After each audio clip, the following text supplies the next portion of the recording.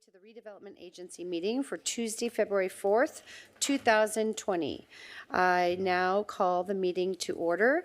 We are privileged tonight to hear from our Vanguard University Chamber Choir, who will perform the national anthem and lead us in the Pledge of Allegiance, followed by a moment of solemn expression from Pastor Rod Randall from the Harbor Trinity Church in Costa Mesa. So everyone please stand.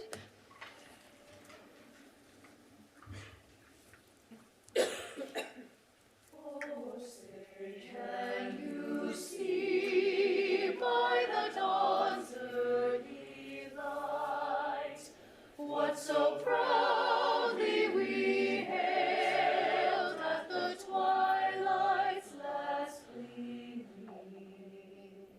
whose broad stripes shine bright stars through the perilous fight. For the ramparts we watched were so gallantly streaming, and the rocket's red glare, the bombs bursting in air, gave proof through the night that our flag was still there. Oh, say does that star-spangled banner yet wave? For the land of the free and the home of the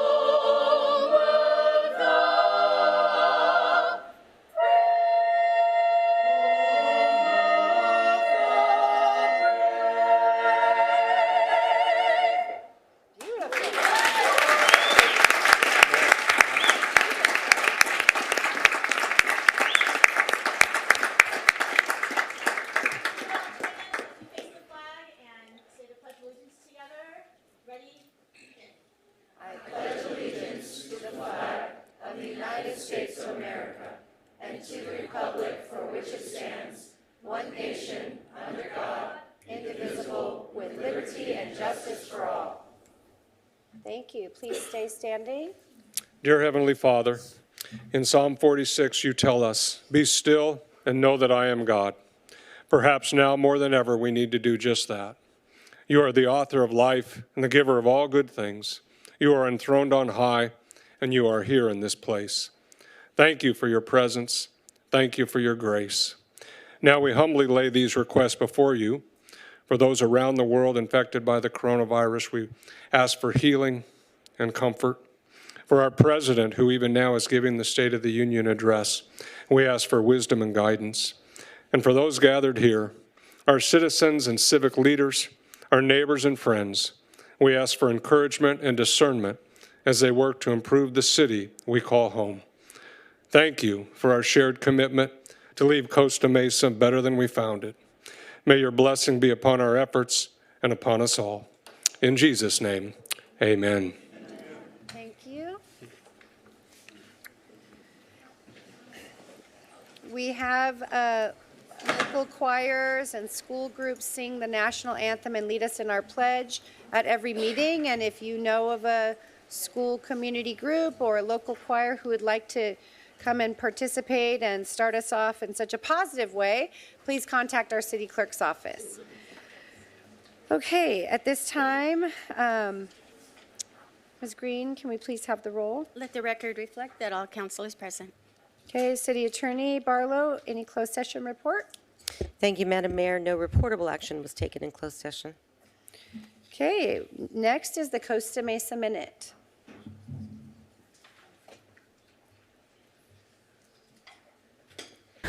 Hello again, Costa Mesa. I'm Dane Bora, and this is your special City Council edition of the Costa Mesa Minute. Here's a quick look at some upcoming events and activities you may be interested in. A series of farm and garden classes offered every Saturday at Centennial Farm continues. Upcoming classes include how to make a simple flower arrangement and how to graft.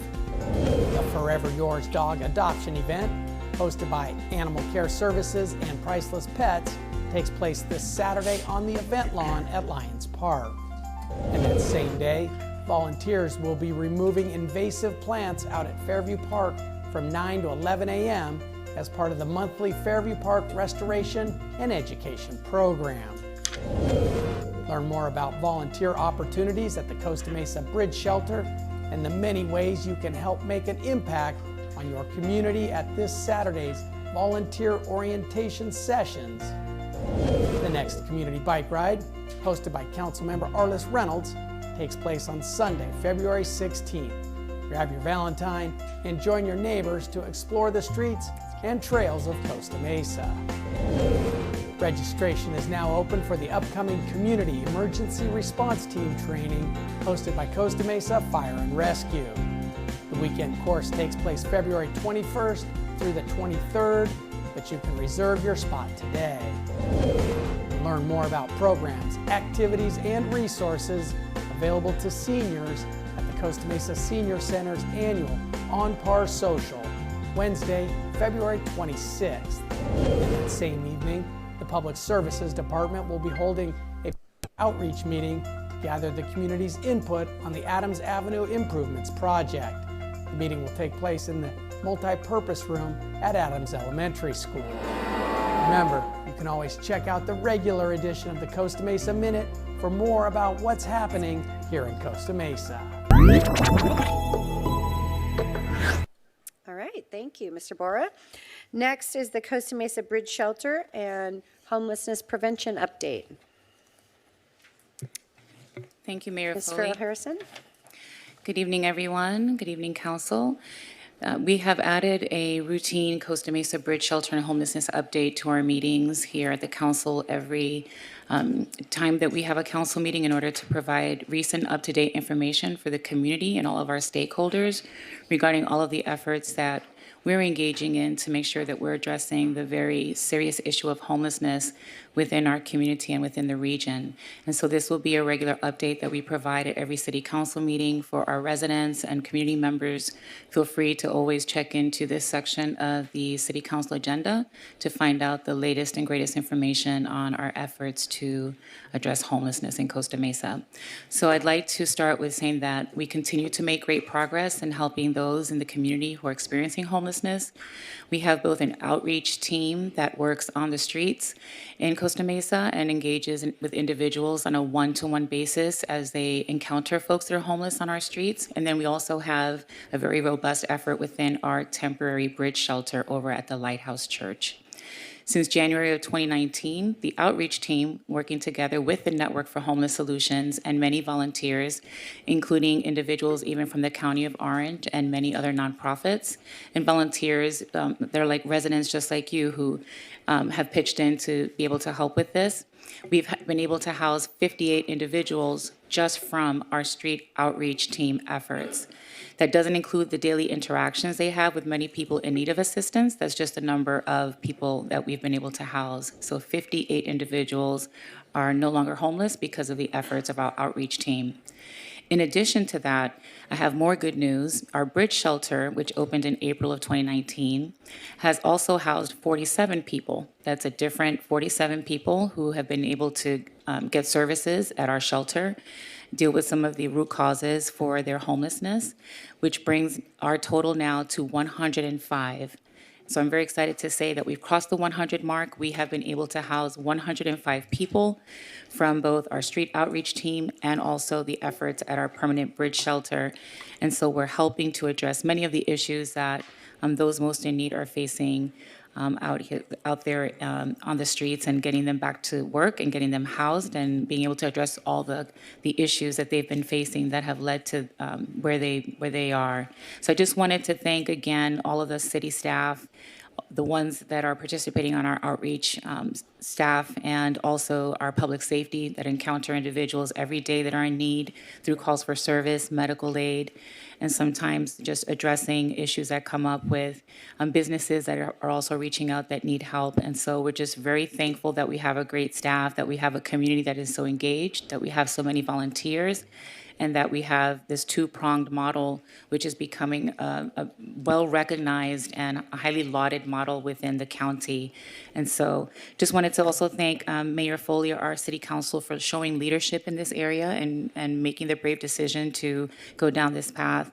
We continue to get phone calls all of the time from other cities in the region wanting to model our efforts. And we've also brought, of course, Susan Price, who was the Orange County czarina on homelessness issues, to the team as our assistant city manager, and she's been able to engage in these efforts, and really confident that she'll be integral in terms of bringing this to an even greater level of heightened awareness. And so very excited about all of those efforts. And then I also wanted to provide a very brief update. We had it on the agenda, and so I just wanted to update all of us here about the meeting that we had with the State Department of General Services in Sacramento last week. So the Association for California Cities, the Orange County Cities chapter, has an annual legislative advocacy trip to Sacramento. And this is for all 34 cities in the county that are members of the ACCOC to engage with our legislators, with the governor's office, and other stakeholders in Sacramento about the issues that are important to us. Clearly, the issue of homelessness is something that we've talked about here extensively, also at the state level, related to the need for more funding from the state as it relates to homelessness, the need for additional housing options, and many, many other issues, infrastructure needs, et cetera. It was 2 full days of packed meetings with a lot of our colleagues and friends in Orange County, lobbying for all the things that we need as cities at the front lines of dealing with very important issues, public policy issues. We were also fortunate enough to be able to secure a meeting with the Department of General Services. And the Department of General Services at the state is the state department that is responsible for all of the real estate and land assets that the state has, and deciding the disposition of those assets. As some of you may know if you've been watching the recent meetings, the State Department of General Services has been asked by the governor to look at state properties throughout the state that are underutilized, that are surplus properties across the state in many different locations, to see if they can be used for other purposes.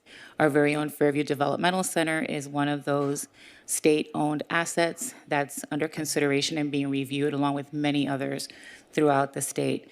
And so I was able to participate in, this is now our 3rd meeting, one via conference call, one other one in person in November, and then this was our 3rd meeting with the State Department of General Services. Mayor Foley was in attendance, as was Susan Price, Connor Locke, our chief of staff, as well as our lobbyist, Townsend Public Affairs, and a staff person from Assemblymember Cotty Petrie Norris's office, Andrew Medina.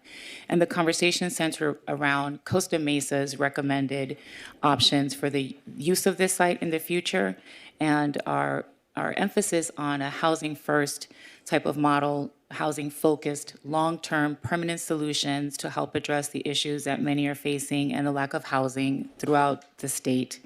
And for there to be a use that is sustainable, that integrates well with our community, that we have a central role in deciding and collaborating with them on. And for the governor's office to know that we have a very vested interest in what happens at that site, that it is central to us and our community and the fabric of life that we have here, that we don't want extensive community impacts that are not attainable, and that we want to be engaged every step of the way in the dialogue and be at the table and be stakeholders in that very important conversation. So it was a good meeting. It was the first meeting where the governor's office was able to participate as well. We were glad for that. And just to report, very collaborative. No decisions have been made. We're just trying to keep the lines of communication open with the state. If any of you have read a couple of the executive orders from Governor Newsom, there are assessments and studies that are being done and are going to be completed in the next, I'd say 30 to 60 days is the time frame we've been given. And so we will continue to engage in a dialogue about what's important. We have made it very clear that a large, massive homeless shelter or a regional shelter is not something that the community is interested in. We have a homeless shelter, and we're doing a phenomenal job, as we just reported, in terms of individuals served. And so we will continue that dialogue, make sure that our interests are being represented. We've also been very clear, and the mayor was also clear, that we are against very high density at that site as well in terms of housing. We know that Harbor Avenue is very congested.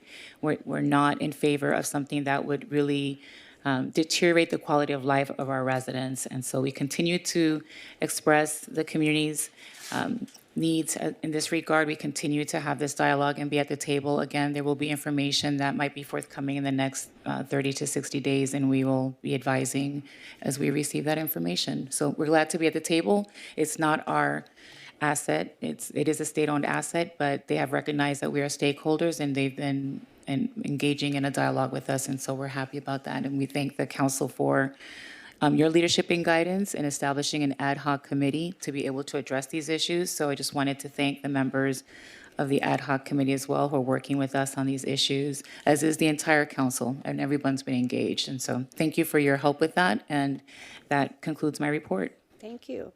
Okay, at this time, we will hear public comments, and items that are not on the agenda are for public comment at this time. So if you'd like to speak to an item that is not on the agenda already, please come to one of the two podiums. Each speaker will be given 3 minutes. If you could voluntarily fill out the green card, we'd appreciate it, but not required. Ms. McNabb? Happy birthday. Oh, my goodness, thank you so much. That's very kind of you. Good evening, Mayor Foley, council members, City Manager Farrell Harrison. My name is Liz McNabb. I am the district coordinator for Assemblywoman Kati Petrie-Norris, and it's very nice to be joining you this evening as 2020 gets kicked off in earnest. I know that the Assemblywoman really enjoyed hosting city leadership last week up in Sacramento, so thank you for attending and sharing your priorities with us. I am here this evening to invite the public to participate in Assemblywoman Petrie-Norris's annual Woman of the Year event and celebration.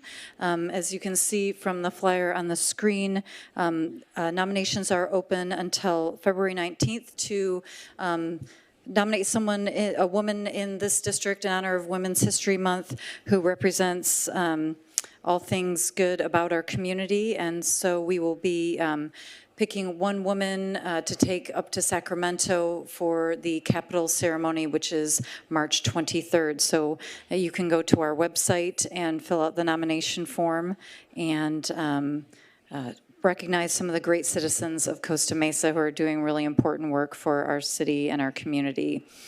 I also would like to announce that our office will be a alternative location. Many people know that Working Wardrobes in our neighboring city of Irvine actually burned on Sunday morning and was a total loss. And so we are partnering with their office to be an alternative drop-off site for the month of February. And so our office address is 19712 MacArthur Boulevard, Suite 150 in Irvine. And so what Working Wardrobes requests are business professional clothing and accessories to help people who are looking for work get back on their feet. And it's a marvelous nonprofit that many of us know and was housed in Costa Mesa for 5 years. So they've done a lot of great work in the community, and we definitely want to support them in all ways that we can. Also would mention that the public is invited for the memorial of the Altabelli family from Orange Coast College neighboring community that is happening at Angels Stadium on February 10th at 4 p.m. And so we would love to invite the public to join us at that. And also, I am so pleased that we will be hearing each week or each council meeting about the shelter update. I think that's really important to highlight, and we are very proud to represent Costa Mesa, and we know that you are a leader in this county in the homeless issue, and we really commend you for those efforts. So that concludes my comments for this evening. Thank you so much. Have a good evening. Thank you. Next speaker. Good evening, Madam Mayor, Mayor Pro Tem, City Council members, and staff. My name is Hank Castagnetti. I'm Orange County Model Engineer Secretary as well as liaison to the Fairview Park Steering Committee. I want to just give you a really brief review of 2019 at the Train Club. It's long gone, and it was a fantastic year at the Orange County Model Engineers. We gave 38,146 free rides. We unveiled our first new engine in 10 years and replaced 2,100 feet of mainline track. 11 new families with young children joined the club, bringing our total membership to over 200. OCME partnered with the city to sponsor a very successful Scarecrow Festival and Pumpkin Patch, drawing a large crowd of residents. As a matter of fact, we gave 3,400 rides on that weekend alone. Operating this railroad requires lots of help from a wide spectrum of city departments and staff, and we would like to thank just a few. First and foremost, Cynthia D'Agosta, Fairview Park Administrator. Costa Mesa Fire and Police Departments have offered their help, especially supplying pumpkins for the pumpkin patch. The City Park Rangers, the Costa Mesa Recreation Department, Paul Lopez from the Maintenance Department, who is now assigned to Fairview Park. City Graffiti Eradication Team headed by Gaetano Russo. Also, City Arborist Jim Ortiz, who's done an amazing job trimming trees and keeping the park looking nice. And City Botanist Barry Nurhus. There are certainly many more individuals who have helped make this such a successful year, but I only have 3 minutes. And I apologize to those that I have missed. And lastly, thank you, too, to the entire City Council for your continued support for the Orange County Model Engineers and the little mini trains in Fairview Park. This city is truly Costa Mesa. Thank you. Thank you. Next speaker? Next. I'm here for a couple reasons to speak on the coyote issue, which is continuing and is getting worse. I'm here in support of some of the neighbors who've had their pets killed by coyotes very recently.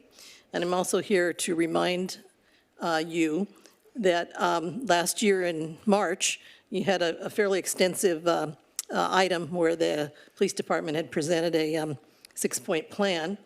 And a lot of you asked for data at the time, or reports, or some kind of an updated report. And so I'm here to let you know that it'll be a year next month, and that we expect to see our group expects to see some report of some kind that indicates how much progress or lack of progress or recommendations or whatever that need to get done to get the coyote problem a little better under control.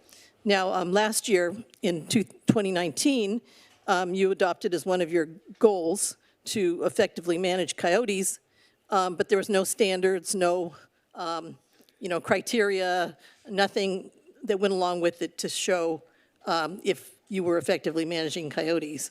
Well, from what I can see so far, they're not being very effectively managed because there's still a lot of coyote problems out there right now. Well, we expect you to be leaders. In a lot of ways, you're leaders in the homeless situation, the sober living home situation, things like that. But you're really not stepping up much with the coyotes. And there's a lot of work that needs to be done on that. And so I'm here asking you again, set some standards, be more proactive, help the neighbors in the area, keep coyotes from encroaching upon their yards and neighborhoods and schools, and having to deal with this where we have to live kind of in a constant state of, awareness, because you have dangerous wild animals roaming the neighborhoods, and the problem seems to be concentrating and getting worse. So anyhow, like I said, I'm here in support of some of the neighbors who've had this problem, and the problem continues. So next month, I hope to see some update on what was done last March 19th. Thank you. Thank you. Next speaker? Good evening. My name is Gary Hanmer, and I live in North Costa Mesa, and I am one of the people that she's talking about. On January 24th, coyotes ate Odie, my cat. The people across the street, there were some construction workers there.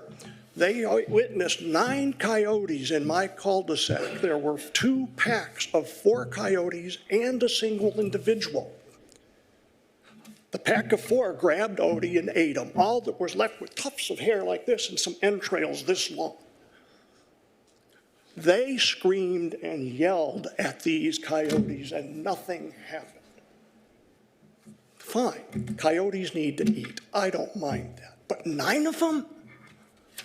What's being done about this? So I called the police department.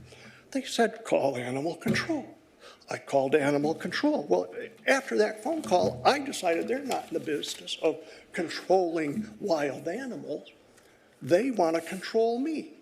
They told me, put my semi-feral cats in the house. Well, by definition, they don't go in the house. We raised these cats. 3 of them were born in my garage. One of them, my grandson found behind the water heater. She had cats, so I had all 4 of them spayed. I spent my money to do that. All 3 of them are gone now. I suspect, no, 3 of them are gone. I think at least 2 of them were taken by a coyote. Well, they yelled, that doesn't work. Animal control tells me, haze them, make noise. She must have used that word 15 times. I said, come on, you got to do something. We've got to trap them, relocate them. What are you going to do? She has no answer. She tells me I should do something. Well, I'm sitting there thinking, well, I'm not seeing any more possums in my neighborhood. The raccoons are gone. Now my cats are disappearing. And there's 9 of them on my street. And I'm thinking, wow, they're going to get hungry. They're over hunting my neighborhood, and pretty soon they're going to be getting in doggy doors looking for food. So I went online. I got a Ring doorbell. I'm listening to it. I reported on there, and I get all these reports back about, yeah, we lost 2 dogs and a cat. And somebody even said they had one come in the doggy door and was chased away. We need somebody to stand up to this coyote problem, please. Somebody's going to get hurt, and next time I'm going to be up here talking about a kid that's been mauled. If you have any influence with animal control, something has to be done. We have to discuss it, but Thank you, sir. something has to be Chief done Glass, about it. Chief Glass, could you speak to this gentleman and get his information? Thank you. Connect him with Lieutenant Bacala. Thank you. I appreciate the time. Next speaker. Hi there, I go by DP, which is Step back a little bit. There you go. Blasting away. Thanks for the comment on the coyotes. It is a big concern. I've been a Costa Mesa resident for the last 7 years. Our kids are 7 and 6. We love the city, the culture, the activities. It's a wonderful place, and I'm hoping to help enhance that. We are a little bit behind on a sport that I love. I'll save the last half of my request for after 2 short sets of comments. But I'm here to cause trouble, so I'm going to pose some questions. What is it that Irvine, Tustin, Newport Beach, Huntington Beach, Fountain Valley, Garden Grove have that Costa Mesa doesn't? So we'll answer that question in a bit. How fun would ping pong be if it's okay when the ball lands on the ground? And the last question is, would everybody love to play tennis if they didn't kill themselves on every shot? So from there, I'm going to turn it over to my good friends Tanya and Ronnie, who's going to give you a little bit of information about the last question, not the biggest sport, but what is the fastest growing sport in America? So I'm going to turn that over to Ronnie and Tanya. Don't we have pickleball? I thought we did. Good evening, Honorable Mayor, Council members, city staff, and the community members behind us. My name is Tanya Pham. I am an ambassador in Fountain Valley Pickleball. By the way, this is the ball, and that's the paddle. Okay, this is the fastest growing sport in America, as some of you already know. It's sweeping the country and the world too. It is very fun and it's easy to learn, so for any ages, any ability. So it actually started in 1965. So a long time. It's not something recently, but it's actually really take off the last 10, 20 years. And so Fountain Valley, as you know, just recently, not only local, but we have put pickleball on the map, on the national map, because we hosted the West Regional tournament at Mount Square Park Fountain Valley Tennis Center last year in September, and it will be hosted there again this year in September. So all of you are welcome to come out and watch and support. So that being said, my colleagues here are going to talk more about it, but let's use Ronnie. So my name's Ronnie Nemchak, Okay. and I'm a new homeowner here in Costa Mesa, and my goal is to bring pickleball to the city. I work in the pickleball community here in California, and I can tell you that every city in the county has pickleball, except for Costa Mesa, as far as outdoor courts. So that's one goal we want to try to get outdoor courts for the city of Costa Mesa. By the way, I started pickleball in Costa Mesa 2 years ago, and Jerry back there at the rec center. So, and then I founded Fountain Valley pickleball, both indoor and outdoor. So it is, as you know, not only good for anyone physical, mental, but financial for the city. It brings revenue to the city. Player comes here, play, they're gonna spend money, they're gonna eat, they're gonna put gas, they're gonna shopping. So it is definitely a good investment for the city. We love it. Miss Aguilar, Would you be able to provide us with some numbers? it's okay. Business things for Fountain Valley? So Ms. Aguilar is right here. She's in recreation, so she's going to give you her card. Thank you for Thank your. you so much. Next speaker. Hi, good evening, City Council members. We really appreciate you being here so that we can be here and present our case to you. As they were talking about pickleball, I will tell you my story. I started it with Jerry. Jerry, our friend back here, started pickleball, and it was him and his wife batting the ball around, and his wife said, Alexis, please come play. Please, I'm desperate. I can't play anymore with just Jerry. So I said, I do not play sports. I do not do sports. I am not coming. And she begged and I came. We played pickleball back and forth in the Costa Mesa gym for weeks, maybe even months, the three of us, and then there was four of us, and then there was five. The problem is, and the reason that we're here tonight, is that we are bursting at the seams. It truly is the fastest growing sport in America, and Fountain Valley needs more resources. The rec center has been wonderful, by the way. They are absolutely tremendous in accommodating us to the best of their abilities, but the best of their abilities are no longer holding us. Pickleball is also a social game. I invite you all to play. You would love it. You would truly love it. And everybody out here too. But the problem is, we don't want you to come now because we don't have room for you. We are getting more of the social than the play because we don't have enough courts. We have 3 courts and we line paddles up to play. And you should see there's more paddles on the bench than people practically. We need more resources and we really want your help in doing it. It is good for the community, and if you build it, they will come. It may be a slow build, but I doubt it because really, you know, the people that are at our courts are really behind this. And in fact, we have a petition. We have over 100 signatures on this petition, probably about 125 of pickleball players who desperately want you guys to help us get more courts. It's great for the community. Anybody can play.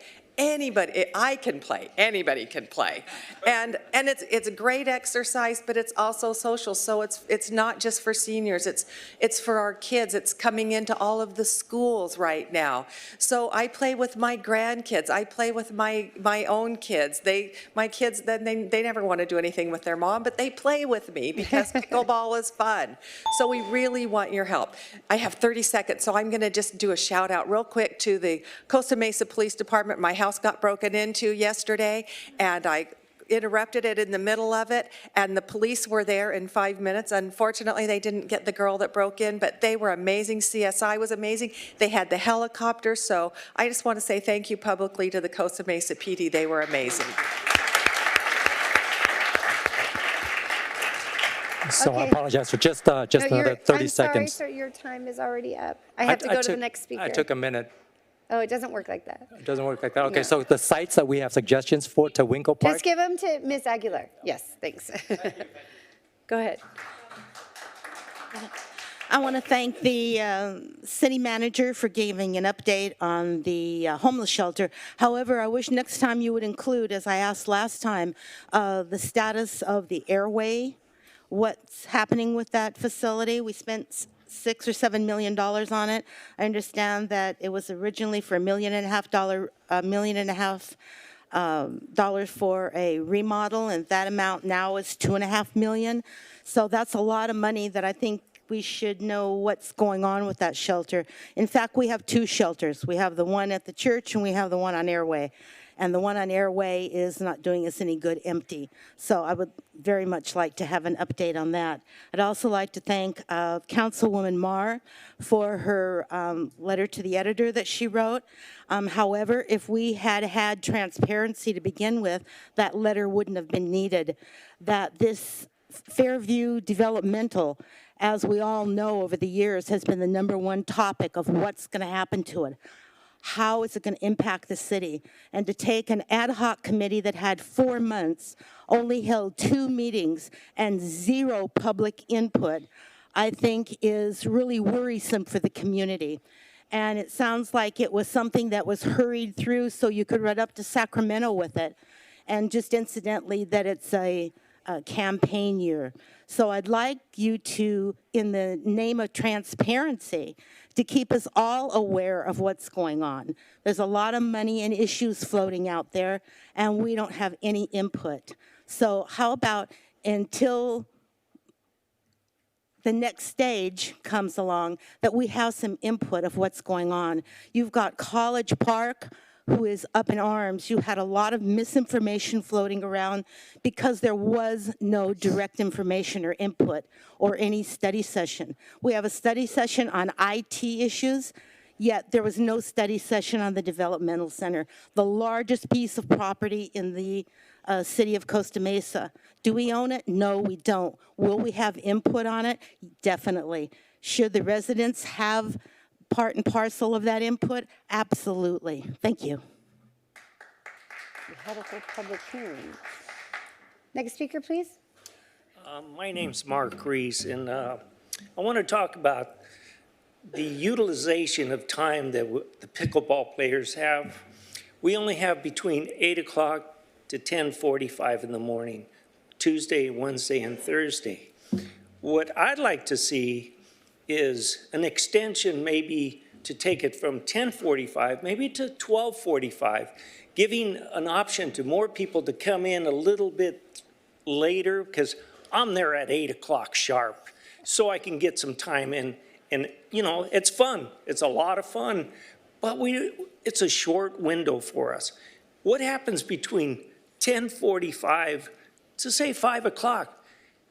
We have 40 people in the stands waiting to play on these 3 courts. So if there's a way to extend it to the pickleball players from 10:45 at least to 12:45 or 1:45, because you don't have a bunch of kids coming in during the school days, during the weekdays, at 10:45 to come in and play. I never see hardly anybody in there, but yet 40 of us have to leave because that's right now the rules. If there's some way to extend it a few hours, I'm not saying the whole day, but a few more hours would give us seniors time to play. Thank you. Thank you. Thank you for bringing that to our attention. Robin Leffler, Costa Mesa. I think I mentioned the last time that I was here that I had been going through some old paperwork, and I saw that ad hoc committees need to be accessible to the public and to keep minutes. I don't know if anything about that was done.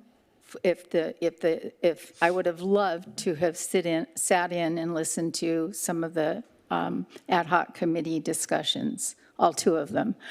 And as far as this whole subject goes, I won't repeat what Mary Spadoni said. She said everything that I was going to hit, so I'll just say ditto. Thank you. Thank you. Needs Next to speaker, be please. transparent. Good evening. Well, in my opinion right now in the city of Costa Mesa, it's kind of tale of two cities. It is kind of the best of times and the worst of times. And I think the last week or so, all the events that have gone on, I've got my Lakers shirt on from 2008. It was their 60th anniversary. I think, and there's a lot of conversation tonight about sports. I think sports are great for a town. I think Costa Mesa embraces their kids, embraces their coaches.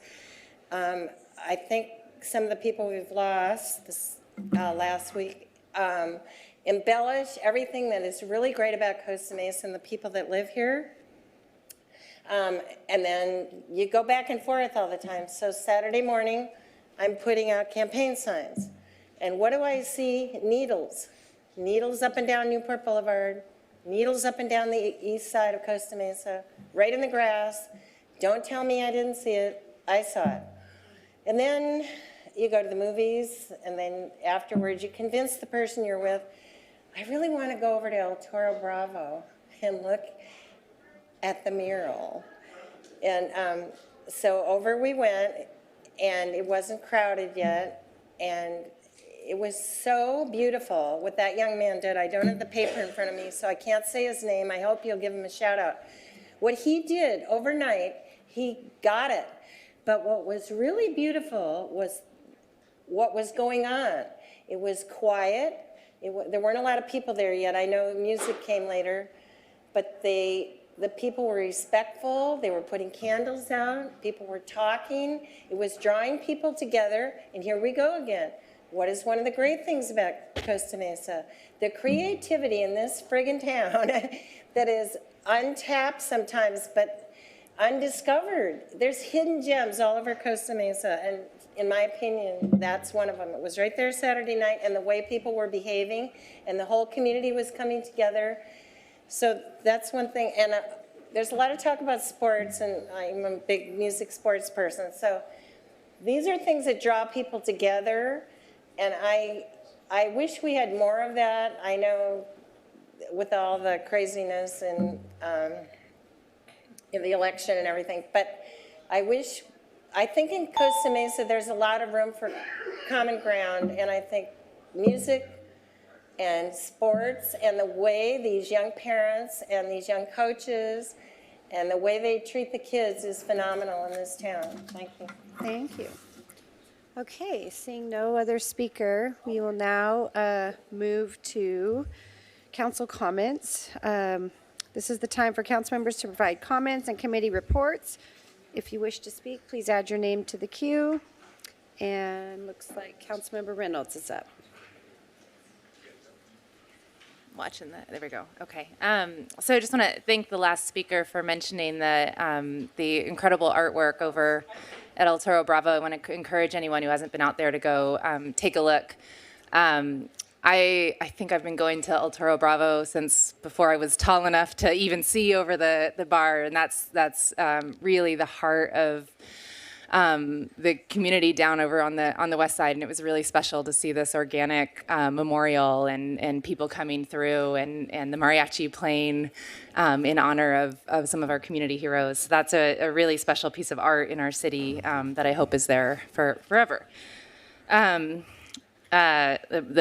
compelled by the pickleball lobby. I don't know if they're still here. I want to encourage you to invite. I'm really curious about the sport. I haven't played, but I want to encourage you to go to share your information with the Parks Arts and Community Services and Recreation Commission. I believe that they have a study session coming up where they're talking about priorities, so please do share your ideas on specific locations. I know the chair of that commission, I think, had suggested an outdoor court at Tanager Park, I think.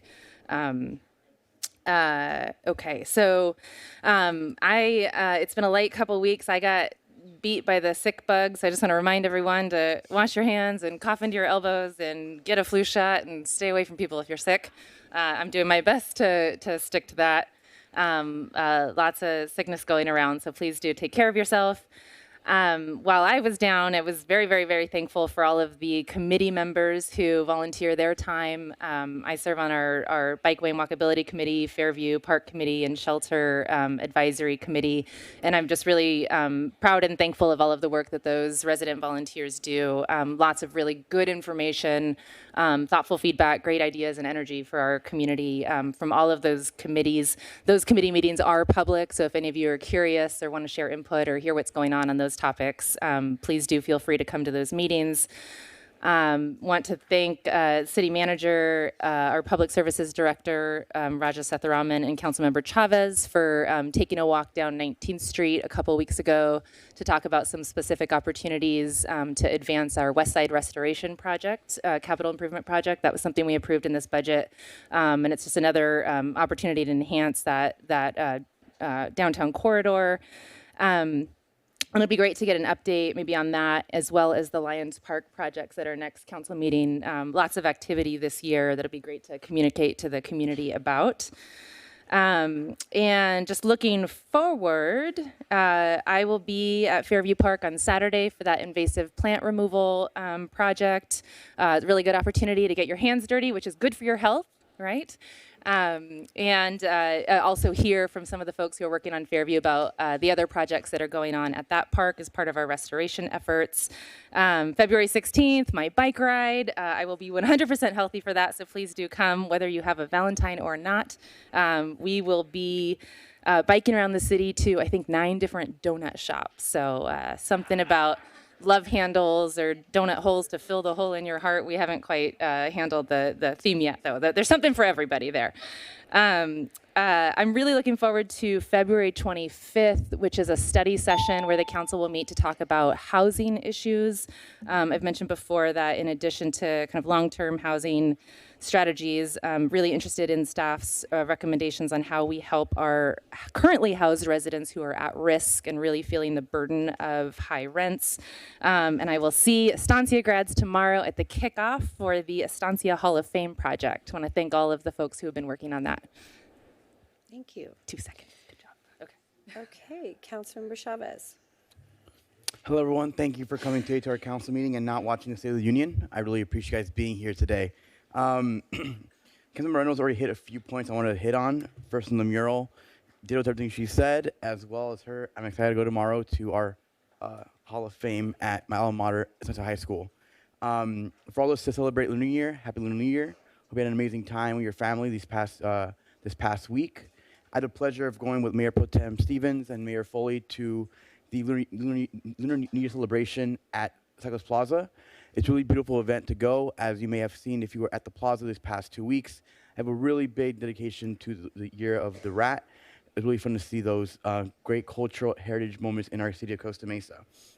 Secondly, speaking of art, if you've not had a chance to go to City Hall on the office side, you'll see in the youth portion of our art gallery pieces from Save Our Youth. It's a nonprofit in my district, in District 4. For those that don't know, Save Our Youth is a place that provides free scholarship, free academic tutoring, and free activities for students of the Newport Mesa Unified School District. So it's really nice seeing their art pieces being displayed here in City Hall. Finally, alongside Mayor Pro Tem Stevens, Mayor Foley, and Councilmember Reynolds, I attended Coffee with a Cop this morning at Moongoat Coffee in my district. Amazing turnout. It was awesome seeing members of our community talk with our members of the police department and answering their questions and being more involved. One cool thing I learned is that we are slowly but surely expanding our motorcycle program. Those that don't know, we actually have a department designed just for those officers in motorcycles who are a bit more mobile and able to stop people who may be on their phone texting or driving or doing illegal things they shouldn't be doing. So it's really cool seeing us be innovative, not only in our side, but also in the field as well. And finally, one question for staff that hopefully City Manager Farrell Harris can answer for me is, I know recently we had a accident regarding a police vehicle. I'm very curious to see once we're reimbursed from insurance, if that'll go back to the insurance fund for the police officer department or back to the general fund. Thank you. Okay. Councilmember Mansour. So I just would like to briefly comment and respond to the gentleman that spoke about coyotes this evening. I appreciate your concerns. I'm sorry for the loss of your cat. So please don't take this the wrong way. Hear me out for a second. I think it's misplaced to blame our police or animal control for the situation with coyotes. At the end of the day, when it comes to coyotes or any issue, as you're going to see tonight on a bigger issue that we're going to vote on, the buck really stops with the city council. This council voted on policies that largely embrace hazing the coyotes and public outreach, things like that. The council did not support stronger measures such as trapping and so forth. So I believe on that issue and every issue, the buck stops with the city council. Personally, I would support stronger measures like trapping, things like that. I know there's arguments that those don't work. However, I do believe the problem is big enough that we need to try something more. But other than that, I think what you're seeing is staff and our police and our animal control simply following the policies set forth by the council majority. And other than that, I think there's some scouts here tonight. I just want to thank them for being here tonight, for their civic involvement and learning and seeing how the process works. And I hope it's productive. And I think people should be watching State of the Union, whether you agree with our president or not. I think it's a good thing to watch it and be involved and informed. But you are choosing to be here tonight to be involved and informed because I'm grateful for that because I'm a big believer in local government. And so I appreciate everyone who's here tonight, regardless of what side you're on any issue. I appreciate your civic involvement. Thank you. Okay, Councilmember Guinness.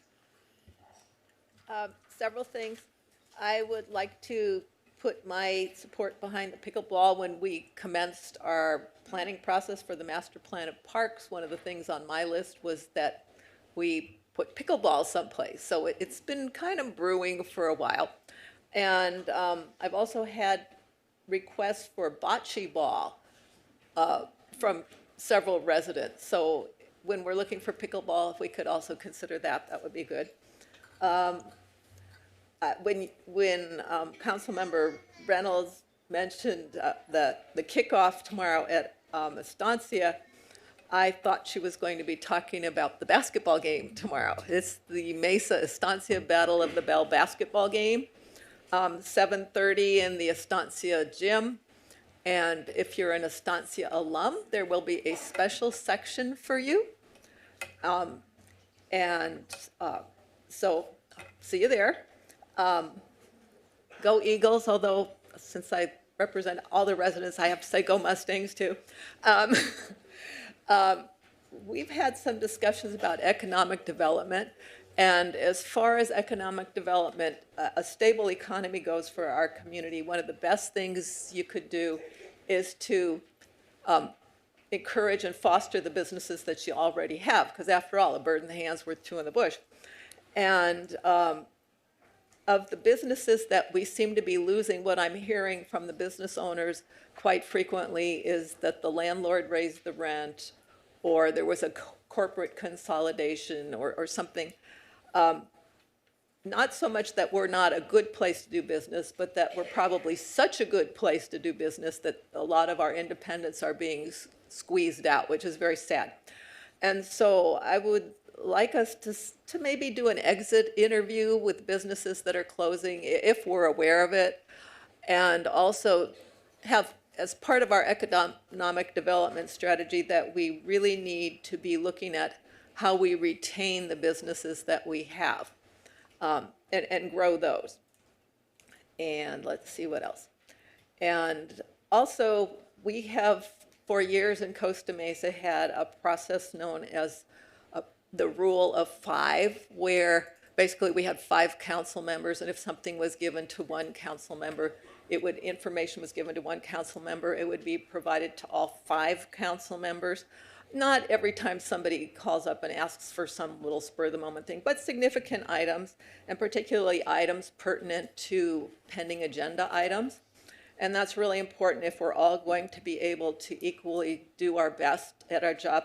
And so you might not have noticed, but we now have 7 council members.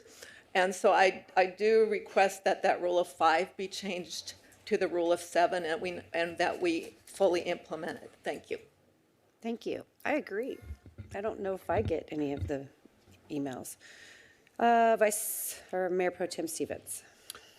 Okay, so regarding coyotes, I think that that's a very good idea that we have an update next month, I guess it would be, on how our coyote management plan that we put in place last year, how it's tracking. Coyote Awareness Month last year was April. I think we should do that again this year. Pickleball, I'm on the pickleball bandwagon. I think that sounds a lot of fun. We have 32 parks and the tennis center and all kinds of stuff. There's got to be a place for pickleball. Now, I want to talk a little bit about the helicopter tragedy that, of course, we had that took 9 lives tragically. And I hope my thoughts kind of make sense, and if they don't, just bear with me and forgive me. It's wonderful that we have that mural, and I appreciate that public art as a way to express ourselves in our town, and we're so good about that. I was at the Coach Altabelli opening day ceremony, and thank you to the fire department. If you were there, some of you may have been there, the fire department was there with their big ladder truck, and they put a big flag on the ladder truck, and thank you for that. I'm sure that gave a lot of comfort to the family and to the friends of Coach Altabelli, who has been a positive influence on hundreds of young men in our community. And I was a baseball player, so I know how much influence a baseball coach can have on a young man. So terrible that hit the loss of him and his family. Kobe, I'm a Laker fan. I got probably more thrills from Kobe than anybody. But what I really appreciated more about Kobe was his commitment as a father. I never met Kobe, but I used to see him around the softball fields because his daughter Natalia played softball in Newport Mesa, and I coached in Fountain Valley. And I remember one time I was doing my post-game talk, and I had a 12-year-old team, 12 and under, and I'm sitting on the bucket trying to make some sense out of what just happened in the game, and the kids are being a little bit more fidgety than they usually are. And I thought, well, this can't possibly be because of the quality of my post-game talk.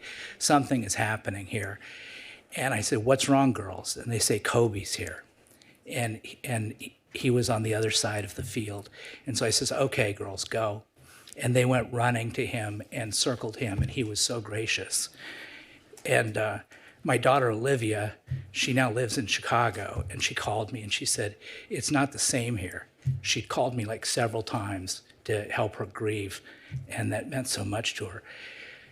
And then Christina Mauser, she was my point of contact with the Tijuana Dogs. And I dealt with her a lot. She negotiated for the band. She beat me in the negotiations and got more money for the Tijuana Dogs than we wanted to give, but they put on a great show. My daughter babysat for the Mausers. She was terrific. We went to her candlelight vigil at Huntington Beach. We'll miss all of them, and they're all very important to our community. And so I just want to remember them.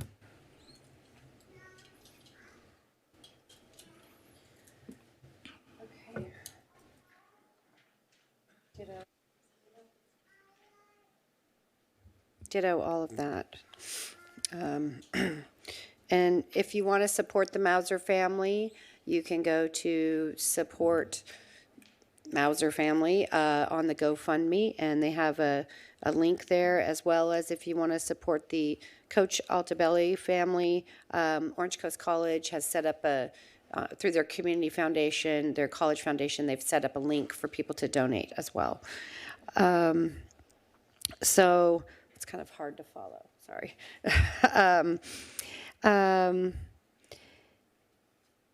Working Wardrobes, just a reminder, please donate to Working Wardrobes. Their whole building burnt down to the ground. They're a great charitable organization that helps to dress people so that they can get jobs and do job interviews. So they're looking for, suits and business casual accessories, purses, shoes, etc. Also, wanted to share, thank you for a coffee with the cop this morning to our Costa Mesa Police Department. Excellent turnout. And Moon Goat, if you haven't been there, is one of our new independent coffee houses over on Placentia. It's really a wonderful space.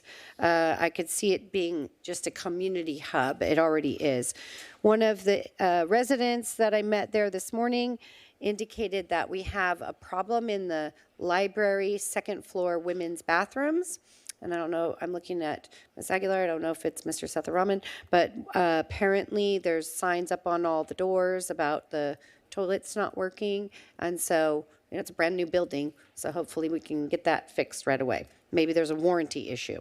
And yes, I had a chance to go out to El Toro Bravo. And one of the things that I hope is the positive silver lining of this terrible tragedy is that mural and the community that it brought together at El Toro Bravo. There was so many families, the mariachi bands were playing, people were having tacos and going and walking around, and it was just really beautiful.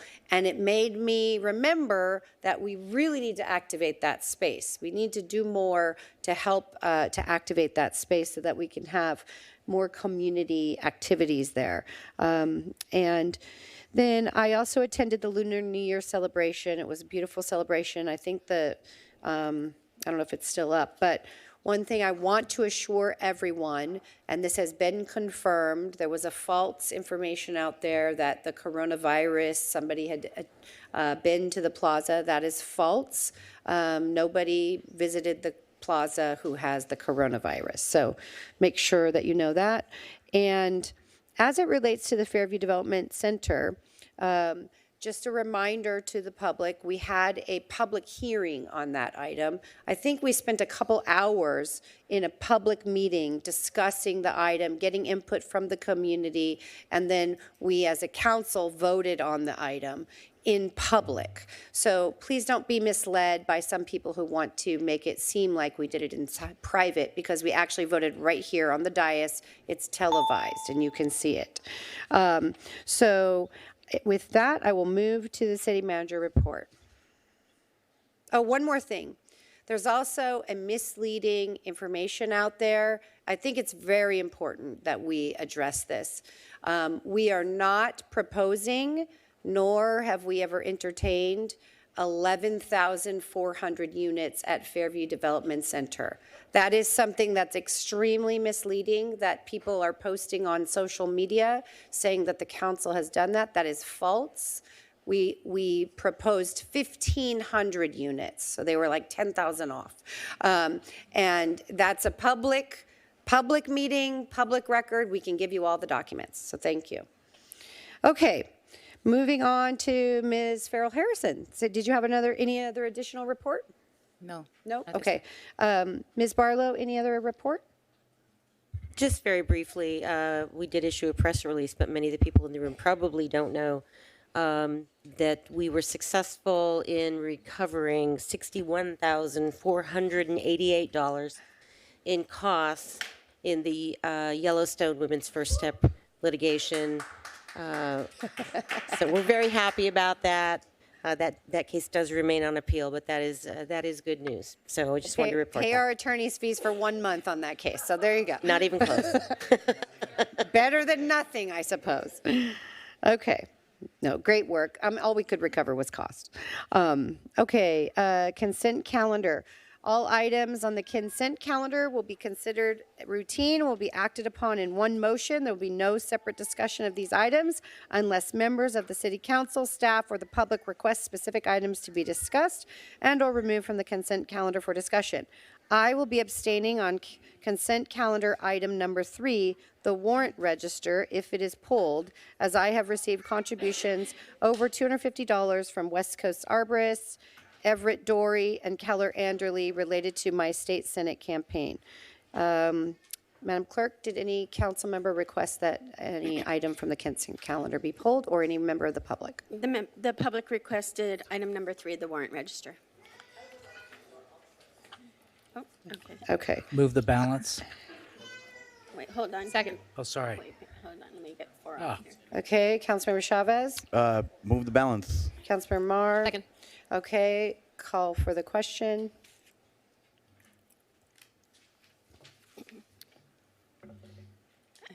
Mayor, please. Sorry. Did you get it? Yours. Did you do yours? There we go. There we go. Motion carries 7-0. Okay, we'll address item number 4. Ms. Green, could you read the title?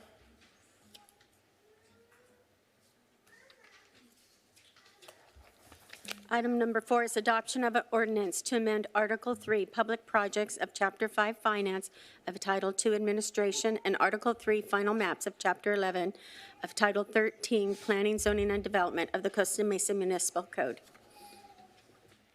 Okay. Ms. Telford? I have not prepared a report, but I'm happy to answer any questions. Can This is you an just item. give a brief overview Sure. of the item? We went over this in detail in the last meeting, but essentially this is revising the city's municipal code as it relates to the purchasing policy. There's a lot of minor changes, some of which add some exemptions for grants, gives a Costa Mesa vendor preference for any local businesses, and it increases the small dollar threshold to $25,000. It hasn't been updated in quite a number of years to really match the market level of the procurements that we do. Okay. Councilmember McGinnis, did you have something you wanted to add? Well, I pulled it because I wish to vote no, because I felt that the threshold for informal bidding was a little high, because I understand with a formal bid, because it's quite an involved process, why we need to raise the threshold. But it seems to me it doesn't hurt to get a couple of extra estimates on an informal basis, and that's why I wish to vote no on that. Thank you. Do you have anybody from the public? I'll open public comment for this item. Seeing no one. Councilmember Mar? I move to approve the item. Second. Okay. Call for the question. Maybe. Sorry, Mayor Foley. I know, I'm trying. There you go, thank you. Motion carries 6-1. Councilmember Gannis voting no. Okay. All right. I think I could just sit here for this opening number 3. Could you read it, please? Item number 3 is the warrant register, and it was pulled by a member of the public. Okey doke. Let's hear from the public. No minutes. Go, start? Yeah, go ahead. Go Okay. right ahead. So, if you look on page 2, Mr. Mansour, I know it always bothers you that I pull this up, but I pull it up for a reason. You don't like me talking about it because your campaign contributions, a lot of them came from sober living houses. But if you look on page 2, yes, they did. You had banners hanging off sober living houses. Excuse me. Yes, you did. So anyway, to the whole and I'm going to council. keep talking about it all during the election till the cash cow, sober living houses, not come home, go home. We do not need more of these in the city of Costa Mesa. Look at the expenses here. Go through the list here. Summit Costa, that's Keith Randall, Villa Real Estate Agent. Ohio House, 2 guys from Ohio. Keith Randall lives in Newport Beach. North Bend, well, that's out-of-town people that own that.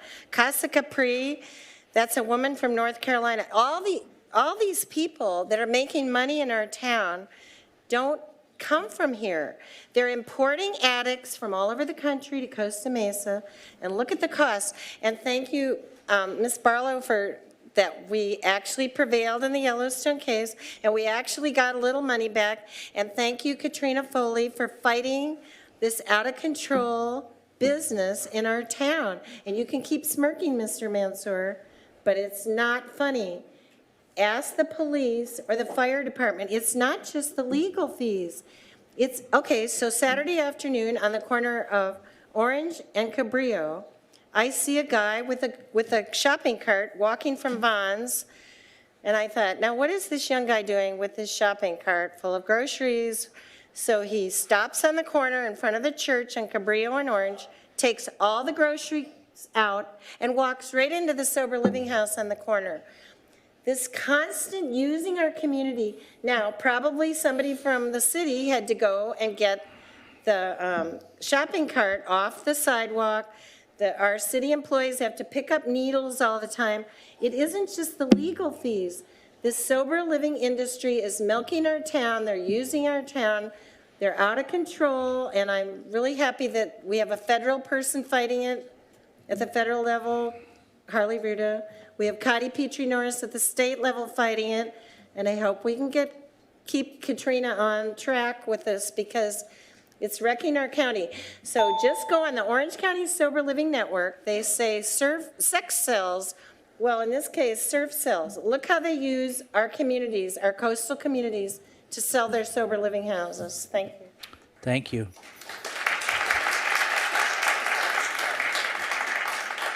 Are there any other, there's no other public comments, so I'm going to close public comment. Do we have a motion? I move the item. A motion by Chavez, seconded by Reynolds. Call for the question. There's a comment. Oh, I'm sorry. Did you have a comment? Yeah. Go There's ahead. a Sorry. request to speak from. Yeah. Do you want to speak about your motion or? I want to move the balance, so. Yeah. Well, there's only one, so that's the balance. Councilmember Mansour, before we vote, you had a comment. Yes. Oh, I got to turn your mic on. There you go. Thank you. The reason I think it's a waste of time to pull this, what the warrants are is basically checkbook ledger for the city. It shows every expense that has been made by the city, just like your checkbook ledger would.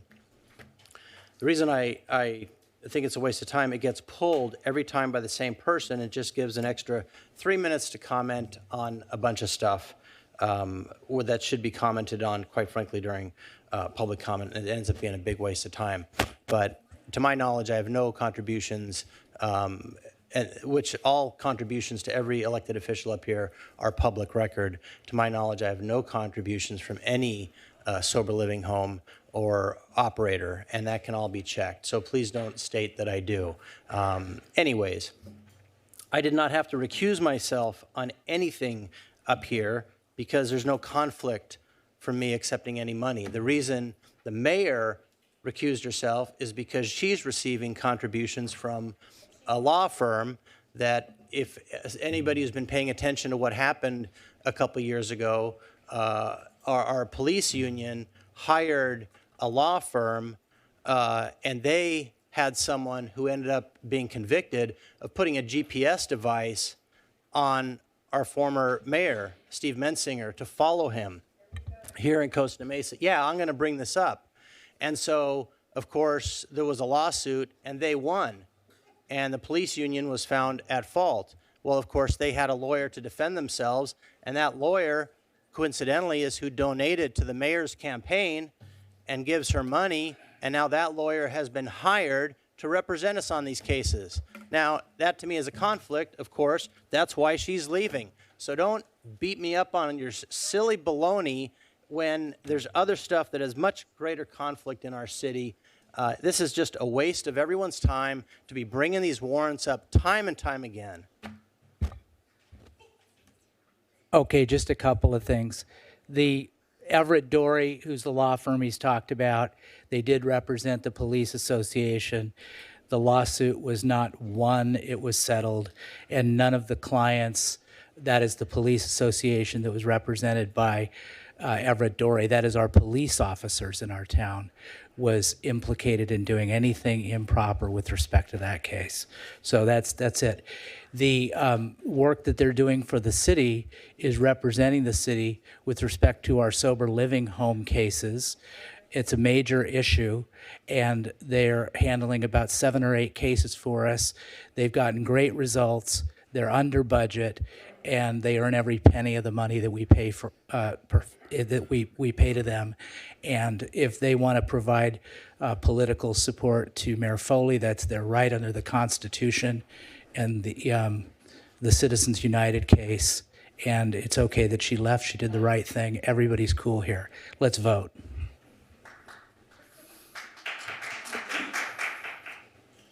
We already have a motion and a second, right? Yes. So let's just vote.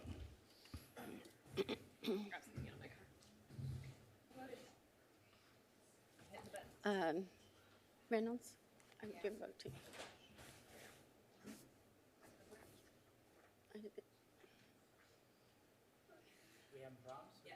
Okay. There it goes. There it goes. You got it. Okay. Motion carries 5-0-1 with Councilmember Mansour voting no.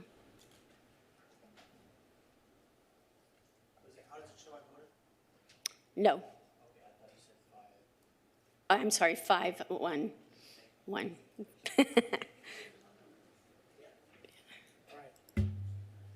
Foley, come out wherever you are.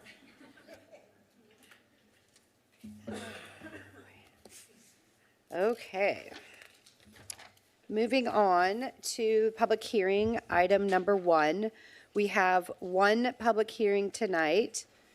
Madam Clerk, can you please read the title?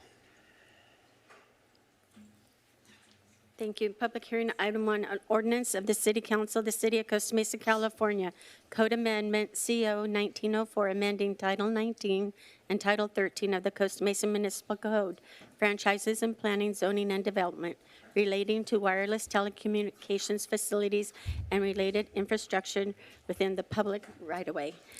Madam Mayor, could I just make a brief statement for a reminder to the audience? Sure. Okay. Some of you may have been around when we were making decisions about the shelter, and I made a little speech, and I'm going to do that again. The reason I'm doing this is not to discourage anybody from speaking. You're all welcome to take your time and speak to whatever issue is of interest to you on this item. But I do want to remind you that the city is precluded by federal law from regulating these cell facilities on the basis of radio frequency emissions. We can't do it. Some of you wish we could. Some of you probably have issues about whether they're safe or not, and you're all free to express that. But this council cannot take a position based on that. They cannot vote against this ordinance or any part of it based on RF emissions. The FCC has determined that they are safe. I'm just telling you what they. Okay, I'm sorry. I need to have everyone be respectful in the chambers. We have a lot of people here tonight, and we want to hear from everyone, and we can't hear from either any of us or you if people are being, disruptive. So please be respectful. Ms. Barlow. Yes, thank you. And I do just want to say that whatever decision the council makes, you need to understand that it is not based upon either endorsing those concerns or ignoring them. They simply are not allowed to take that into account. They cannot regulate them. We would be exposing the city to enormous financial liability if we did so. And I just wanted to make sure that everybody's aware of that going in. Thank you. So I have a question. I know there's been some representatives here that we've been meeting with. I know that the mayor and the mayor pro tem and I have met with, I think some of the other council members. Do we have a situation where there's going to be some representatives who are going to speak on behalf of people, and then we could give you extra time to speak, and there can be a show of hands if everyone who supports what they're saying? Or do we think that we're going to hear from every single one of the 300 people in the audience right now? Every single one. Okay, that's fine. It's your time. So I just wanted I often do that because sometimes people have representatives and they'll allow them to speak for them. Okay, at this time we will have our staff report. And I also wanted to make sure, Ms. Lee, could you please make sure to clearly explain what we are actually considering? Because I see a lot of 5G signs out there, and we're not considering 5G tonight, correct? Okay, so if you could make sure that that's clear. Thanks.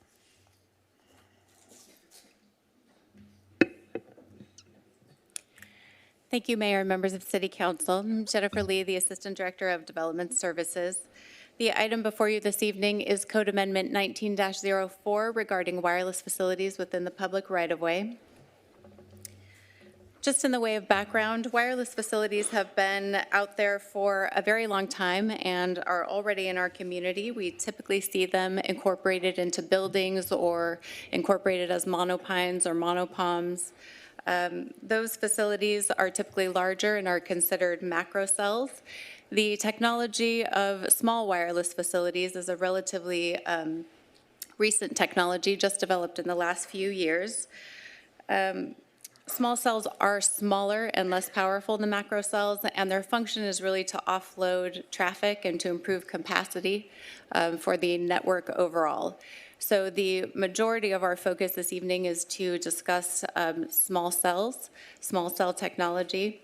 Small cell technology is 4G in the city of Costa Mesa right now. We have not received 5G proposals, although the wireless community has stated that in the future there may be a movement to deploy 5G. That's not what we're seeing in Costa Mesa today. I want to make sure everyone knows tonight, we are not voting on anything related to 5G, okay? Just in the way of background, these are some examples of small cell facilities that have been either approved or constructed in other cities. This is an approved facility in Newport Beach on the left. Here's an example from Tustin, some from Venice, and then the last picture on the right is representing a facility that was proposed in Costa Mesa but was actually denied due to aesthetic impacts. And shortly after our first application for a small cell facility was received in late 2017, we immediately began to work on design guidelines and hoped to establish some aesthetic standards to streamline and to ensure some visual consistency for these types of facilities. This is an example of a more typical small cell facility that you will see proposed in Costa Mesa. Again, we haven't seen any small cell facilities complete construction in Costa Mesa. So this is a photo simulation. On the left is the Southern California Edison light pole, and on the right is a photo simulation of a small cell facility sort of projected after completion. So these are the facilities that we're talking about when we discuss small wireless facilities.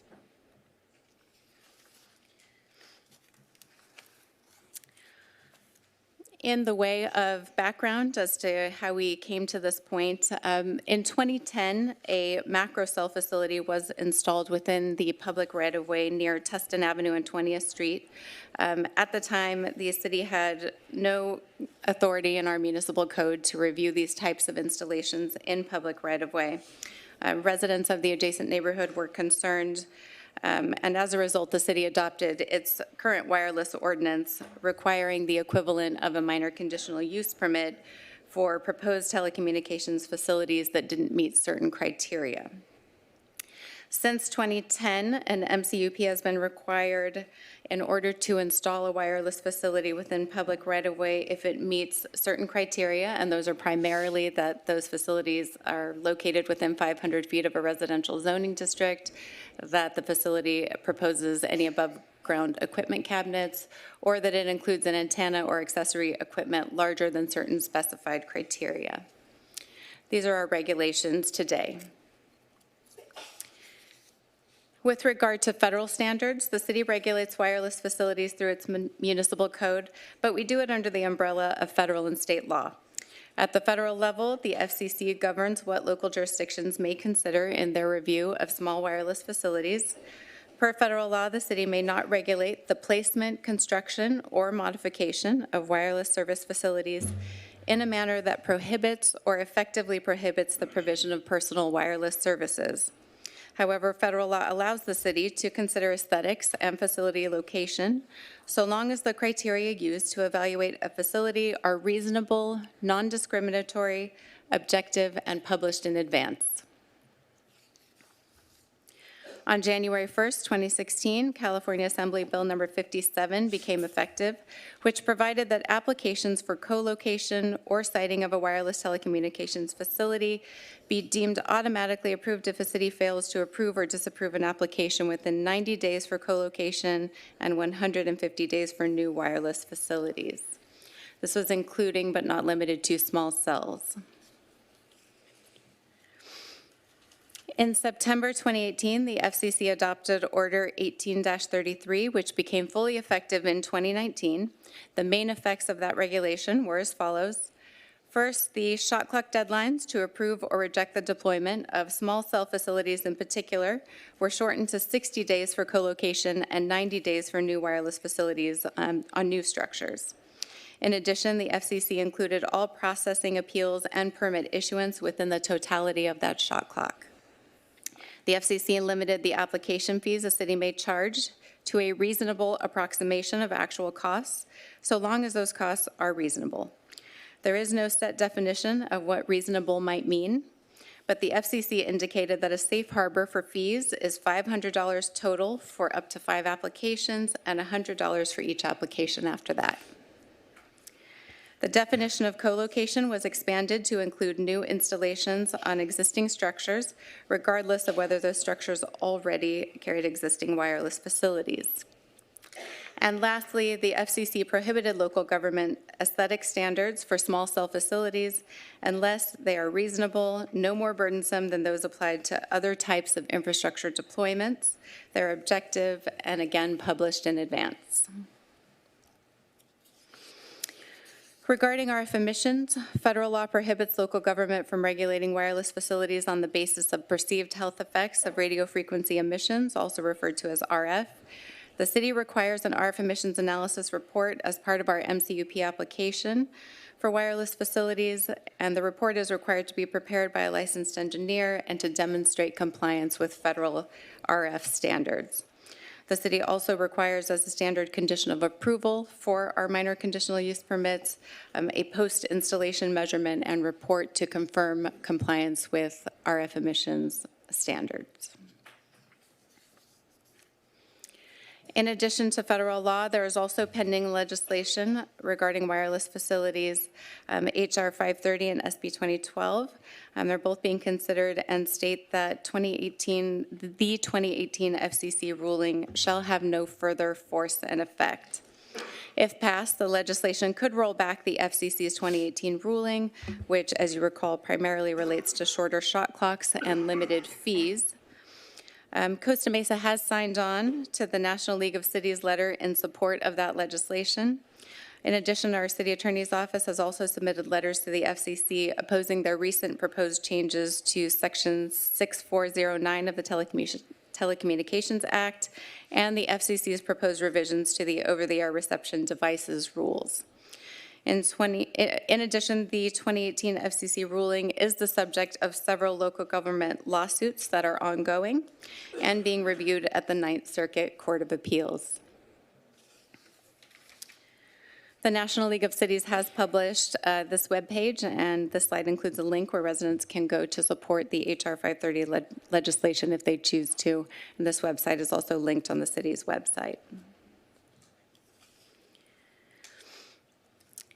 I've already gone over a little bit of history, but just to catch us up to speed as to how we got here this evening. As I stated, the city received its first application for a small cell facility in late 2017 and shortly after began working on design guidelines. The City Council approved our design guidelines in October of 2018 along with a code amendment that referred to those design guidelines. And then in November 2018, those documents became effective. Again, in April 2019, in response to the FCC Order 18-33, the city again amended its design guidelines to respond to that order with some minor changes. And at that time, the City Council also gave direction that the distance to residential be replaced with a direct view criteria as the criterion for determining whether the decision-making body for a wireless permit would be the Planning Commission or the Zoning Administrator. Prior to that decision, there had been some guidance in our guidelines related to direct view, and we changed at that time to focus on a distance to residential. Following April 2019, there were a number of wireless minor conditional use permit applications that the city was processing. The Planning Commission approved several of those applications, finding them to be in conformance with the design guidelines. There were community concerns at that time regarding RF emissions, and the Planning Commission, although they voted to approve them, did express concern over just the inability of the Planning Commission to address the thing that's primarily concerning to the community. With that, Mayor Pro Tem Stevens called those items up for review, and over the course of discussing those items, requested staff hold a study session and a community open house. We did that on August 13th, 2019. There were 8 public comments heard at the meeting, as well as a number of email correspondences and more residents as well that attended the community open house. Staff discussed the potential for modifying the design guidelines at that study session, possibly to include a locational hierarchy as well as a residential setback, and also to propose some alternatives to Southern California Edison poles as support structures for small wireless facilities. Ultimately, at that study session, the City Council requested staff return with modified design guidelines and to evaluate a number of possibilities in that process.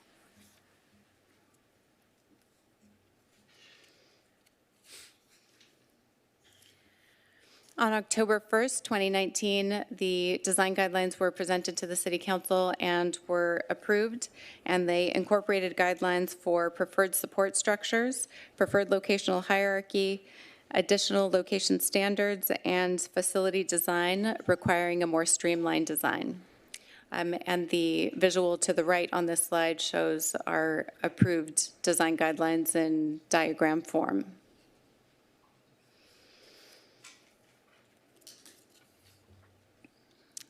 At the same time, the City Council also directed staff to prepare a code amendment to streamline the review process to allow the city to meet the federal shot clocks, and also requested that we establish a codified application requirements list as well as standard conditions of approval. Council expressed an interest at that time specifically in a requirement for a post-installation RF report, accessible information regarding future facility upgrades for wireless facilities, ministerial approvals posted online, asked staff to look into a clause for reevaluation if there were any changes in law, and also focused on just that the location of facilities should not disrupt the path of travel, for example, along sidewalks, and to consider views of public art and landscaping.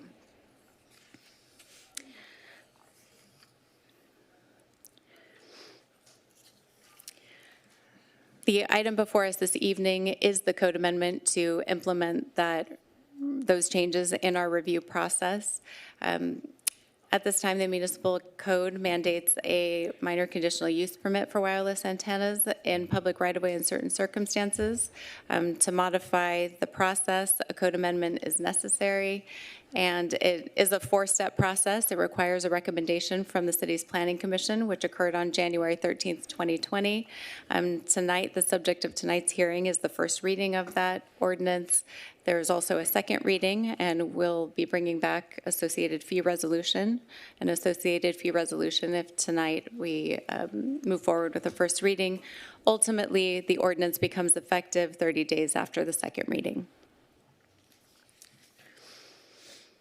As to the specifics of the proposed code amendment, the proposal modifies the city's existing regulations for wireless facilities in the public right-of-way, which are contained in Title 19 of the city's municipal code. The proposed code amendment modifies the review process. It expands on the application requirements and permit review criteria, and ultimately incorporates standard conditions of approval into the municipal code itself. Title 13, which is our zoning code, is also proposed to be modified just to include a cross-reference to Title 19 where necessary. This is our existing review process with the minor conditional use permit. The proposed code amendment establishes a new permit type. It's a wireless telecommunications use permit, or a WTUP, for new wireless installations in the public right-of-way, and it creates a ministerial approval process if an application meets certain criteria. To approve an application ministerially, the director must determine that there are no other technically feasible, more preferred support structures or more preferred facility locations within 500 feet of the proposed site, and that the site complies with other codified standards. This is the requirement in order to approve an application ministerially. Can you explain for the public what ministerially means? Yes. Ministerial essentially means a process that in many respects for the city is over the counter, because it does not allow the decision maker to apply his own judgment in making that decision. It's a matter of determining whether the application meets codified standards or not.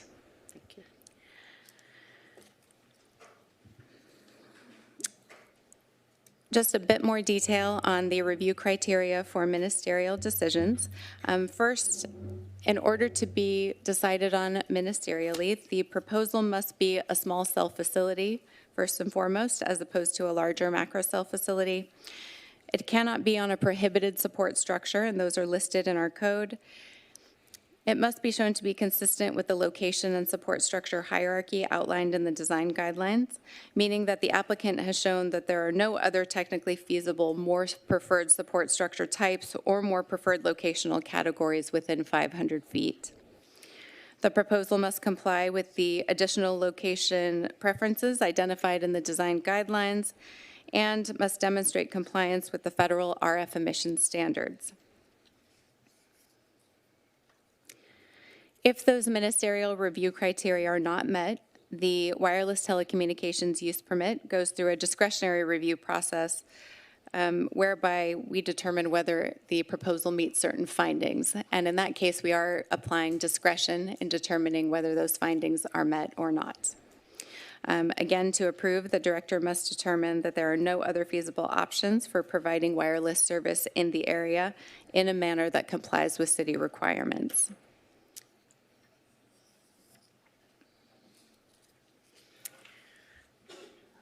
The code amendment outlines the following process for both ministerial and discretionary review decisions for small cell facilities. First, there would be a public notice 10 days prior to the decision. That notice would be mailed to a 500-foot radius, both property owners and site addresses. For public notice. The notice is also posted on the project site itself, so near the pole or at the pole where the project is proposed. This would be a director-level decision in an effort to streamline this review so that we can meet federal shot clock requirements. After the decision is made, those decisions are posted online, and ultimately they are appealable to the city manager. Staff recommended at the time of Planning Commission's review posting ministerial decisions online, but we did not include a public notice requirement per se in advance of the decision. The Planning Commission's recommendation includes required public noticing for ministerial decisions, the same as discretionary decisions, and that Planning Commission recommendation is included in the ordinance that's before you this evening.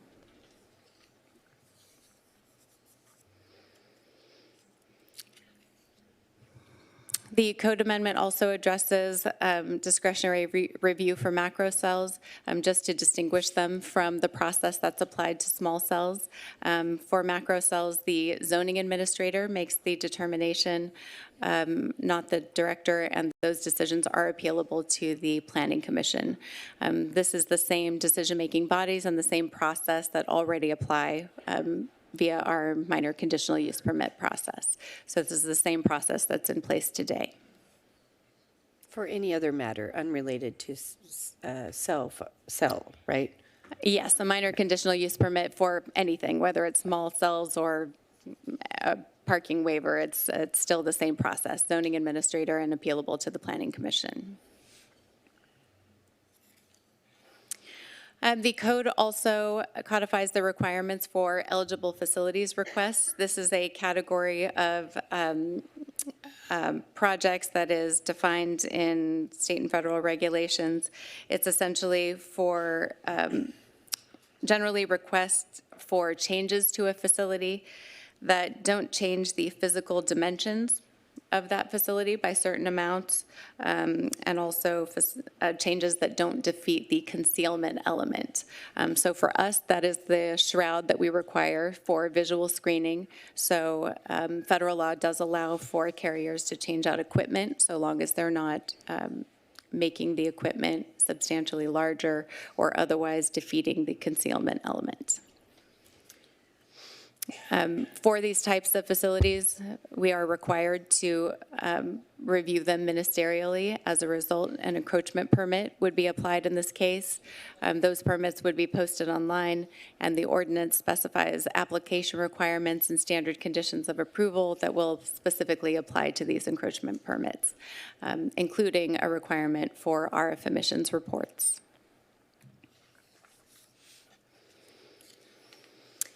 Regarding application requirements, the code specifies certain application requirements for wireless permits, including detailed plans and a project justification, which is typical of any application, but also an RF emissions report, an acoustical analysis, a structural analysis, and a lighting analysis when necessary. It also outlines standard conditions of approval. Those standard conditions include a requirement for a post-installation report documenting compliance with approved plans and also, again, federal RF emission standards. There's also an indemnification clause, a performance bond condition, a condition to ensure that any landscaping or trees that are damaged are replaced per our municipal code requirements, a requirement that the applicant reimburse the city for any costs incurred related to processing of the application, and also some standard conditions related to electrical power meters being installed underground. That is the extent of the, or an overview of the modifications to our code that are proposed this evening. The Planning Commission reviewed the code amendment on January 13th, 2020. After a few hearings, they took public comment and ultimately voted to recommend approval of the code amendment to the City Council by a vote of 7 in favor and none opposed, with some modifications. Again, the Planning Commission did recommend a modification to the ordinance requiring public notice for ministerial as well as discretionary decisions.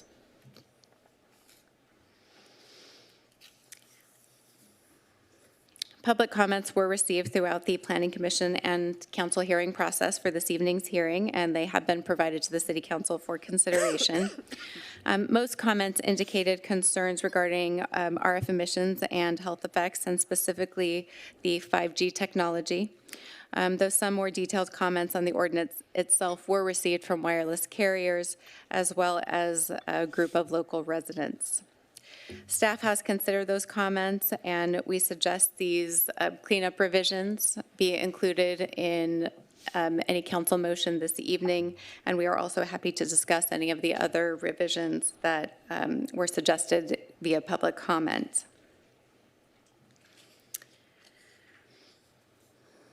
With that, staff's recommendation this evening is to find that the ordinance is exempt from the California Environmental Quality Act and to introduce the first reading of the ordinance to adopt a code amendment modifying the municipal code with respect to wireless telecommunications facilities, including the modified language staff presented this evening. If the council gives first reading this evening, as with any ordinance, we would agendize a second reading at the next council meeting. Staff would also bring a fee resolution to the council at the same time, establishing application fees associated with the wireless telecommunications use permit.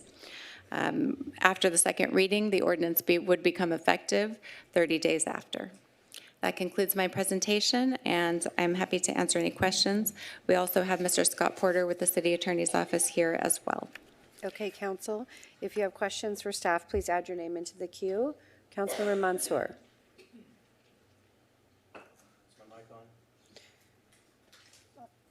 Can you ask for the queue again? I don't know why. Mine is. All right. Yes, a couple questions. Thank you, Ms. Lee, for the report. Just a couple clarification questions to start out.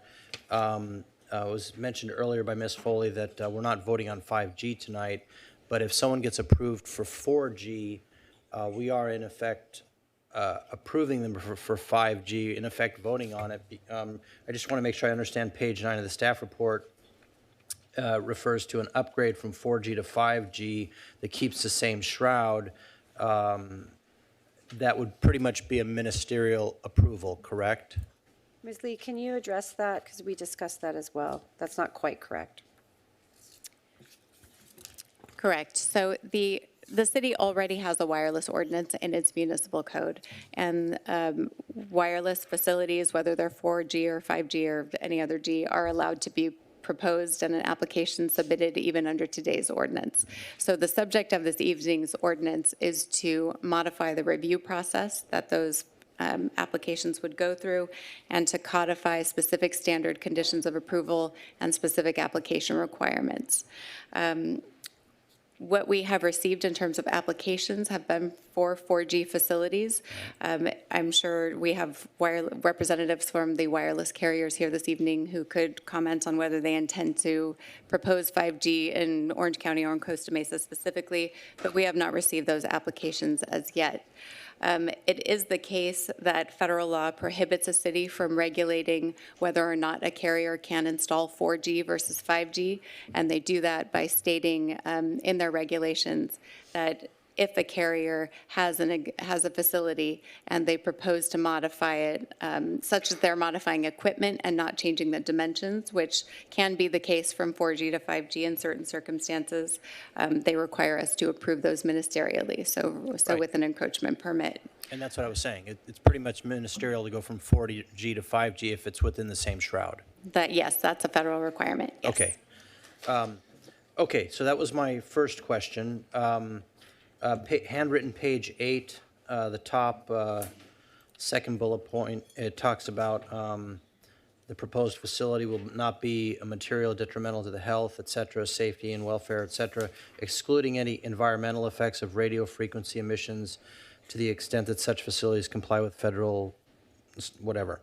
To your knowledge, have any real studies been done on the health effects? I know we've been told we can't discuss them. I'm just curious, but it's in the report, so I want to know, do we know of any studies on the health effects? So I'm not an RF emissions expert. What I can say is that the FCC has set standards and has essentially codified that if an application meets FCC federal regulations for RF emissions, that the city has no ability to deny it. So what we can do is require RF emissions reports. We can require measurement after the fact, which is what's included in the ordinance, to assure ourselves that the facilities that we are approving comply with those federal RF emissions regulations. Okay. And then lastly, on handwritten page 8, the second paragraph from the bottom under design guidelines, I just want to clarify, so I make sure I understand this. About the middle, it says that the Planning Commission recommended the ordinance includes provisions whereby the City Council is readopting the previously approved design guidelines as part of the ordinance. I guess they're basically saying, if I understand it correctly, that tonight would kind of reaffirm the design guidelines, but is that technically necessary? I guess what I'm trying to understand, because at the bottom of the paragraph it says, if the City Council would like to consider amendments to the design guidelines, we should redirect or direct the Planning Commission to reopen that discussion. So what's taking effect? Are we restating our design guidelines tonight? Can we make changes to the design guidelines tonight, or are we simply supposed to give direction back to the Planning Commission in that regard? I can respond to that, if I could, Madam Mayor, members of the council. The design guidelines were adopted by the council in October. I voted no. And the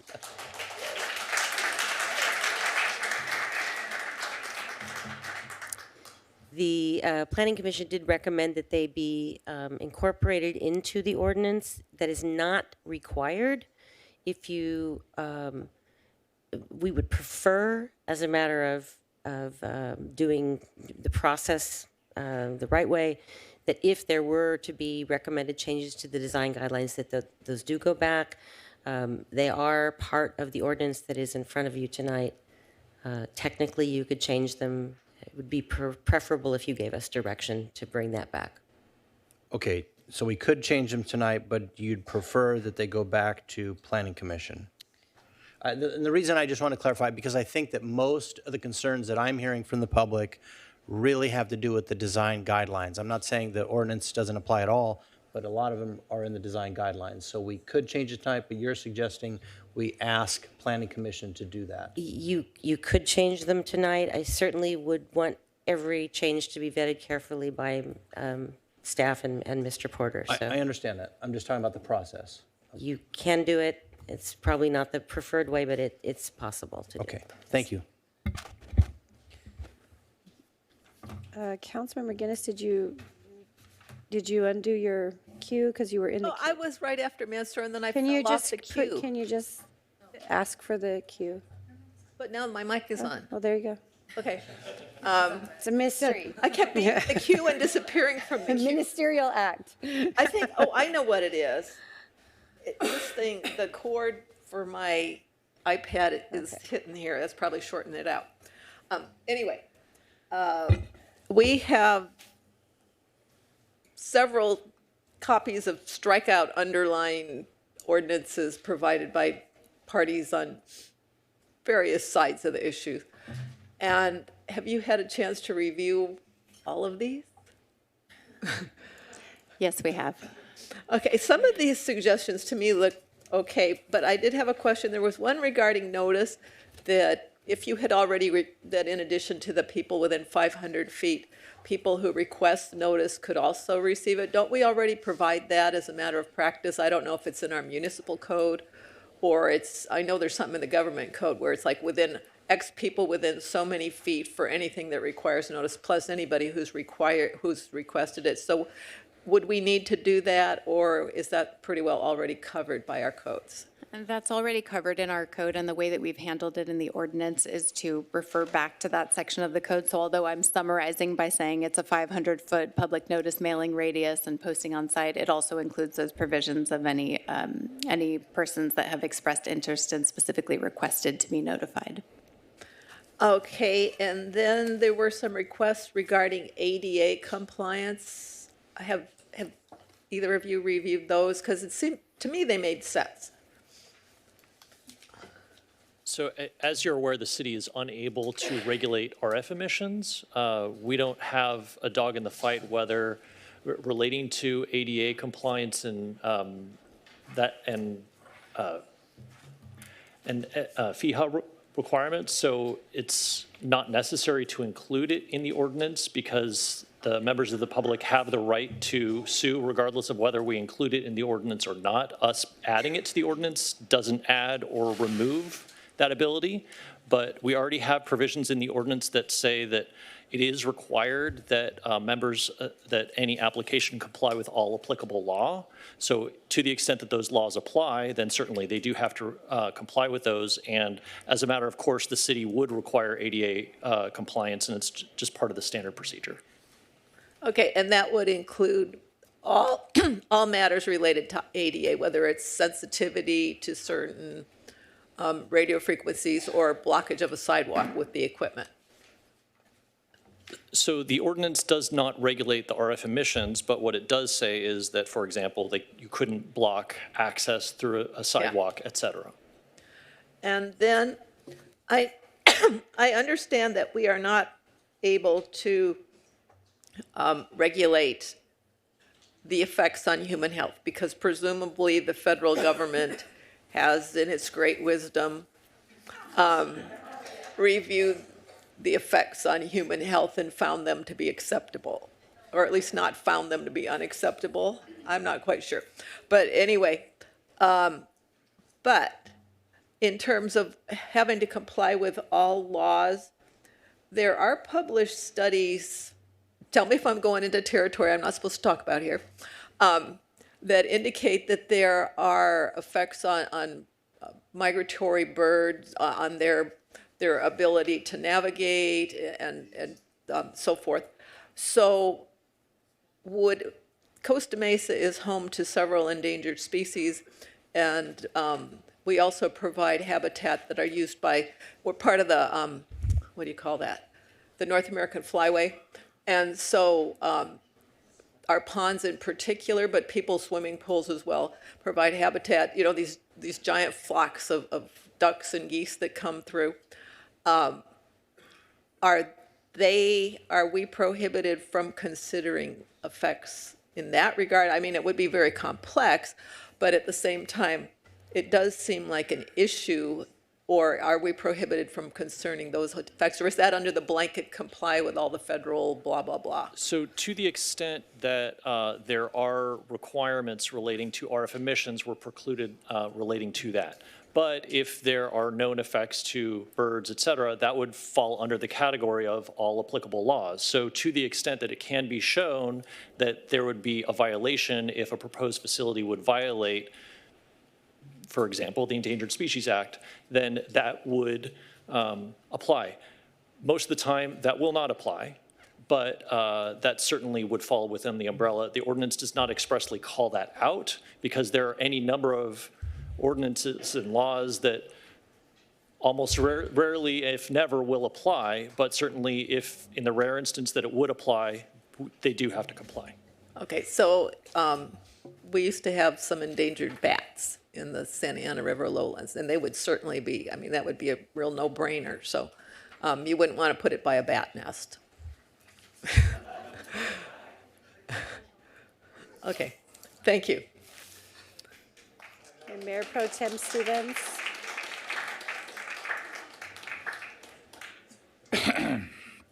Okay, so I'm sure these are not going to be all my questions, but I just have a few for this time. He's now talking so we can hear the council member. Can you go to your slide 24, please?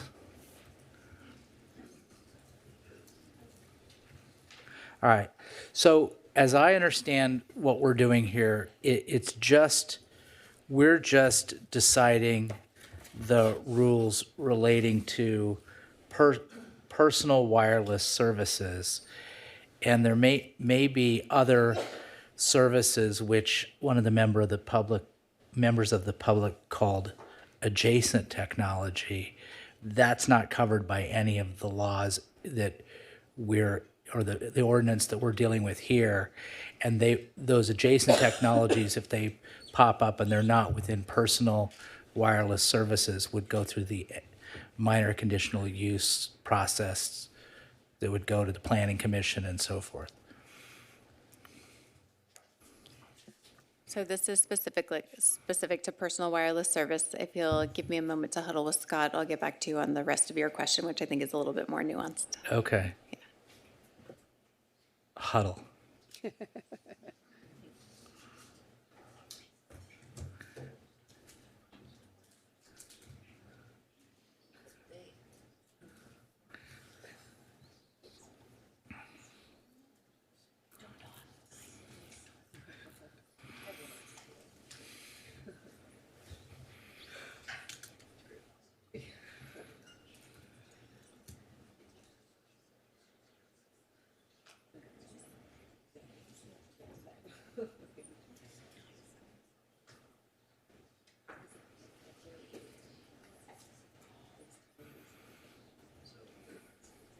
The proposed ordinance regulates personal wireless services, and it's agnostic as far as what is contemplated within that definition. So if a particular wireless facility is approved, then we're not in the business of telling them what they can and can't do with that, provided that it is a personal wireless service.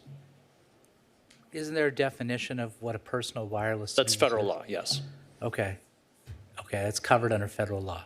And so our ordinance, whatever the definition of personal wireless service is, our ordinance would adopt that definition. Correct. Okay. All right.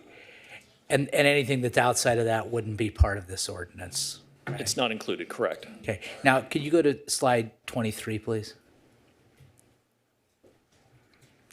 Okay, I think I need just a little bit more explanation on this concept, okay?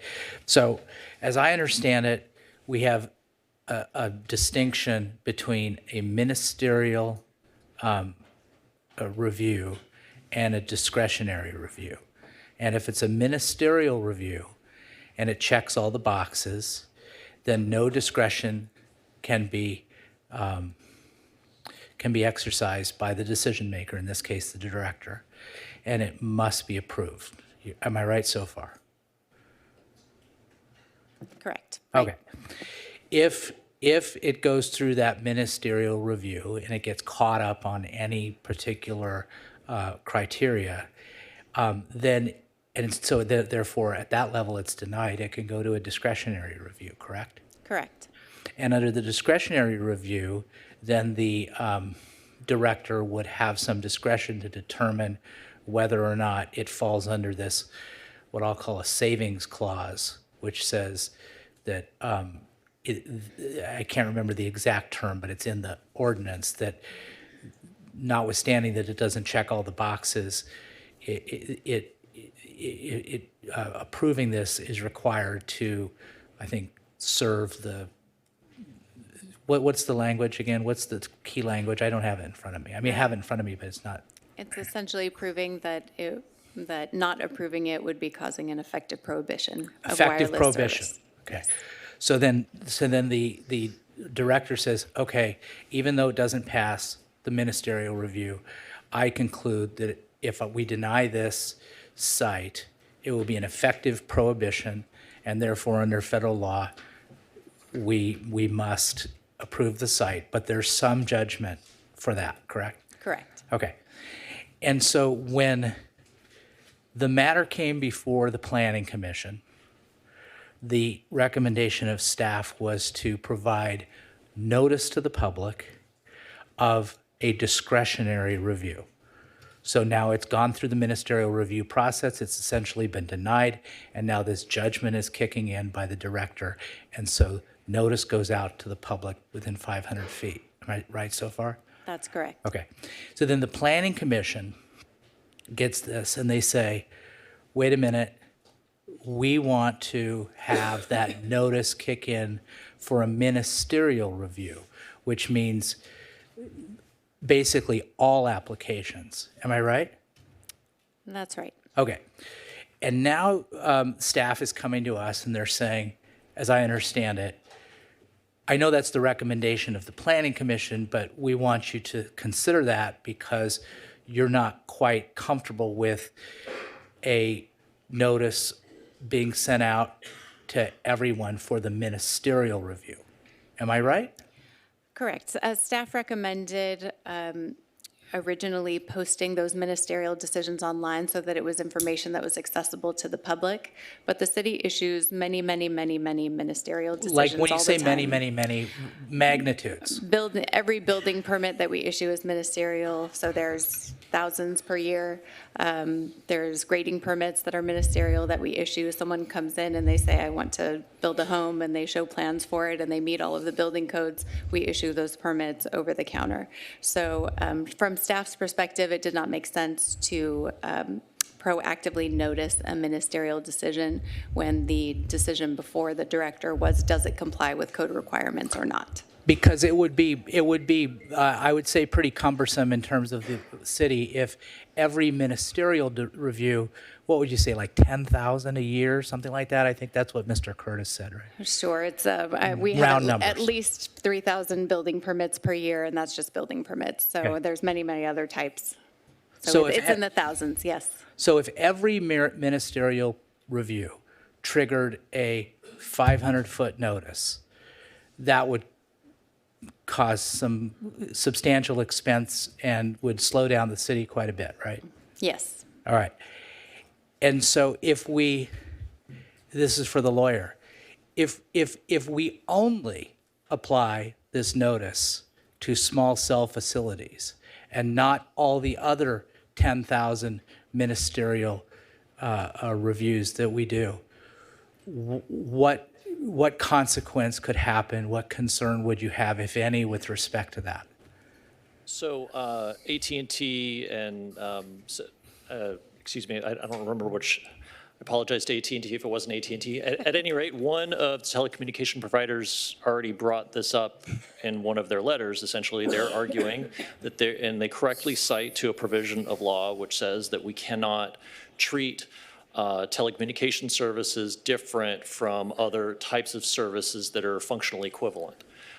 So now we can argue about what's functionally equivalent and what's not, but the assertion is essentially we shouldn't be treating something, if you ignore the RF emissions component, if you just look at what it looks like, why should we be treating that differently than something else that looks like the same thing? That's the argument that would be made. And so that's a potential concern.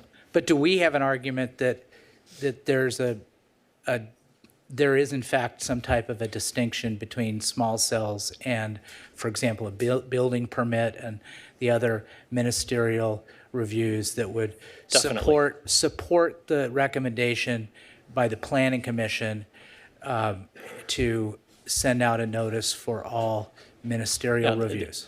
There are substantial differences between those examples because one is on private property and one is in public property. Some installations in the right-of-way are more publicly visible than other types of installations. There are many ways to differentiate these types of installations from other installations. Okay, so it's something that you would be comfortable arguing for the city if we decided to stick with the Planning Commission's recommendation? Correct. Okay, good. All right, for now, I have many other thoughts, but for now, I'm going to pass the baton. Councilman Chavez? Thank you, Madam Mayor. I kind of want to take some time to just go over the ordinance itself, ask a few questions on the ordinance, and kind of explain to the public why we came to these conclusions. I first want to break down the location preference hierarchy. So in our ordinance, it states the first area of preference is non-residential districts. All right, page 43, handwriting 43.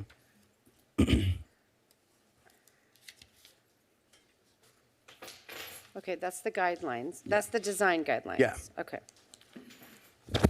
So I first want to explain how we reach this level of ranking. How do we go from in other words, I guess, what's the process that one has to take to reach the final one, which is residential districts? So what hurdles does someone need to go through to get to that final bullet point if I'm a service provider? So when we receive an application, we, as part of our application requirements listed in the code, there is a requirement for the applicant to show all potential support structures and within 500 feet of the proposed site.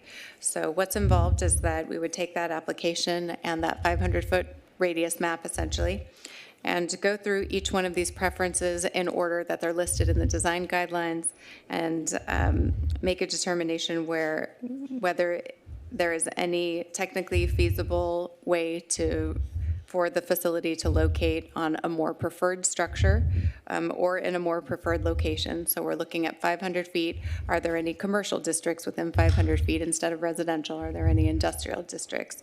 And when it comes to poles, our preference is for to locate on existing poles to limit the amount of sort of vertical elements and visual clutter in our public right-of-way. So we go down each one of these preferences in order of preference and determine that there are no other feasible options, no other preferred options within 500 feet. Okay, so in simpler terms, if I am, let's say, AT&T, and I pick a pole that's next to a house, under our guidelines, we will route a circle around that pole and say, oh, by the way, there's this structure on the street that's not next to any houses within that radius. Can you please locate there, correct? Correct, because the other location preferences would kick in, which has a setback from a residential use. Perfect. And then I want to elaborate on the next page, page 44, on bullet point 3F.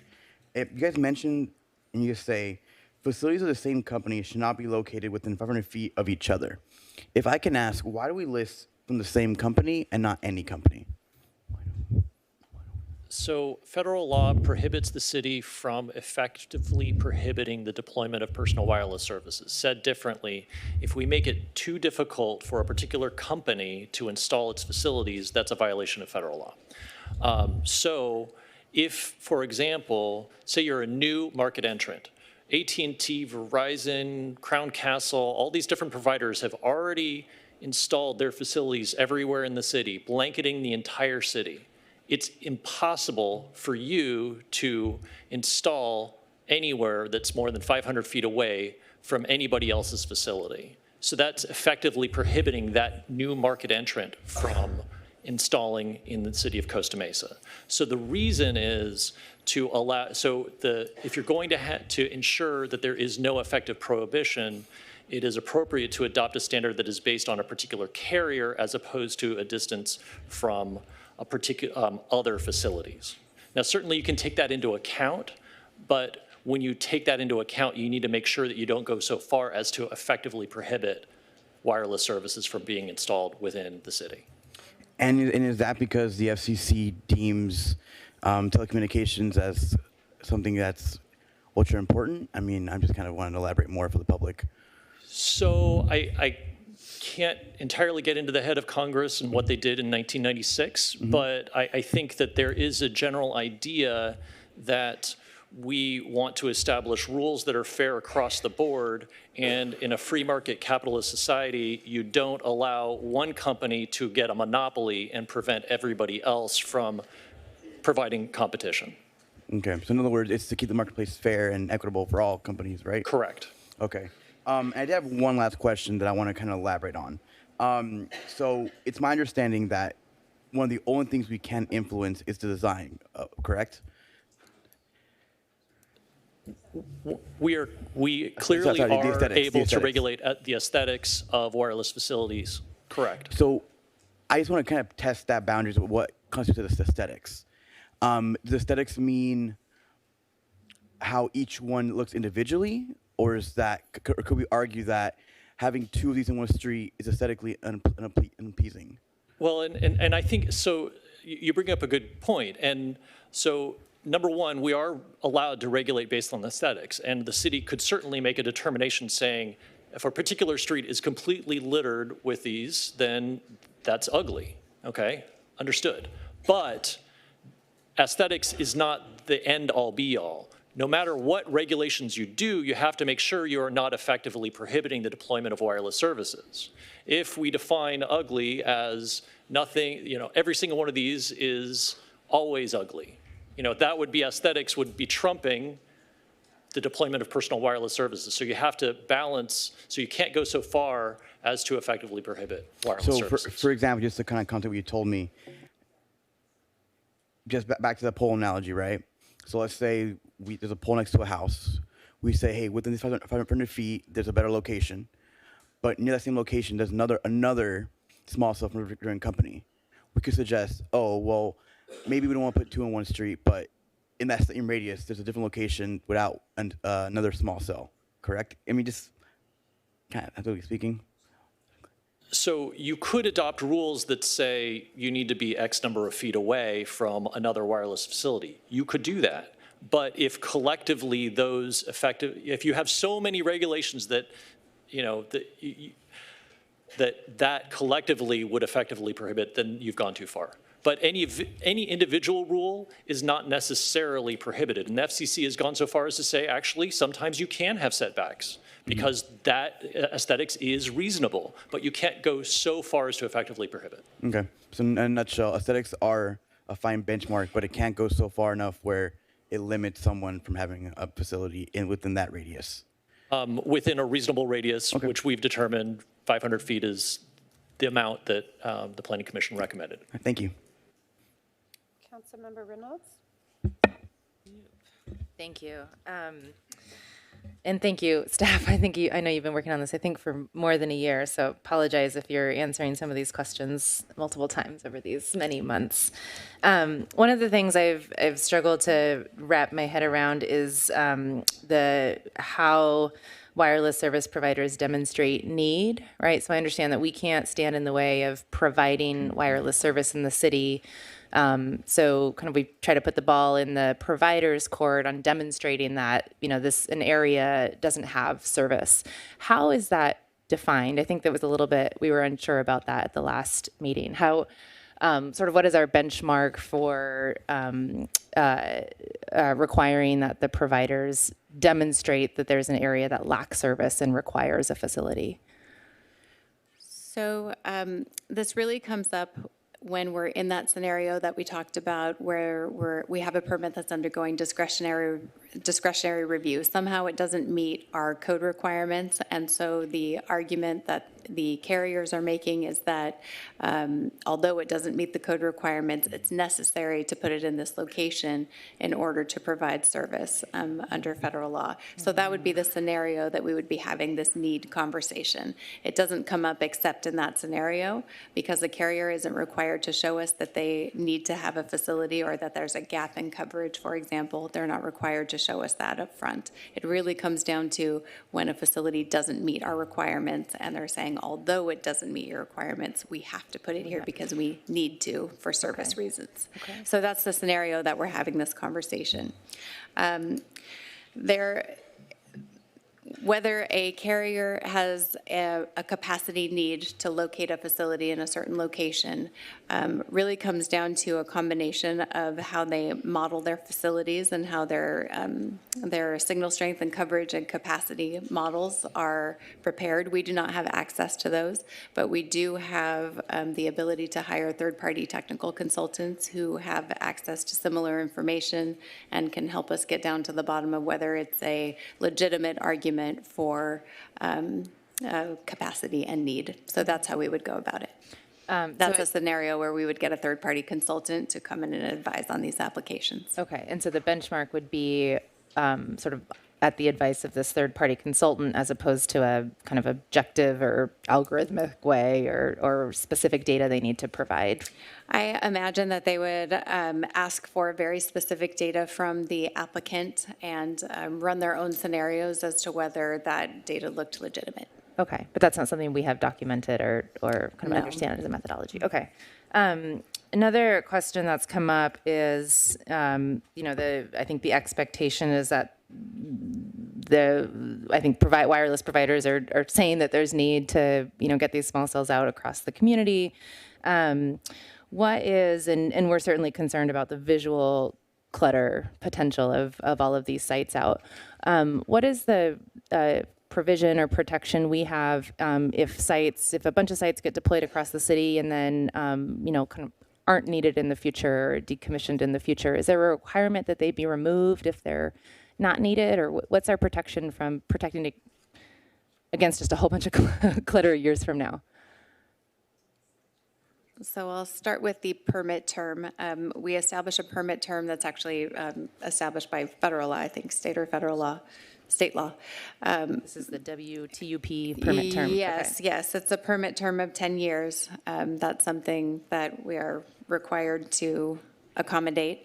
So I think that's the minimum. That's our first answer. Yeah, That's okay. Yes, minimum. Right. Okay. Make sure I got that right. Yeah. I think that's our first argument against sort of long-term clutter, as perhaps these facilities aren't necessary in the future. They have a 10-year permit term, and they need to re-up every 10 years, and we would evaluate at that point whether they're still in service. And if I can, I don't need to interrupt because you stopped. So at the end of those 10 years, if they did not get a permit renewed through a process we have, they would have to remove the equipment. Is that correct? That's correct. Okay. Okay, and then this question has come up. You mentioned in your staff report several kind of ongoing lawsuits or discussions related to some of the federal requirements around shot clocks. What is the process if those laws change, if the results of those lawsuits change the rules that we're under today? So if the rules do change, then as always, the city certainly has the option to amend its ordinance to immediately start revising the rules. Additionally, the city staff has the ability to add additional conditions of approval. If necessary, the city can begin revocation proceedings if they're violating particular existing covenant terms of conditions of approval that they're violating. So there's any number of different avenues that the city can proceed down. So we will have an opportunity to retroactively act on permitted sites previously if they're in permitted. violation of the permit, if the conditions of approval, then we would. Given that you have a 10-year time frame and potentially, many any number of these facilities. As you can imagine, it would be a laborious process to undo a number of procedures that have been adopted. I will say on the 10-year rule, it's not a hard 10-year rule. Rather, it's state law says that, I don't want to get too technical, but essentially it's 10 years unless you have a really good reason. And so the general rule is our term will be 10 years. Okay, I want to make sure I understand the, do we have something, or would we need to add something to our ordinance to be able to address sites that would have been permitted between now and a time a law changes and gives us a little bit more ability to regulate locations or the shot clock issue? So typically, I've talked about this in the past, but I think it bears repeating.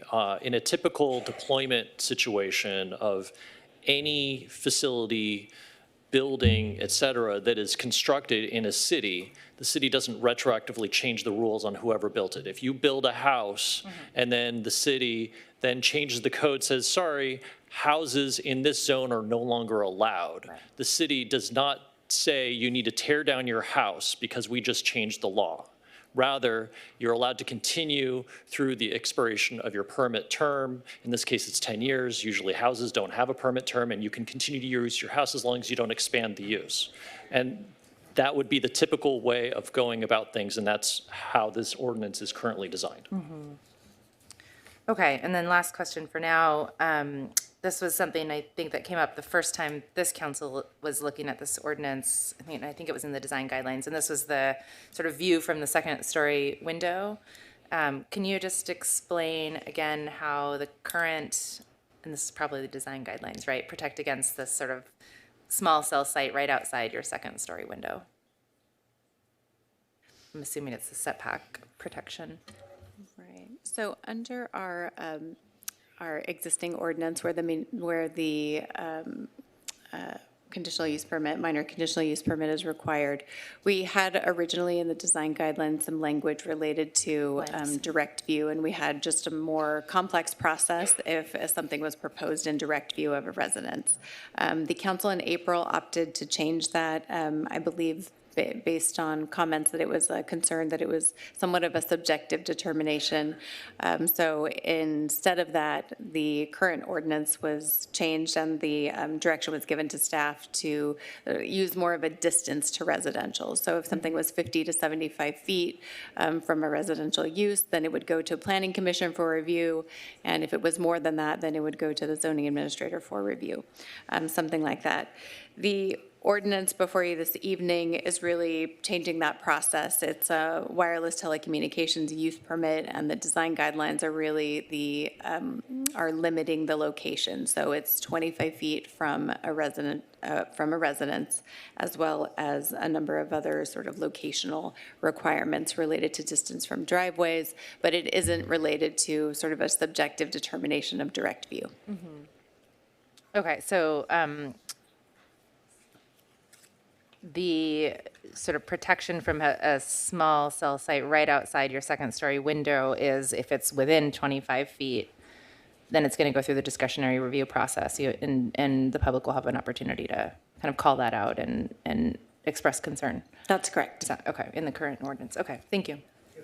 Okay, I'm gonna go to Councilmember Mar because she hasn't had an opportunity to speak yet. Everybody else here has spoken. Councilmember Mar. I've just got a quick one. Handwritten page 65 under post-installation certification.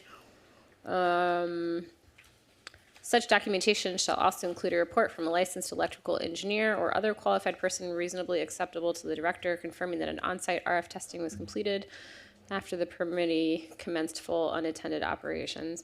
Ms. Lee, would you have any concerns with striking the other qualified person reasonably acceptable to the director and requiring that to be an engineer? No, I don't have a concern. I think that was just intended to give us some flexibility in case rules changed in the future as to who would be qualified to do these determinations. I'm fine with striking it. Okay, and do you also have any concerns with specifying that the calibration on the equipment needed to be included in the report, as well as the type of equipment used? No objection. Okay, thank you. That was it. Okay, thank you. Mayor Pro Tem Stevens. So I just want to follow up on one of the things that Councilmember Chavez was questioning. And I think it's one of the most important provisions in all of these many pages. So by the way, before I start, I'm sorry, you guys have worked so hard on this, and I didn't acknowledge that the last time. And I really appreciate the work of the staff and the city attorney. And I got you into this mess. This is my appeal or review or whatever, and we'll get through it. But I just want everybody to understand how much I appreciate the work that you've done. Having said that, no, just kidding. So let's talk about that work. Anyway, so on page 44, I think really this is where the rubber meets the road in a lot of respects on this whole thing. It's subsection 3F as in Frank. And it reads in total, and he got it. He was asking about it. Facilities distance, facilities of the same company shall be located within 500 feet, shall not be located within 500 feet of each other.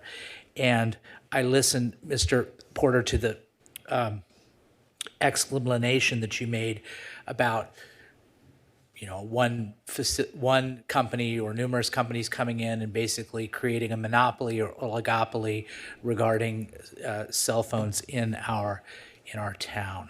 And I hear what you're saying, but I want to push back on that a little bit, because the gist, I think, is ultimately what you're saying is, if that were to happen, that would create an effective prohibition. Am I right about that? And so your concern is you don't want to create an effective prohibition, therefore you want to have this language here which has that prepositional phrase of the same company, which is a really important phrase in all these documents. And you're trying to address a concern about an effective prohibition, which would be a violation of federal law, right? Correct. Okay, but now here's the where I'm going to push back on you, because then we have this fail-safe, the discretionary review. So if there's an effective prohibition, then it toggles over to the discretionary review. Then the provider, in your case, this late comer to the market who would be excluded by all the other bad carriers that have created an oligopoly, would be able to make their case first to the director and, if necessary, to the city manager, that there would be an effective prohibition, and then they would be able to create relief from that prohibition and therefore bring us into compliance with federal law. Am I right? Absolutely. Okay, so then if we have that fail-safe, my concern is what you're doing here by saying of the same company is you're building in a standard that can be used at the ministerial level to create a situation where we could very well have, I think what we all fear is clutter, right? And so I understand what you're saying, because, I had one member of the public who said this should be 1,000 feet. So you should cut out the prepositional phrase and make it 1,000 feet. And I'm like, well, I mean, that's like a mile, right? If you have five, it's not a mile, but if you had five carriers and they're all trying to get in, I know 1,000 feet's not a mile.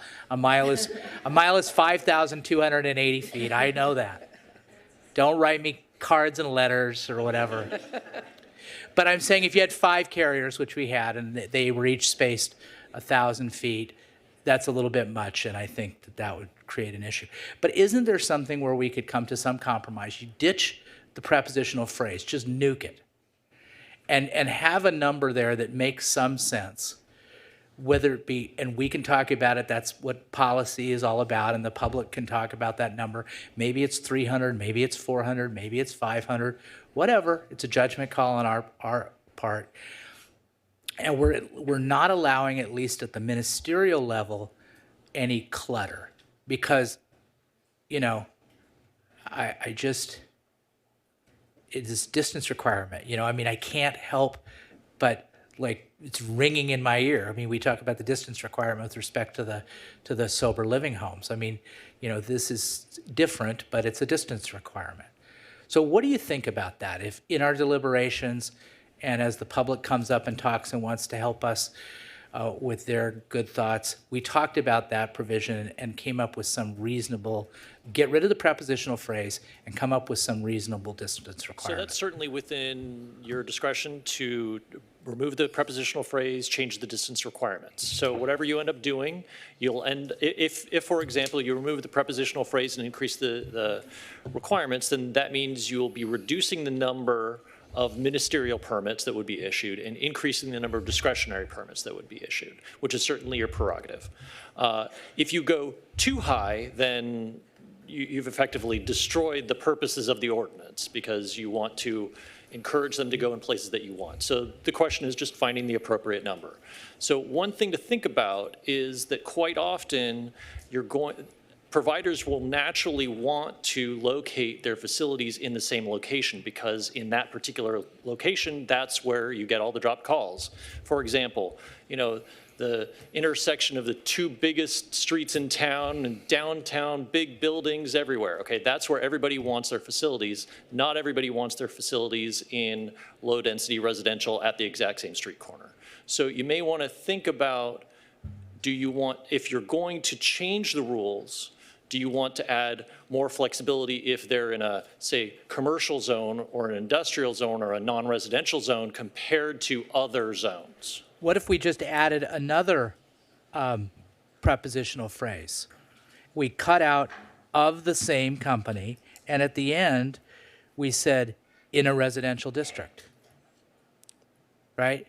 Yes. So now we don't have clutter in a residential district, but if we have a commercial or industrial district where, as you posit, there would be a lot more use, we can satisfy the carriers and the consumers who need that extra coverage, but not impact our neighbors with clutter. Correct. And you want to clarify whether one or both of the facilities would need to be in a residential zone for them to be in conflict with each other. But you're absolutely right. That's something you can consider. Okay, thank you. Mr. Mayor Pro Tem, could I suggest? Ms. Barlow?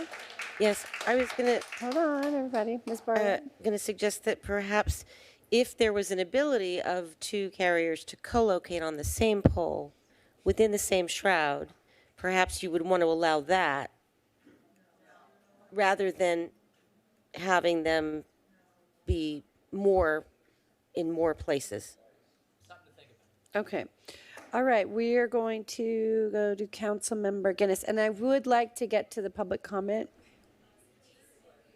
Yes, Ms. Lee, before we go to Ms. Guinness. Just to close up on this last conversation, there's also the service area of one of these facilities to be considered.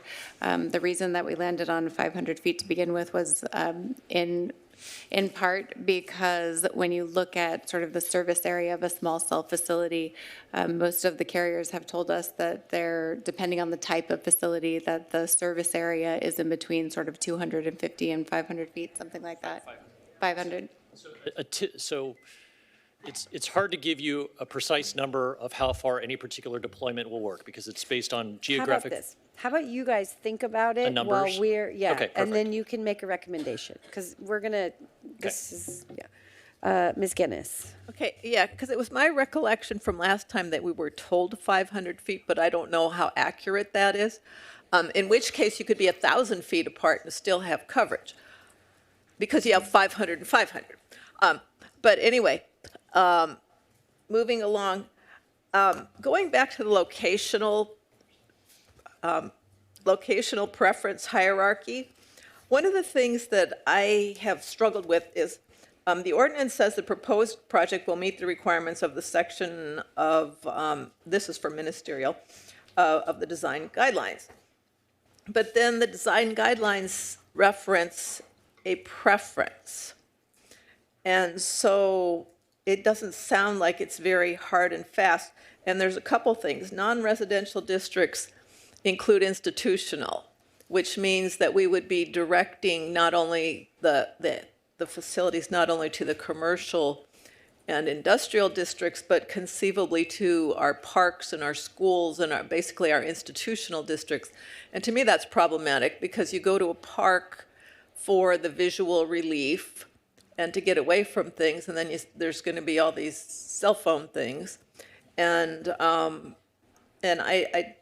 don't like them by schools. I would say our children's tender aesthetic sensibilities may be a rationale. Let's see. And then the other thing is, on these locational preferences, and I'm assuming the one that was supposed to be in the Spice Streets wasn't ministerial, and that's how we got here, because it was at the Planning Commission, I believe. But the thing is like 100 feet from an office building. It's plunk next to a residence, and it's not that far from an office. It's not that far from a fast food. And so clearly the applicant just didn't like our preferences. And so how do we actually get the applicant's preferences in line with our own? Because these are preferences. They're not any kind of required hierarchy of feasibility or anything. How do we actually get people to observe this? Because every time I see that sign, which is, by the way, still up, for the proposed small cell facility over there on, yeah, I was thinking it's around the corner from Wintergreen and right past the alley there. I think, well, there's commercial like couple hundred feet away, and it seems a little odd to me. So what can we do to really make this not just a suggestion, but a really strong lever? That would be something I would like us to look at. And then not to be, and on our locational preferences, I like the idea of non-residential in terms of commercial and industrial, but when we fold the institutional uses in there, maybe the fairgrounds is okay, but when we're basically sort of giving a hierarchy, a preference to schools and parks, I have a problem with that. So I would like to look at that too. And I think that's all my comments for now. Okay, thank you. Ms. Lee,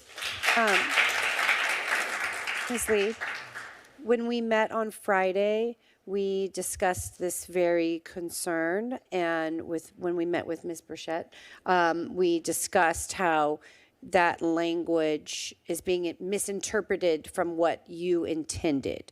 So maybe while we're listening to the public, we can come up with some different language that might not use the word preference, because I think what people are confused by is that they're interpreting the word preference as this is what we'd like, but it's not a requirement. What I heard you say in our meeting on Friday was that it was much like what Councilmember Guinness just said, a hierarchy of requirements that must be met. So maybe we need to change the terminology so people understand.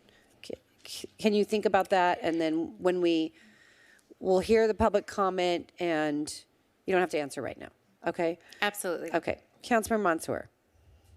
Thank you. Well, I like where the discussion is going. Certainly when we voted on the design guidelines, I was trying to make the point, and I did make the point that the distance, the 500-foot distance between the shrouds is only of the same company, and so not two competing companies. So you may have two from carrier A or provider A 500 feet apart, but provider B has one right next to provider A, and same with the other 10 carriers, so they're all going to be on the same pole. And it was my understanding, it was implied to me or said, that if you said 500 feet distance between any of them regardless, well, that would be prohibiting some.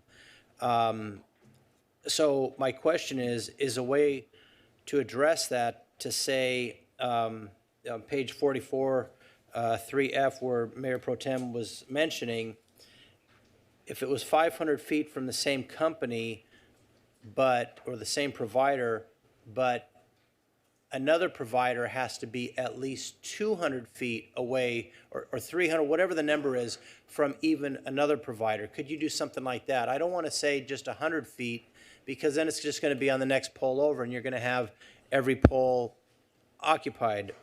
But I'm trying to prevent too many poles, too many shrouds on one pole. So if you said 500 feet distance from each of your own shrouds, but if another company wants to come in, they have to be at least 200 feet from any other shroud by another provider. Do you understand what I'm saying? Is that something that would be doable, or is it too discriminatory? So you can pick, those numbers are reasonable. There's any number of numbers that you could pick. It's just ultimately, it's a balance between the overall percentage of facilities that you want to become ministerial versus discretionary. Okay. All right. Thank you. Okay, I am going to reserve my questions and comments because I would like to get to the public. And I want to just say to the gentleman in the very back, we can't read your sign. So I don't want you to hold your arms up and hurt your arms for all this time. I can't read your sign. So anyway, I don't want you to have to hold that up because I can't read it. But if you would come to the podium, each speaker will be given 3 minutes to speak. And if you could come to the podium,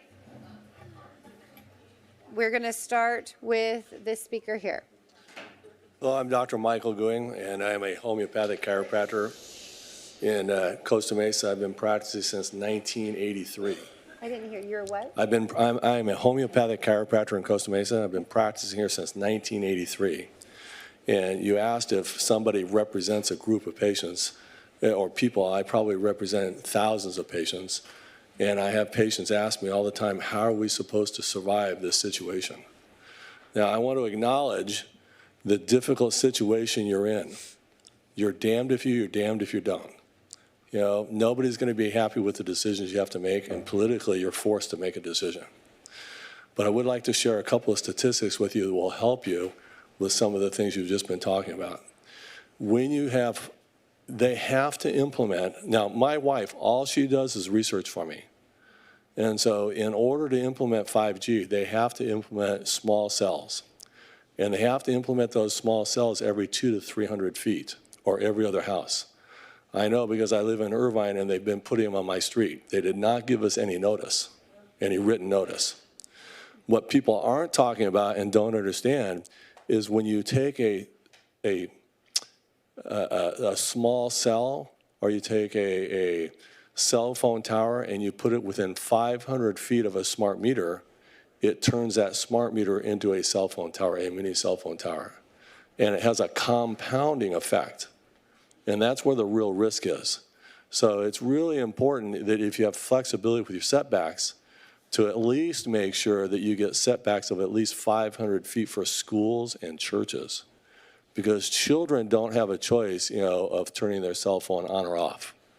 Because a 4G cell phone, 24 hours of exposure to a 4G cell phone is 1,600 x-rays. It's equivalent to 1,600 x-rays. That's statistics, that's not my opinion. And then 5G is anywhere from 10 to 100 times stronger than 4G. So keep that in mind when you start talking about your setbacks. Because that sounds like that's the only place you have any real flexibility or ability to win in this situation. Thank you. Thank you. Okay. I usually don't worry about the clapping. However, we have so many speakers tonight, and so every time you clap like that, you delay and you cut into the time of the next speaker. We're going to keep going, so if you're clapping, their time is running. So please be respectful of each of the speakers. Dear Mayor and Council, my name is Jesse Benron. I'm with Orange County Business Council, also known as OCBC. And OCBC is the leading voice of business regionally, nationally, and globally. This organization works to enhance Orange County's economic development and prosperity to preserve the high quality of life we have here in Orange County. OCBC fully supports the efforts to strengthen, reinforce, and improve our regional telecommunication infrastructure. In this vein, we urge you to adopt policies that promote the continued advancement of our local and regional infrastructure, which includes advanced technology that will allow our community to continue to grow and thrive through enhanced connectivity. Enhancing wireless infrastructure will have a positive impact on the following: public safety. Police and fire both rely on wireless communications in order to receive and transmit vital information. Today, over 80% of all 911 calls now come from cell phones. Residents. Studies show that the average household has 13 connected devices, from smart thermostats and TVs to wireless security cameras, smartphones, and tablets. On the business side, small businesses rely on wireless technology for their point-of-sale systems and e-commerce. Medium and large enterprises use it to keep their employees connected to internal systems such as email and intranet, thus breaking down the physical space of their business. On the education side, our education are using wireless devices to educate our children and our workforce, and use this technology in the classroom, and the use of this technology in the classroom will only continue to increase. The amount of wireless connectivity and activity continues to grow exponentially, with projections of 3 years from now, 48 gigabytes of data will be used per person per month, as opposed to 3 years ago, that number was 5 gigabytes. Small cell technology will be critical not only to help with this capacity, but will thus provide a platform for future technology. The viability of our economic future is dependent upon this continued advancement of our technological infrastructure. The increased use of wireless technology requires a greater number of wireless facilities to handle that capacity.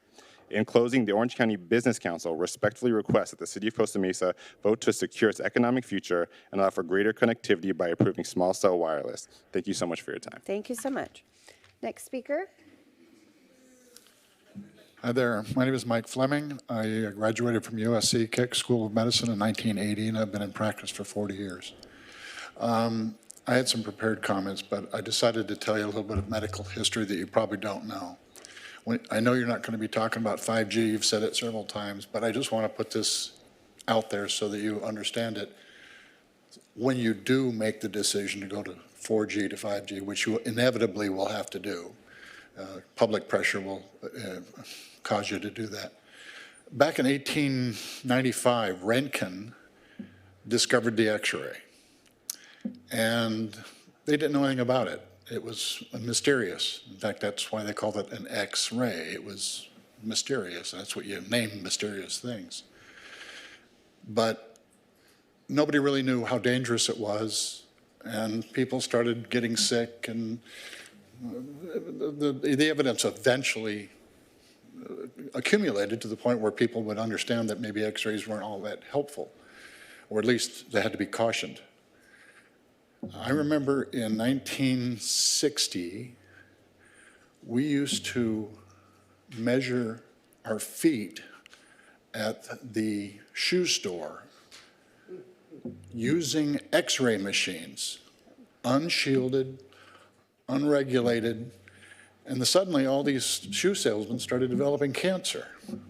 I go, what's going on here?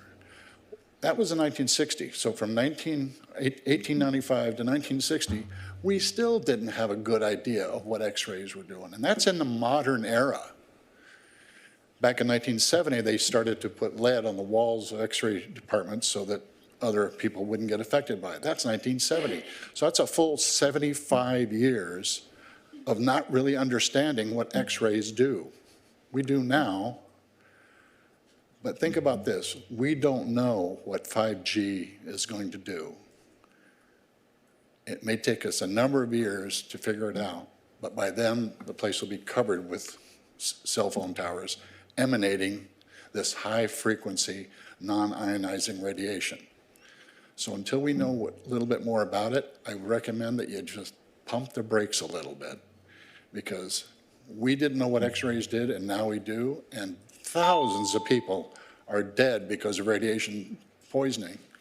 We don't know what's going to happen with 5G. Thank you. Thank you. Next speaker. Hi, good evening, Mayor and Mayor Pro Tem and City Council. My name is Katie Arthur, and I've lived in Costa Mesa about 25 years. And I've spent the last more than 30 years, I'm afraid to tell you how many, but more than 30 years selling technology to large corporations, including several years selling to the telecom providers in the media and entertainment industry. And please allow me to state the obvious with regards to the telecom providers that we're talking about tonight. They don't care about us. They don't care about the residents of Costa Mesa. They don't care about Costa Mesa. They don't care about visual blight. They don't care about our property values. They don't care about our health care. they really care about making money. And I understand that, but let's just call a spade a spade. That's what they care about. The other thing that is interesting, following on the gentleman who just spoke a moment ago, to add to his concern about this technology, and that, the truth is there's a lot we don't know about it and the potential impacts. And there is a lot of misinformation out there for sure. Some of it's coming from the telecom providers. And might I add, in case anybody isn't aware, that most of this technology is originating in China. And with all due respect to our fellow humans on the other side of the planet, I'm not sure they really care too much about Costa Mesa residents either, but I do care about Costa Mesa residents. I care about my own health and my family's health. And I guess I would just say that I understand the tightrope that you're trying to walk. I understand that the city doesn't want to get sued and we don't want to get embroiled with these big companies that have very deep pockets, and I get that. But I would just urge you to take the most cautious steps possible. 25 feet just seems ridiculous to me. And earlier there were questions about residential districts versus commercial districts. I live right off of 17th Street. It is a mixed-use district. A block from my house is all commercial. And I also happen to be on the corner of Tustin, which is very close to the Tustin and 20th small cell tower that went up, which is, by the way, hideous. So if we're just talking about aesthetics alone, I'm sorry, but we do not need more of that in this city. We need underground. If anything, we have way too many above ground. So please be cautious. Please think about the residents. Thank you for doing your due diligence. Thank you. Thank you. Next speaker. Good evening. We happen to own the property at the corner of Mace in Wintergreen, and I appreciate the Councilman McGinnis referring to that property.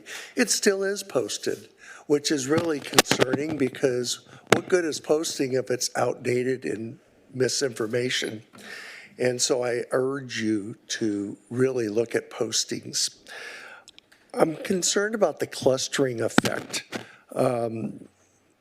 As said earlier, you could end up with every pole being allocated to one or a different telecom provider.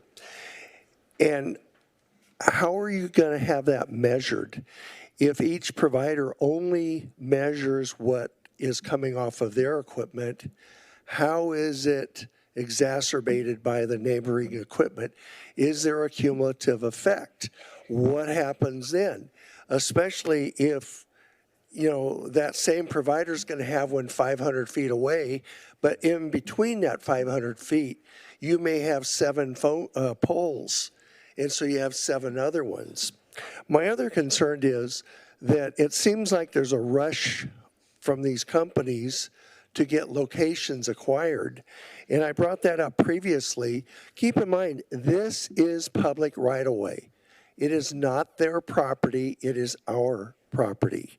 And with it being our property, if they secure a permit to use for that location through the approved process, they should have a time frame that they have to build it or give it up. And it should not ever be transferable so that they can play dominoes or play poker with the other companies with an approved site and then usurp anything that you do.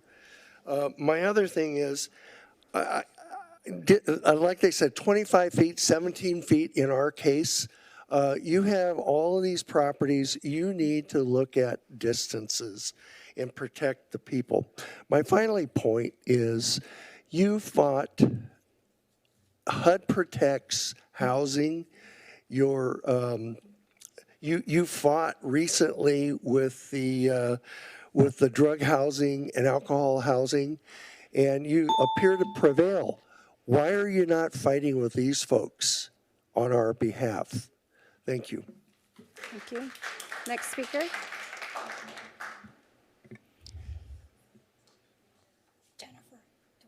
Sorry, I'm just sitting on the presentation. Advance the click. Okay. Good evening. My name is Monica Dragisi. I have a presentation prepared on behalf of Costa Mesa Advocacy Group, which represents close to 850 signatories of a petition against this deployment. I wanted to share a couple of data points I've shared previously and some new ones.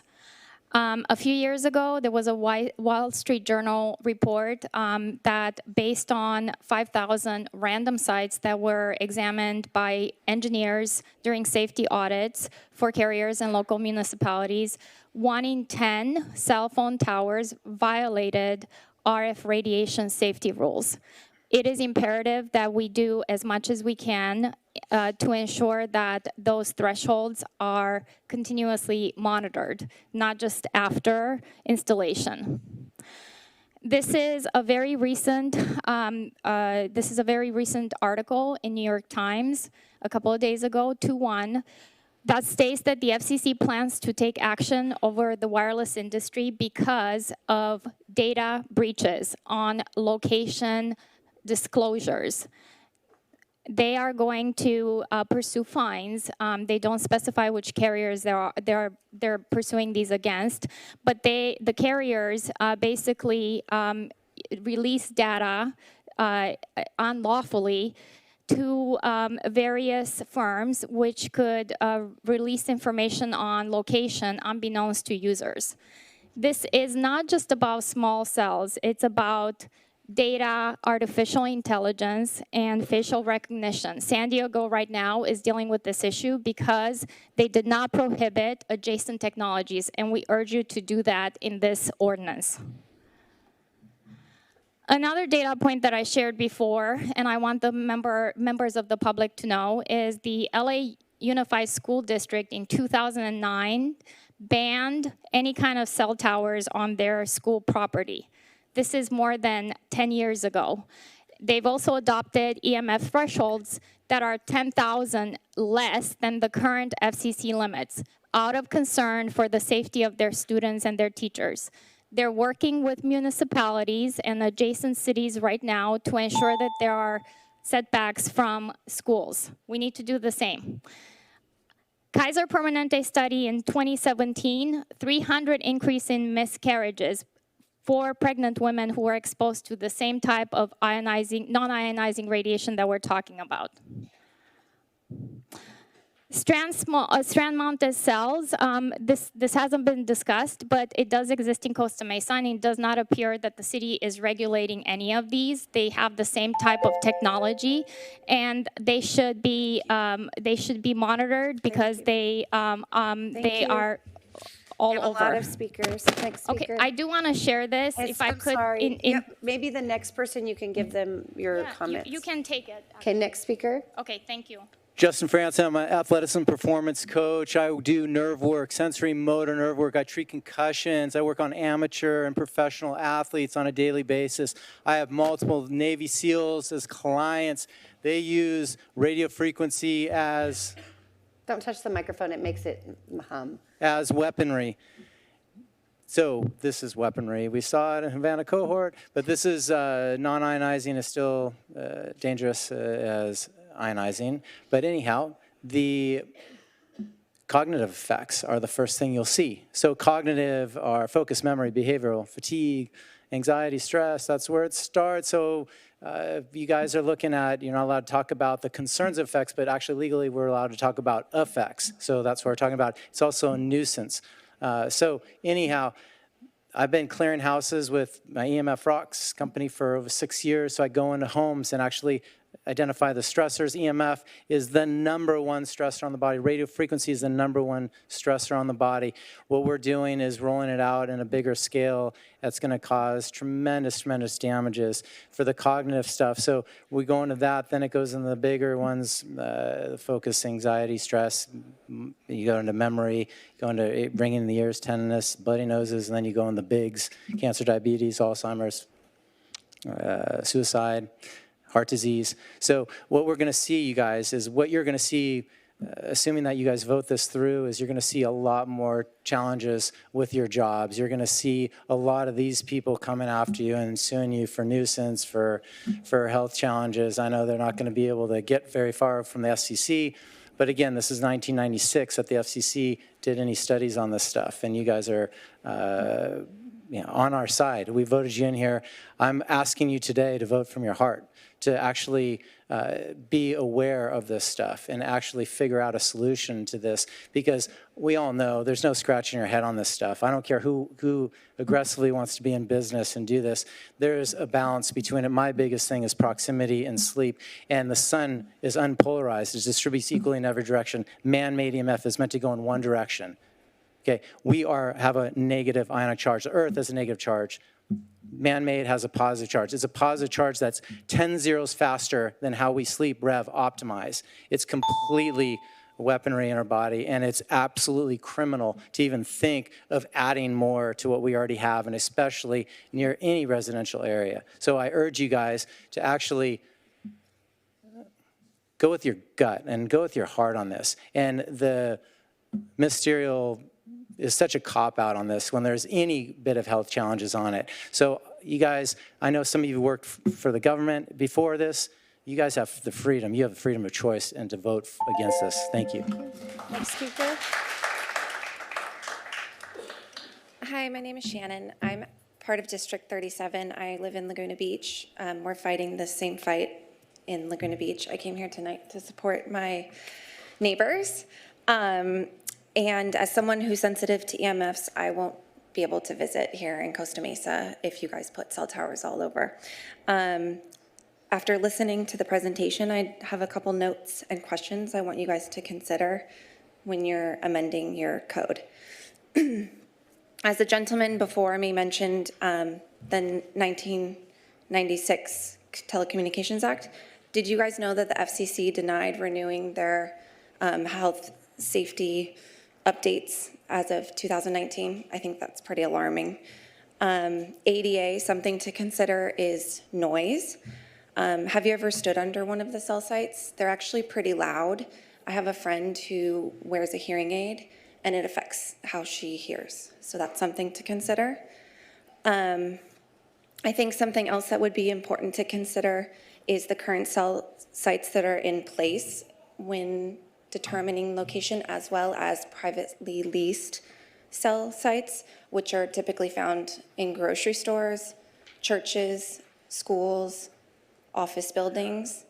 I think that you guys should consider those in terms of spacing as well, because you mentioned, I think it was Mr. Stevens, you mentioned possibly moving a spot to a commercial area, but you might find that the grocery store has 3 locations already on there. So I think that's something to consider. And most of the cell companies are owned by a bigger company.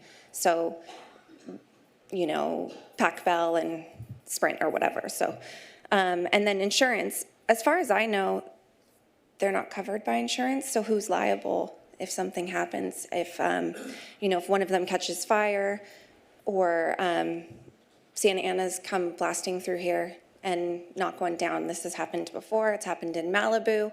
That's a big concern for us in Laguna Beach, and it could happen here. So, who would be liable if something like that happened? And then my biggest question is, who would be liable if something happened to our children a couple years from now?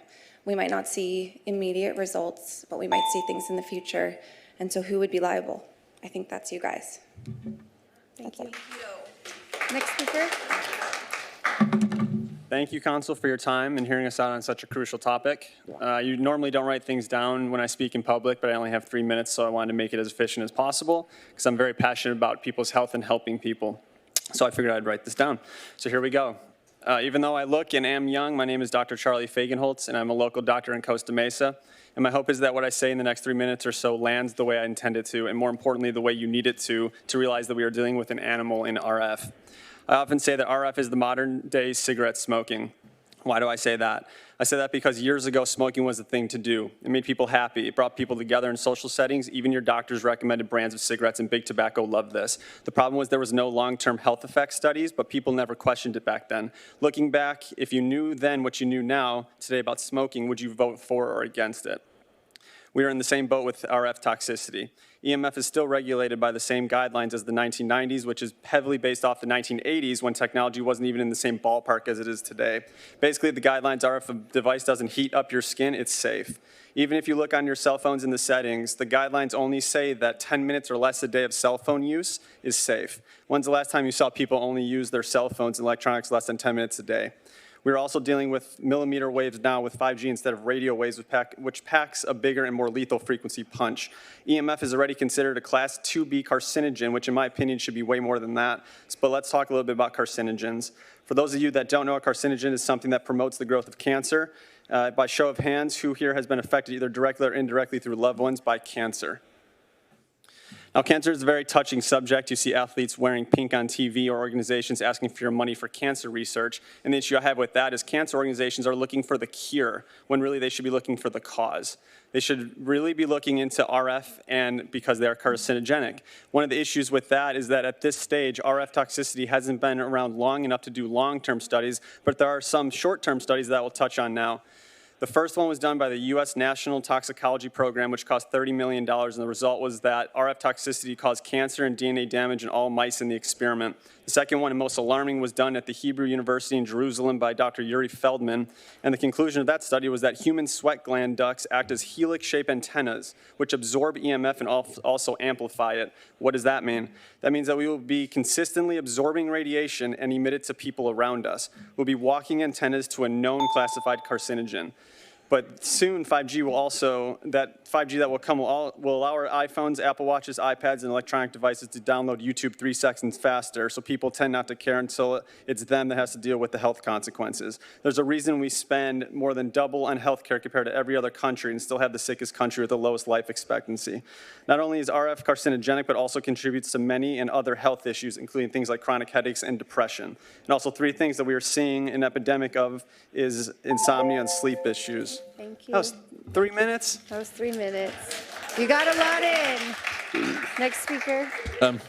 Good evening, Council. Carl off Costa Mesa resident. I am against of the cell towers for a few reasons. One, it lowers property value. 2, it could be dangerous to those who have pacemakers. I don't have a pacemaker, but I knew someone who had. Who's up in heaven right now. 3, who wants to see South Towers when we go take our children to a park? Here's a few samples. Do we see South Towers when we go on vacation to a national park like Yosemite, Yellowstone? Do we see South Towers at Glacier Point, which was the location of a famous historic photograph that was taken in 1903 of President Theodore Roosevelt and the founder of the Sierra Club, John Muir? The answer is no. Do we see South Towers at Old Faithful? The answer is no. Do we see South Towers in the middle of the Grand Canyon? The answer is no. Thank you. Thank you. Next speaker. Hi, my name is Melody Owens, and I have been a resident of Costa Mesa for almost 10 years. And I really appreciate you guys hearing us, and I know that you're doing your best. And I do appreciate, I was responded to by Alan Mansour from an email. Thank you. I used to live right by Tewinkle Park, and I have 3 jobs to live in California, but I'm an artist and a neurofeedback practitioner, technician, and also childcare, because I love children and they're my passion, and I will be a mother someday, hopefully, but with the world, anyway. So I've been taking the kids that I nanny to Tewinkle Park every day for since they were born, and then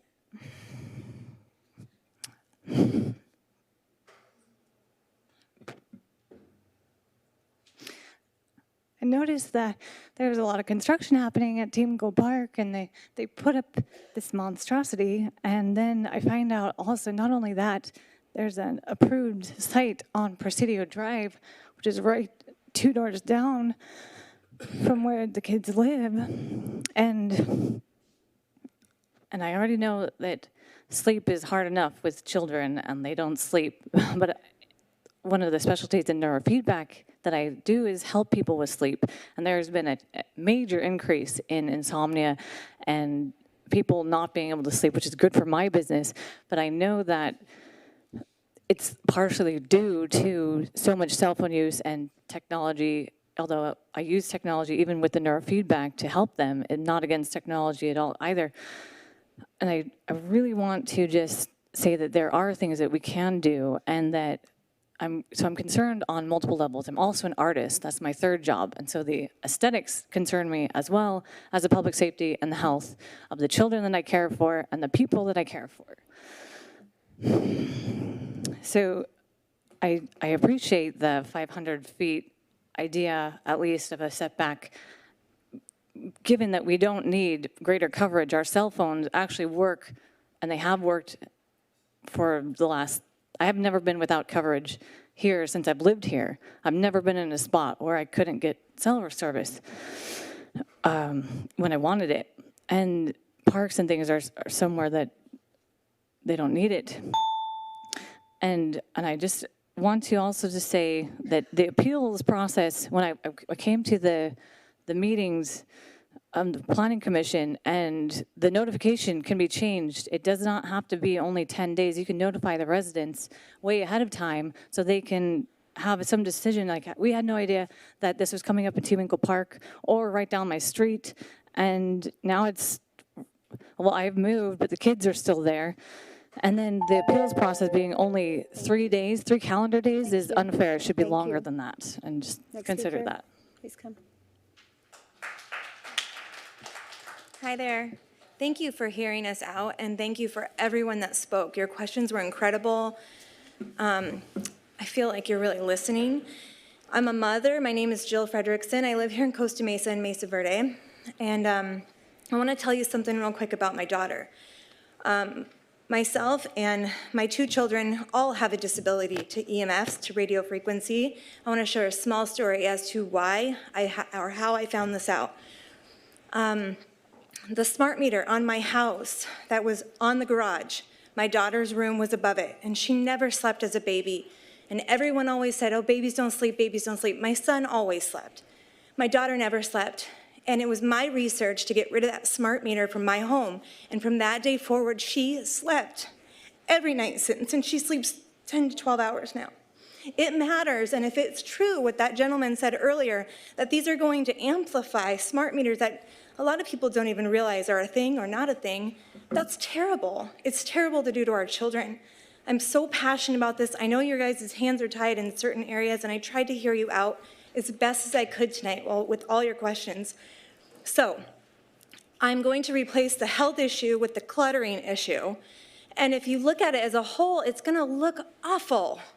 These either need to go underground, make them pay for it, make Costa Mesa stay clean and beautiful, and let us have our parks, and let it just stay the way it is. Don't put this right in front of my 2-story house, in front of my baby's window. Don't do it. Please think about all these things that it goes into and everyone it affects. Thank you. Thank you. Next speaker. My name is Ted Flitner. I'm a 20-year Costa Mesa resident.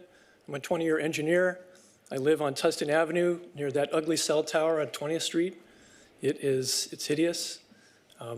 And really what I want to focus on is a couple of things that you do have latitude with.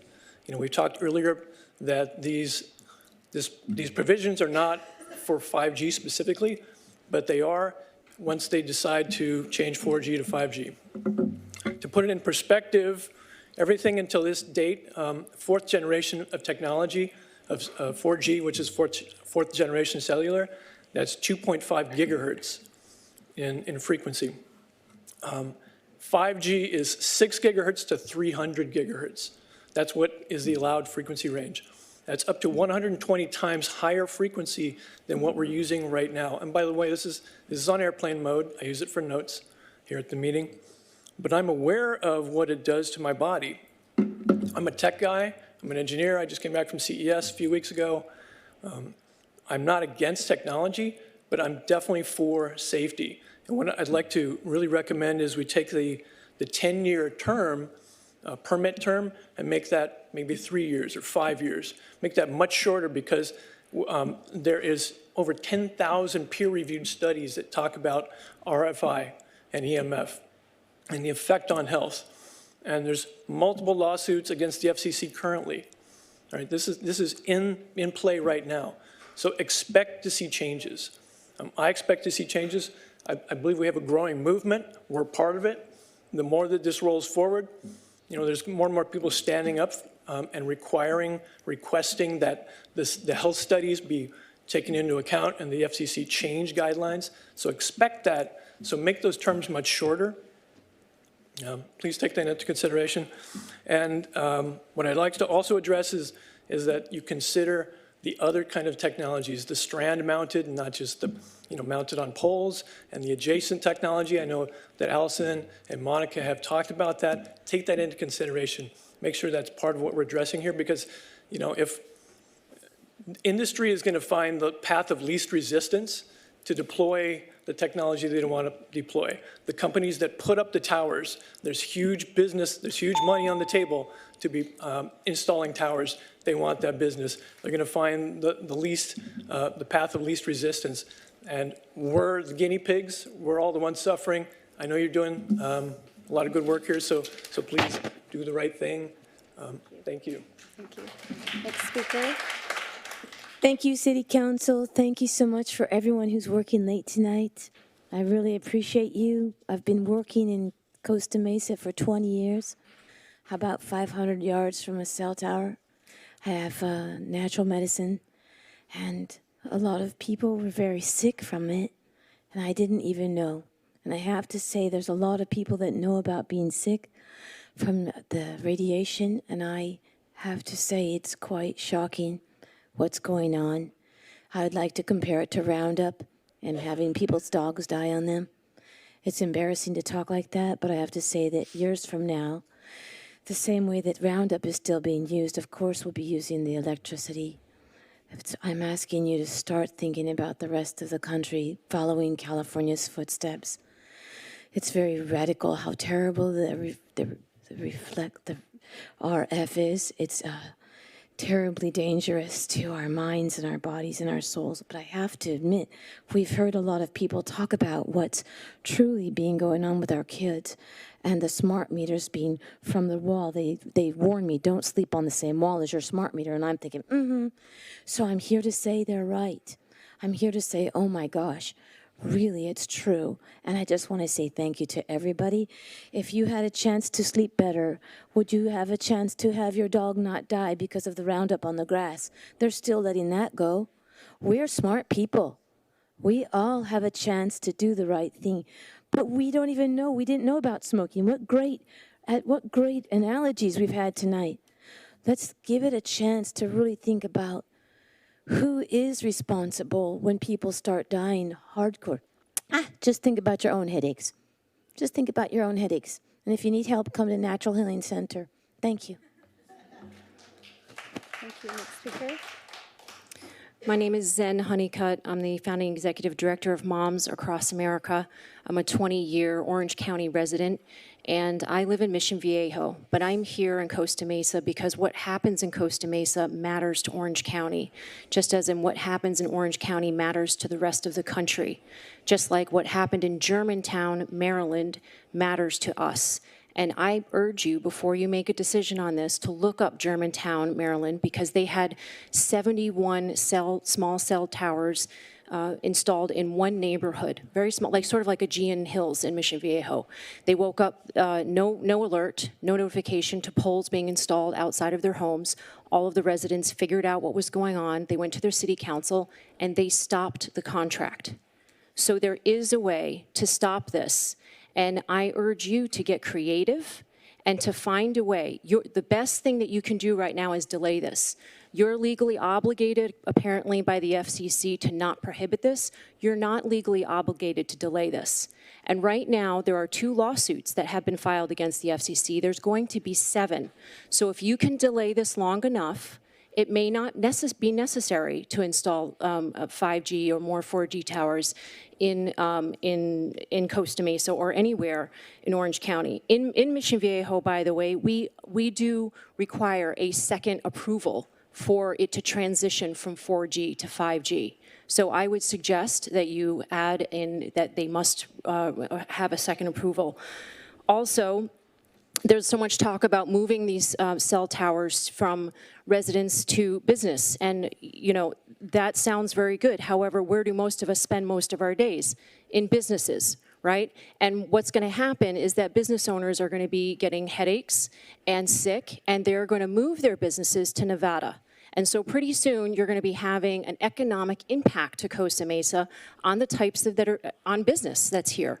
So the question to ask is, when are the rights and health and economy of a city more important than the preferences of a corporation? That's what's before you right now. And I suggest that you actually, instead of trying to find a way to avoid a lawsuit, you welcome a lawsuit. Because when a lawsuit comes, they have to open up their books. There's a discovery process. And then you can require them to show how are they actually installing this properly. One of the lawsuits is because they're using the money for cell towers instead of using the money for fiber optics. So they're actually installing these illegally, and that's one of the lawsuits that's coming up. So I would urge you to say, you know what, if we get sued, we get sued. And you could be the heroes of cities all across the country by facing this with a lawsuit. Next speaker. Next speaker. Mayor, members of City Council, good evening. My name is Tim Brown. I'm with Crown Castle. I'm deeply appreciative of all the passion and the opinions of everyone who was shared here tonight. You find yourselves in a difficult position where you are asked to adjudicate and provide judgment on an item where you can't consider the vast majority of the thoughts being offered tonight, but ultimately have to use your discretionary powers to be able to enact policy, which is really what we're talking about tonight. Crown Castle is a provider for T-Mobile, Sprint, AT&T, and Verizon, and we build on their behalf in these communities. We also find ourselves in a difficult position in some regards. 96% of the residents in this country have a cell phone. The vast majority of those are 4G and 3G enabled. And the reason why these sites are developed is because people want them to work. That's ultimately what this entire crux of this entire build is about. And so we have to respond to those demand challenges, and that's the way that we do that, is by developing the infrastructure we have here. There's a point where, because of the data demands, the macro tower simply won't provide the necessary coverage, and so these small cells come into play. Ultimately, I have to commend staff in Costa Mesa. They've done their best to be able to navigate what is a very, very difficult path, and the council as well.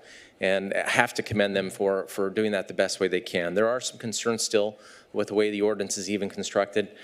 Some of the challenges with the submittal appointment once every 15 days, 500-foot notice requirement, even for ministerial permit, and other items that we have provided some comments on, but ultimately these are part of the process that we hope to see improved over time, and we hope to be invested in and candidly to be a part of the community that provides a service that your residents demand.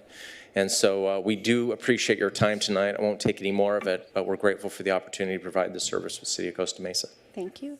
Next speaker. Robin Leffler. You know, there's something about this whole thing that just makes me so uncomfortable, and I think it's the feeling of we say we live in a democracy, but this is treating us like it's a dictatorship. And it's very uncomfortable. It doesn't seem right whatsoever. So we have the best money, the best government that money can buy. That's the state of affairs. And I don't want it to be for sale. I want to be able for our city council to do the right thing, even if you think you're over a barrel here, to do what's best for your people here, to do what really matters to us and protect our health. You know, the sliver of hope that we have, one of them is that there might be something in the Environmental Act that would put a hook in this and tear it down, and that is the duck and geese and migrating birds and other animals, creatures that might be affected by this, these radio waves. It's not fair to make us the guinea pigs in this overwhelmingly limited so-called choice. That we're the ones that are being experimented on here. Feel like a lab rat. And visually, they're ugly. They are ugly. They're top-heavy. They don't look good. When you have a lot of them on one street, it's kind of an unnerving visual effect, and they look like a feminine hygiene product. There's a little tiny sliver of hope there, I think, with the environmental endangered species issue, like I said, and I hope that you will pursue that and every other sliver of hope you've got with all you've got. So yes, pump the brakes a little or a lot and find those hooks that you can get into this thing and help pull it down. Thank you. Next speaker. Hi, Mayor, Mayor Pro Tem, and council members. My name is Michelle Vernatico, and I'm here on behalf of AT&T. First, we would like to thank the staff for all the long hours and the hard work they put into their wireless ordinance. AT&T just wanted to ensure that the council received the comment letter that we provided and will incorporate and consider these items into the new ordinance. One of our major concerns was stated in the letter and is on handwritten page 20, where it's asking about the site selection plan and to identify potential structures within a 500-foot radius. The extent of this analysis is too burdensome, and AT&T would like to request a 500-foot diameter or a 250-foot radius from the proposed location, which is what our radio frequency experts look at when determining potential locations. This ensures that it will not conflict with another small cell facility and will provide the intended coverage objective. An exemption would also be another option if the provisions of the code will render a prohibition.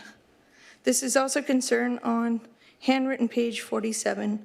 If the 500-foot is required, then we would be looking into providing alternative analysis on 18 to 20 other locations, which is too burdensome. Another concern is on handwritten page 23, incomplete applications deemed automatically withdrawn. AT&T is concerned with the 60-day time frame, since it generally takes 2 to 3 months to order power through Southern California Edison. We would like to request to extend this to 90 days to allow for ordering and receiving that final power. Another concern is on handwritten page 47 in the overall height section. The extension should be consistent with the pole top mounted section in A, where it says no more than 66 inches, as 5 feet does not allow for the pole top mounted configuration, and it allows for the concealment of the equipment. Thank you for your time. Can I ask a question? What page was that on the 60, 90 days that you were referring to? Handwritten page 23. Okay, thank you. Next speaker. Good If you want to evening. divide up so we can go faster. Good evening, council members. My name is Jonathan Worrell. I'm an IT help desk technician. I've been a Costa Mesa resident for 10 years. I'm speaking before you tonight to express my concerns about the distance of small cell, aka 5G base stations, to residential and school districts across the city. In December of 2017, the IEEE published a paper called Multi-Beam Antenna Technologies for 5G Wireless Communications, which says the Federal Communications Commission has adopted rules permitting the effective radiated power of a 5G base station's beams to be as much as 30,000 watts per 100 megahertz of spectrum, or equivalently 300,000 watts per gigahertz of spectrum. This is tens to hundreds of times more powerful than the levels permitted for current base stations. The Costa Mesa Advocacy Group, which I believe is in this room, represents concerned citizens against this technology so close to homes and schools in the public right-of-way. I am not entirely against 5G small cell deployment due to its potential economic advantages, but I am in agreement with this group by asking for 500 feet from residences and schools, annual RF testing, proper public noticing and appeals period, and clawback language if FCC regulation necessitating the small cells on Costa Mesa citizens is overturned. I would like you to please consider the rest of the country following California's footsteps on this important issue. Thank you for hearing my concerns. Thank you. Next speaker. Hi, my name is Christy, and I was wondering if I could use my 3 minutes to look at the last slide in the PowerPoint, as I am in agreement with the advocacy group. So the PowerPoint that we showed earlier, I was wondering if we could display the last slide. Sure. I'll pause your I was time. wondering I'll if I pause could. your time while we get the slide up. Thank you. That's very generous of you. Thank you. And I was Ms. wondering. Lee, do you have the slide, Ms. Lee? Oh. Yep. Oh, I'm sorry. That's okay. I was looking out. I was wondering if I could use my time and yield it to have it explained by the expert who made the slide. Is that okay to do? It's really not. Okay. I mean, I had asked at the beginning if there was someone who wanted to get extra time. No. Sorry. So thank you for displaying it so people can look And at it. we actually did meet, so we. Yes, no, absolutely. We just want to make sure everybody got to see it. I want to thank you guys so much for all of the really good questions. I really appreciate that you can hear that there's a lot of creativity and critical thinking going into these decisions. I do know that you guys have your hands tied. I understand that you're in a challenging position. You are also our elected officials. You represent us, and it is your moral obligation to do everything you can to protect us in any way that you can. So while you guys are in a challenging position, I hope that you still think about the fact that, you know, the kids and the people that live in this town are being protected by you. There's a lot of creativity, and there's a lot of flexibility, and there's a lot of ways to make sure that you're protecting us, and I hope that you guys are able to find the creative solutions that you need. Thank you very much. Thank you so much. Next speaker. Good evening, Madam Mayor and members of the City Council. Appreciate if you leave the chart up. The collective wisdom from the residents of Costa Mesa on this issue is striking and amazing to help you with a very difficult decision. But you were successful in solving or beginning to solve the homeless situation. So your brain and your collective wisdom up there is going to solve this. But I think you can see on this chart that other cities that I just question one thing. To what degree have you really looked at other cities? We have. We're kind of in the minority on this, on the setbacks, quite a disparity there.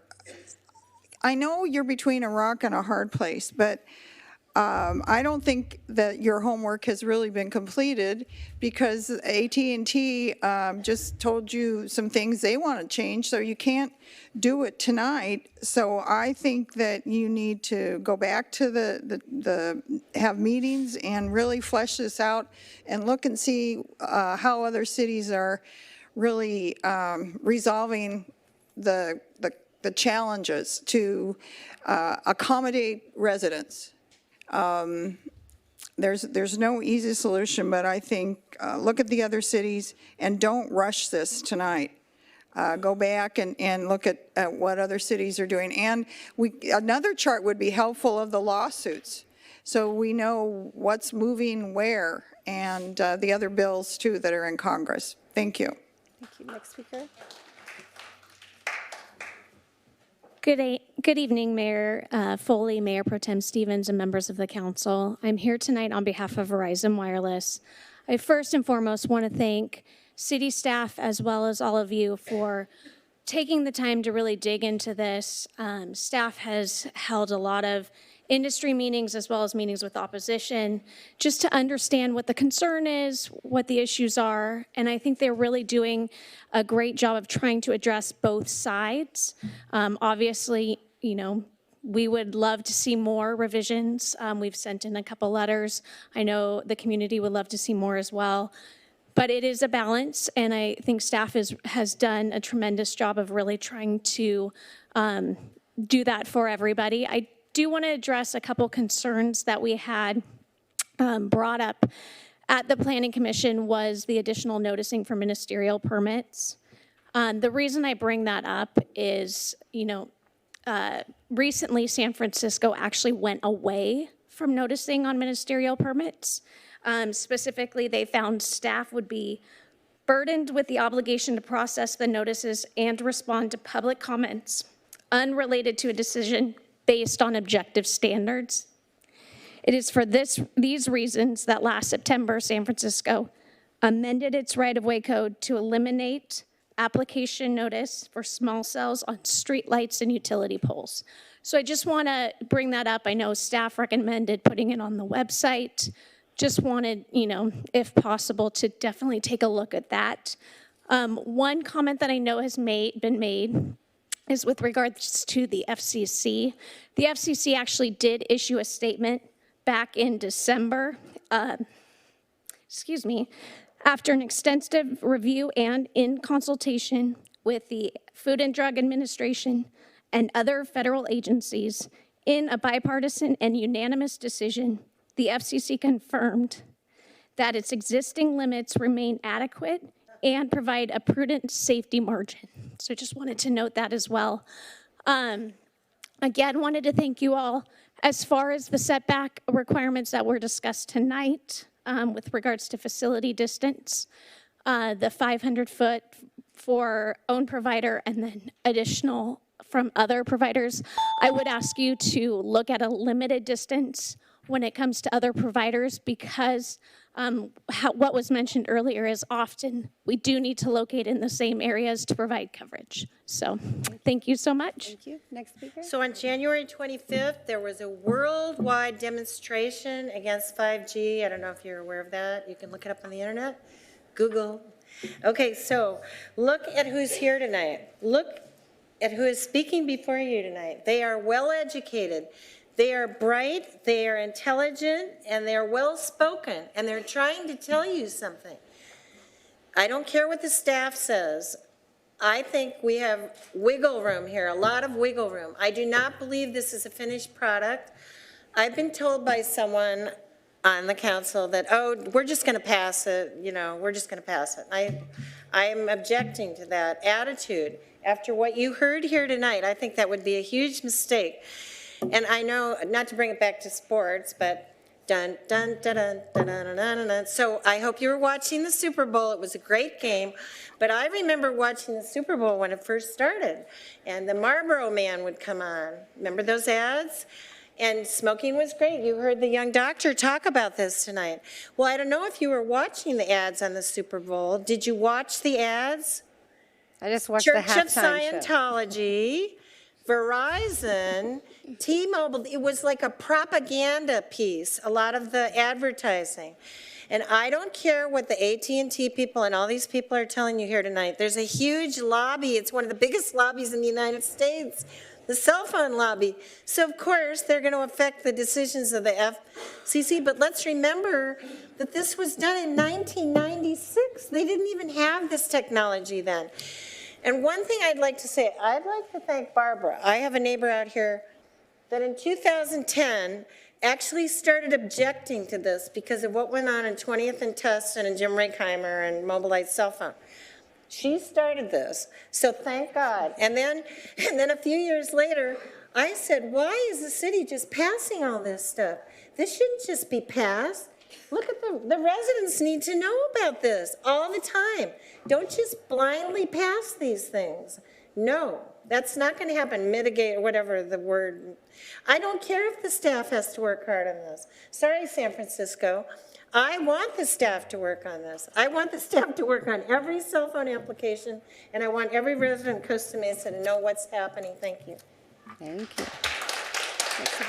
If you could please come to both podiums so we could keep it moving, it would be appreciated. Caroline Morgan here. I keep hearing can't, can't, can't. This is a democracy where people cumulatively hold the power. That power most especially should be exercised when the research has made it abundantly clear small cell technology is not only harmful to humans, but all life forms. Residents and cities are pushing back all over the United States and worldwide. Don't try and tell me we're powerless. Other cities have successfully fought this technology. When a 4G, not 5, 4G cell tower was placed next to a school in Ripon, California, 4 students and 3 teachers were diagnosed with cancer within a 3-year period. After massive pushback from the community, Sprint did remove the cell tower. The International Association of Firefighters opposes cell towers on fire stations after experiencing health problems like headaches, memory issues, confusion, and weakness. Dr. Gunnar Hauser conducted a study on these firefighters and saw their brain scans showed cellular damage even from low-level RF. We also have the fact that the city attorney left out that on August 9th, 2019, the U.S. Court of Appeals for the District of Columbia Circuit issued a decision that vacated the portions of the order that had exempted small cells from NEPA and NHPA environmental reviews. The court found that the FCC had failed to adequately address possible harms of its deregulatory efforts and the benefits of environmental and historic preservation review. In particular, the court observed that the FCC had failed to address the cumulative harms that may result from densification. The court found that the FCC's order was arbitrary and capricious and therefore unlawful. Consequently, the court vacated the FCC's order 18-30, thereby reinstating prior regulations requiring environmental and historic preservation reviews of densified 4G and 5G cell tower deployments. So my question to the city attorney tonight is, where are the now required environmental impact reports? Next speaker, can you please come to the podium? Hi, my name is Trina Eisner. I'm a board member of Children's Health Defense. Allison, can you please come This past week, our chairman, Robert Kennedy Jr., filed a federal lawsuit against the FCC for its refusal to review their 25-year-old guidelines regarding radio frequency emissions. I'm very hopeful that this lawsuit will be successful, but in the meantime, it is up to you guys to set limits on the rollout of these small cell towers. My doctor, Dr. Kelly McCann, is in Costa Mesa, and she heads up the Spring Center, and she wanted to be here tonight because she has hundreds of EMF-sensitive patients. She was not able to attend, so I would like to read her letter, if that's okay. I'm a board-certified internal medicine physician and a board-certified pediatrician who is on the medical staff at Hoag Hospital and who has been in private practice in Costa Mesa since 2008. In addition to my conventional training, I have certifications in integrative medicine, functional medicine, acupuncture, advanced training in environmental science, and biotoxin illness. I'm on 2 professional boards and lecture nationally and internationally to my professional colleagues. I have also divided time to studying the health impacts of EMF fields and am deeply concerned for the health of our citizens should the rollout of 5G occur, at least until potential hazards for human health and the environment have been fully investigated by scientists independent from the wireless industry. Cell phone and wireless were never pre-market safety tested for long-term exposure to humans when they came to market decades ago. Now there is credible scientific evidence of harmful effects of wireless and EMF at what are current legal limits. The U.S. National Institutes of Health National Toxicology Program published a large-scale $30 million animal study showing DNA damage and statistically increased incidence of brain cancers and heart cancer in animals exposed to daily wireless radiation. These findings support the human epidemiological studies finding associations between wireless radiation and brain tumor risk. The FCC is using thermal heating criterion from 30 years ago as the foundation for the EMF standards. The FCC guidelines only protect against heating effects but ignore the pulse effects, which have repeatedly been found to have adverse biological effects in the form of oxidative damage. Oxidative damage leading inflammation in the body is at the root of almost all chronic illness, including cancer, cardiovascular disease, autoimmune conditions, neurodegenerative diseases like Alzheimer's, Parkinson's, and dementia. Replicated EMF research finds memory damage, behavioral problems, and tumor promotion from low legally allowed levels of wireless. As the EPA was defunded in the mid-90s, there are no federally developed safety limits and no health and safety agency in the U.S. with authority to review the research. Published reviews and studies on the new higher frequencies to be used in 5G will not only harm humans but impact wildlife and especially our planet's pollinators, the bees, because there's nothing to suggest that will be less harmful than the EMF present today. I and my fellow physicians, scientists, and healthcare providers are appealing for urgent action on 5G to protect public health. Thank you. Next speaker. Hey guys, I wanted to make sure everybody takes notice of how many people were here tonight. The public is aware, and this is a great matter of public interest. They should also know that anytime you hear the word ministerial, know that it means basically automatic. So no public comment. We won't have this forum again after this is codified. So what happens tonight and gets voted on will ultimately be in code. We have several asks. One, and it's non-negotiable, is opening up design guidelines, as that is the crux of our issues as far as setbacks. I'll let you read over this. I'm going to go through the next slides, which are not advancing. I think it's fair. We have a very valid argument on aesthetics. We already have aesthetic problems across Costa Mesa. Property values, fire safety, I'd be curious to know if there's been a separate fire commission that has audited and has made comment on the combustibility, and if these are 25 feet away from older homes in Costa Mesa that have older roofs, is that safe? And I would welcome a comment from the fire chief. Energy consumption, we just hired a sustainability officer, and we're going to go in the complete opposite direction by letting these be put up throughout the city without control. So here's what we want. Tiered preferred locations. Schools need to be included. They're not even addressed. We also need to expand the search radius to 1,000 feet. There's no reason not to. There really isn't. Why are we even looking just, over our shoulder to see if there's a better spot? We should be taking a more broad look to have them look for alternatives. Residential setbacks, as you can see here, nobody wants these in front of their homes, period. It's a property value issue, and it's an aesthetic issue. And the minimum distance, at a very minimum, should be no less than 100 feet. I just got a text right now from this San Clemente City Council. They just approved them 500 feet setbacks. I realize there's different topography, but just letting you know what's going on.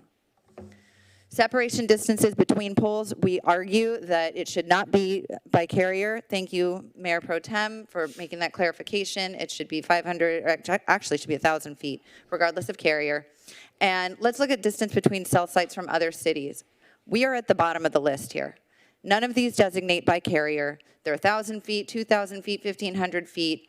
We are in a very comfortable space by not drawing a lawsuit, by not introducing any risk.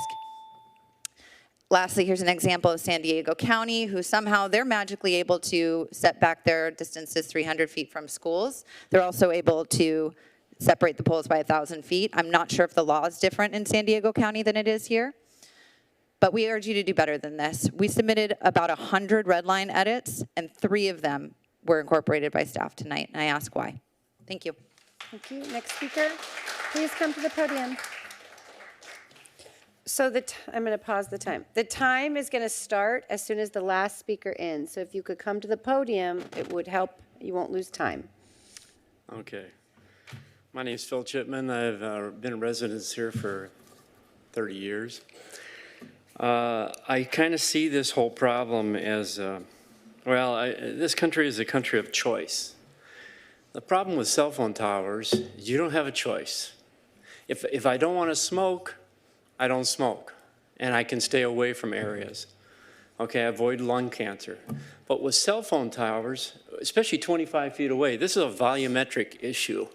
The closer you are, it goes down as a cube, right, of the distance. So it's pretty simple. 100 feet is a tremendous difference in EMF and radiation. 25 feet is incredibly close. I went around my house with an EMF meter, and as soon as I got near my smart meter, within about 5 feet, it went into the red. Okay, I just went away 10 feet. I told my wife, don't get near this smart meter. All right, so that's one of the parts of and I was very interested in the story about the young child that couldn't sleep. So 25 feet within every house. Now, I don't have a choice. That's not right. I'd like to quote some other studies. There's one study, population living within 350 meters, 850 megahertz, 1,500 watt cell phone tower in Israel experienced a 4-fold increase in cancer, carcinoma of the breast, ovary, lung, kidney, bone, Hodgkin's disease. Nearly 100% of the studies employing real mobile phone exposures reveal adverse effects, including brain tumors, declines in animal populations, and symptoms of unwellness. Children are at a greater risk than adults. That's why we've got to keep these away from schools and play yards and parks.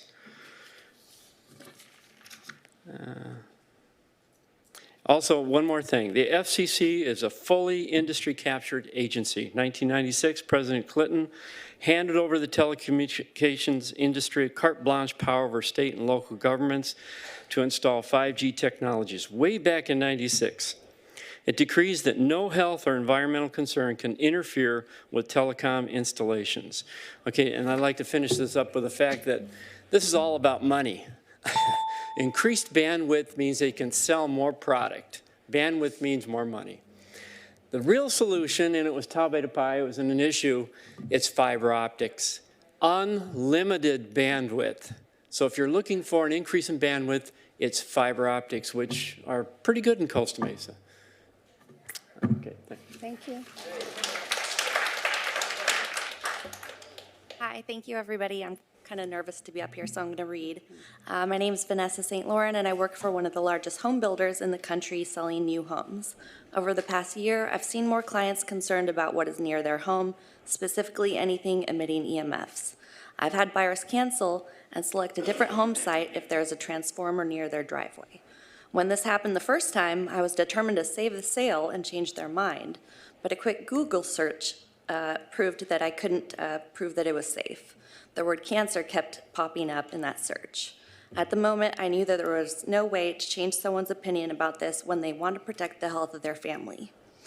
Now I've been reading about 5G in the attempt to put it close to our homes and schools. We are already living in an age where we are bombarded by environmental hazards, smog, pesticides, etc. Why should we up the dose and see what happens? I'm a mother of a precious and smart little girl. It is my role to keep her safe. Just like my home buyers who wouldn't buy the home near the transformer, if I had a choice of a home near a cell tower or antenna or another not near one, that would be a no-brainer. So we're looking at home depreciation here as well. Lastly, it's hard to believe that our human bodies, which are electronically conductive, will not be affected by a steady dose of radiation.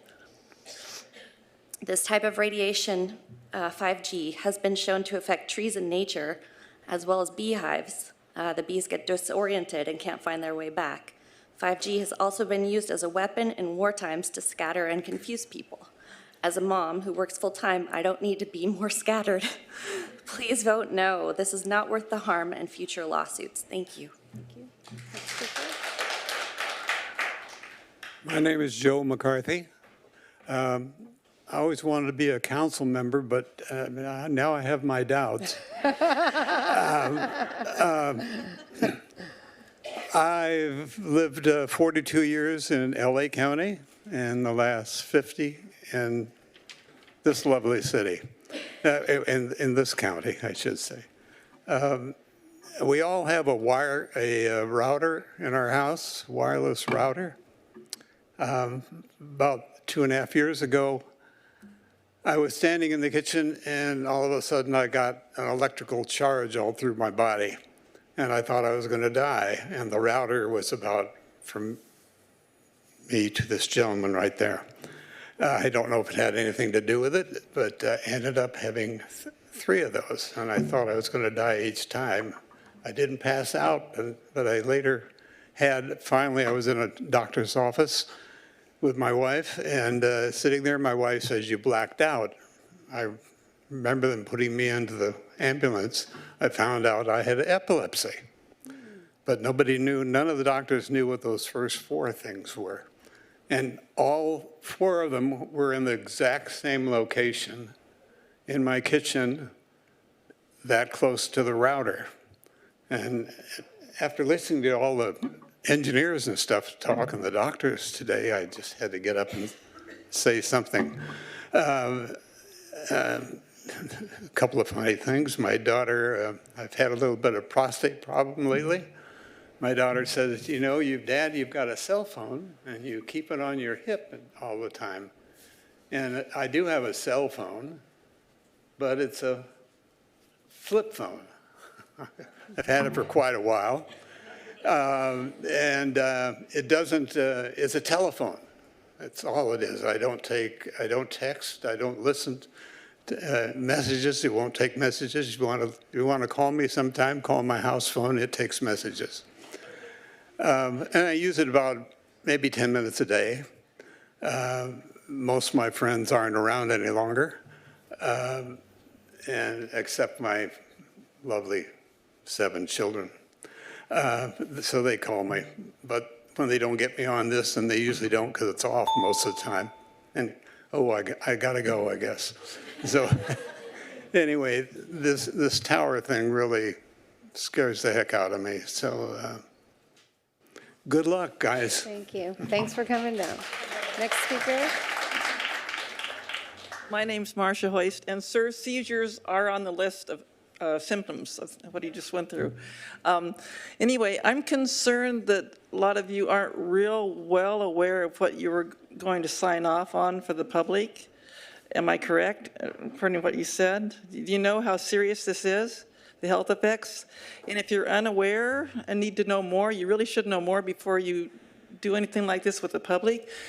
Please look up whycancer.info. There's mass amounts of information there, and all the studies that have taken place. It's from the Environmental Health Trust. Please look into it before you do anything and sign off on anything. And what this is about is close proximity microwave antennas, not just 4G, 5G. It's about having antennas right close to people's homes. And there's lots of radiation already, all around towns already. I take this with me so I can avoid it, because I don't do well with it.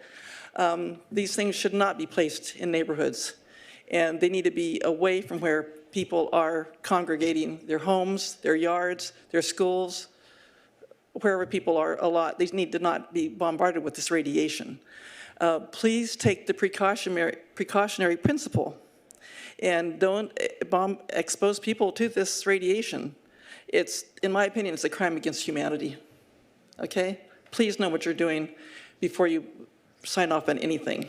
Please be better educated, because I don't think you'd want one by your home either. Thank you.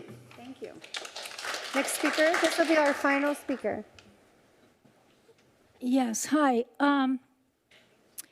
I was here and addressed this body in November. I personally gave Mayor, your mayor, sir, ma'am, I gave you my report that was a color report. I don't know if you made copies for all the rest of your council people there, but I requested that to take place. I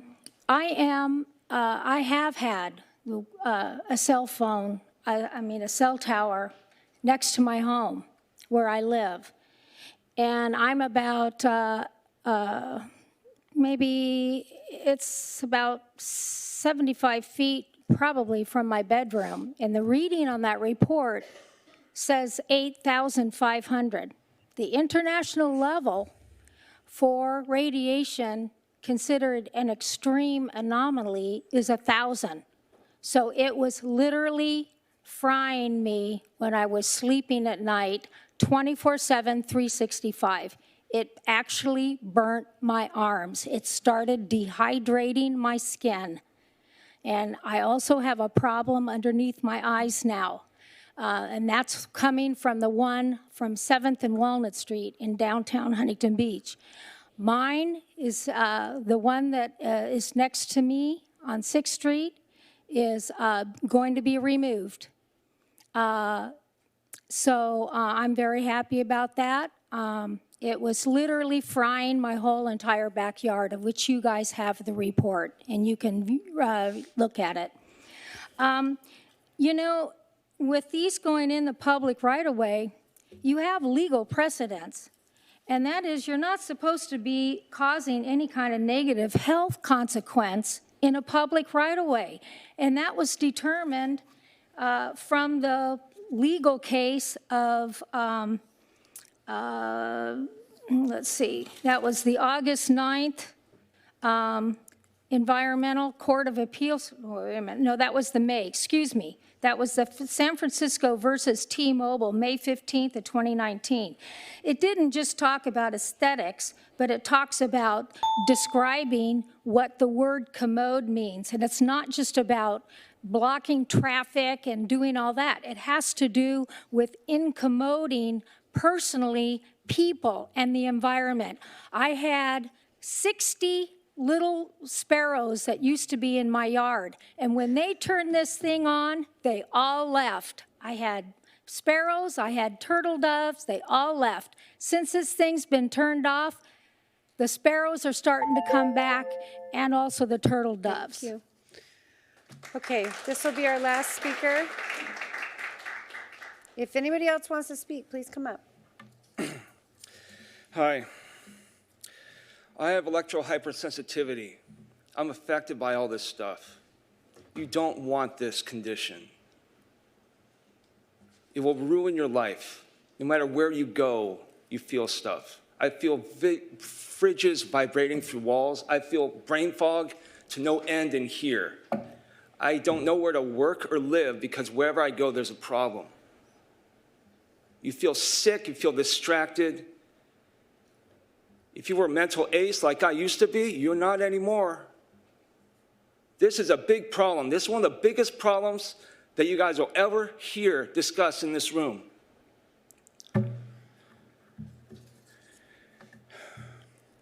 The Environmental Health Center in Dallas, they say there's 3 causes of EHS: mold, heavy metal exposure, and massive exposure to RF and EMF.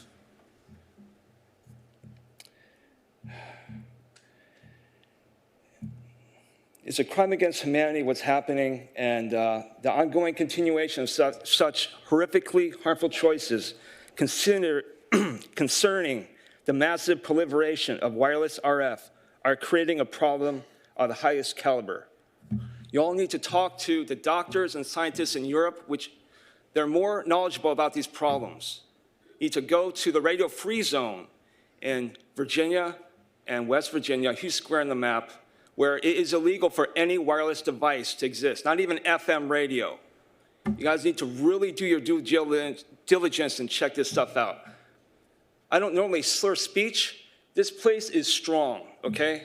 I've been here since it started. I want to see how bad it got. I want you guys to see how much it affected me. This is a very serious problem.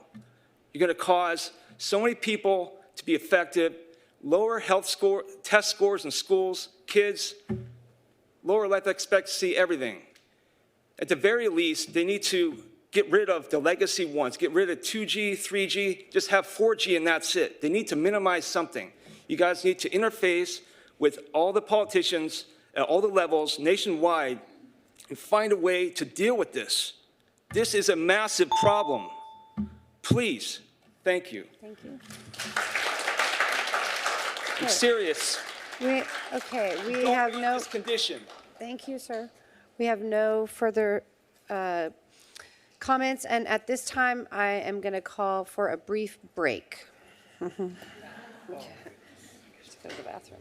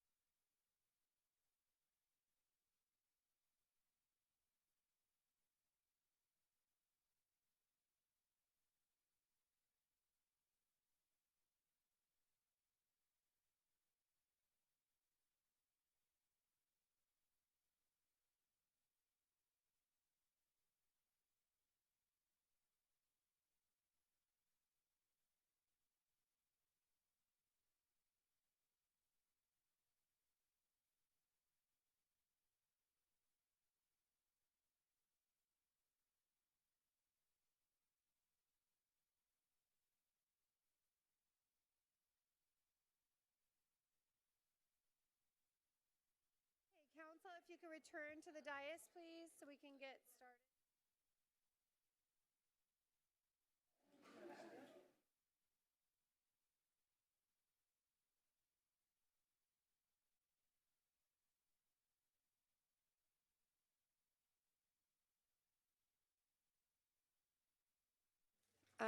Thank you, everybody, for all of your thoughtful comments and your respectful comments and your research. And we have a lot of materials, and we've had lots of meetings and red lines, and we take this very, very seriously.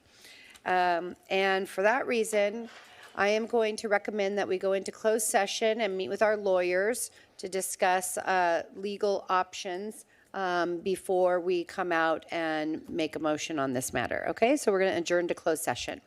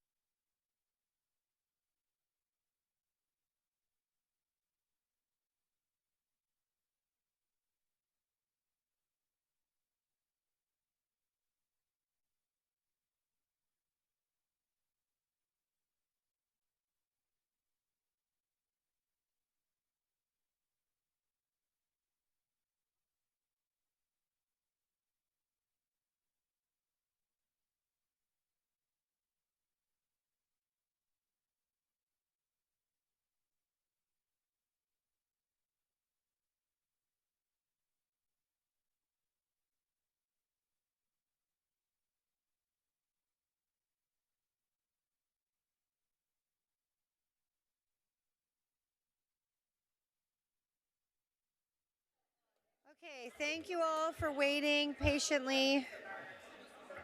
We apologize. Hold on, I don't want to do this. Where's Dave? There you go. I'll let him do it. Meeting's going to start, hopefully,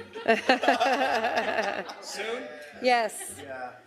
Well, as soon as I guess the TV's back on. 2 council members. Okay. We have quorum, though. Oh, we do have quorum. Okay. I'm gonna get started. So, we had a chance to meet with our legal counsel and go through, a lot of the information that's provided. So I am going to move, that the city council give first reading to an ordinance approving Code Amendment CO 1904, amending Title 19 and Title 13 of the Costa Mesa Municipal Code, franchises and planning, zoning and development related to wireless telecommunications facilities and related infrastructure within the public right-of-way with the following revisions. And please be patient as I go through these.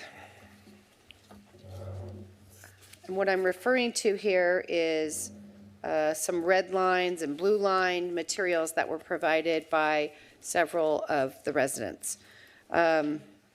So as it relates to page 1, that we accept of the design guidelines, sorry. Well, let me start with the ordinance.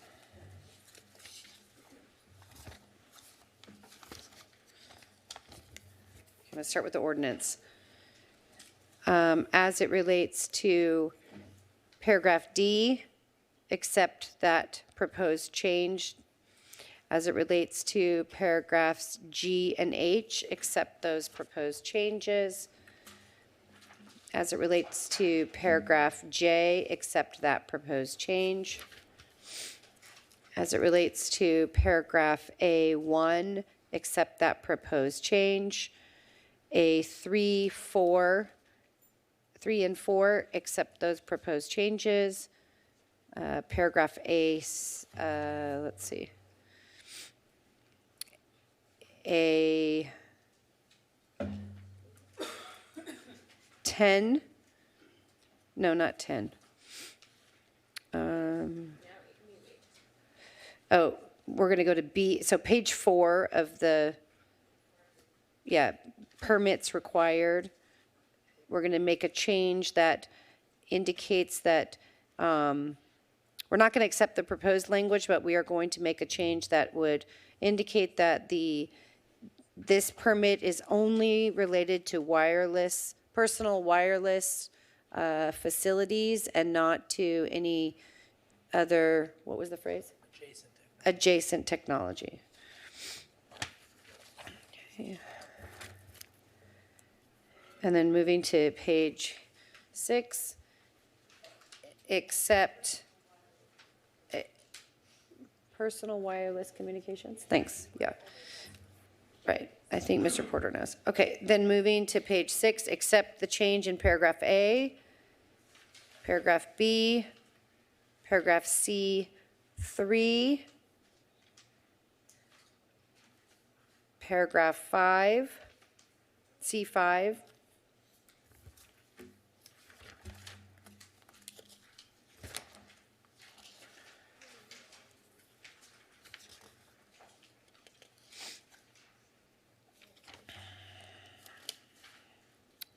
and then moving to page 14, paragraph 3, accept those changes.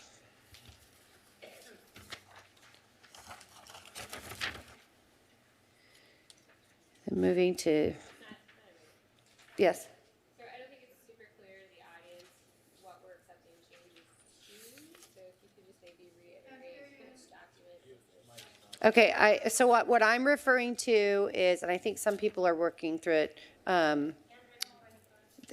we're looking at, there was a red line. Where's Ms. Bruchette? Is she still here? She left, okay. Yes, I'm working off the copy that you sent to us with all the red lines and the proposed language that you requested. So as you could hear, we're making a lot of those changes, okay? And this is first reading. It's going to come back for second reading, but we're giving direction to staff to make these proposed changes as requested. So I was on...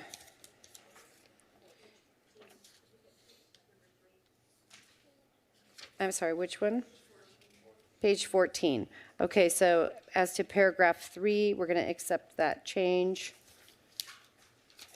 What happened here?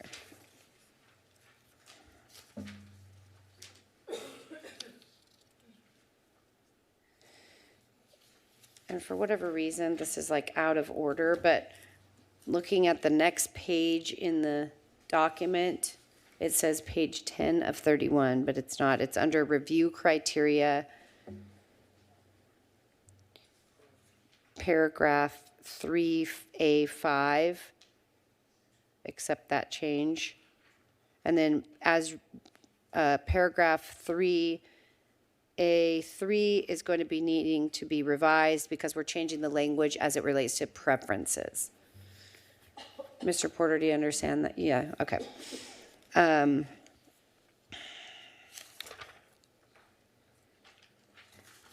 then what is listed as page 12 of 31 in this proposed document, this relates to notices. We're going to not accept the complete change, but we're going to accept this as it relates to, and I'll just read the language, notices of the upcoming director, zoning administrator, or city manager discretionary decisions shall be provided to the applicant and provided as described in subsection D1 and 2 of section 13-29 of the municipal code, generally requiring 500-foot notice of at least 10 days before the decision of the application. As to all applications, individuals desiring to receive email notifications regarding pending and completed applications may do so through a designated portal on the Planning Department webpage. Well, it's not going to necessarily be on the Planning Department, but it'll just say on the web page. Information regarding the location and status of proposed and active wireless facilities and applicant contact information and applicable city code enforcement personnel shall also be posted on the web page.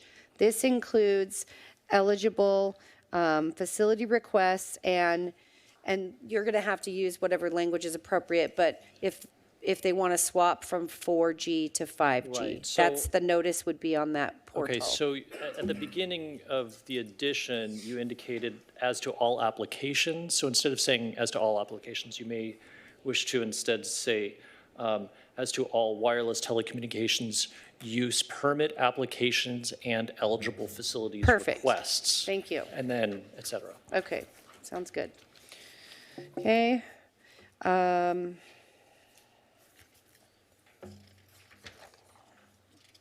Then we're going to go to page, what is called page 16 of 31 of the proposed changes. Under standard conditions, A2 permit term, accept that change. And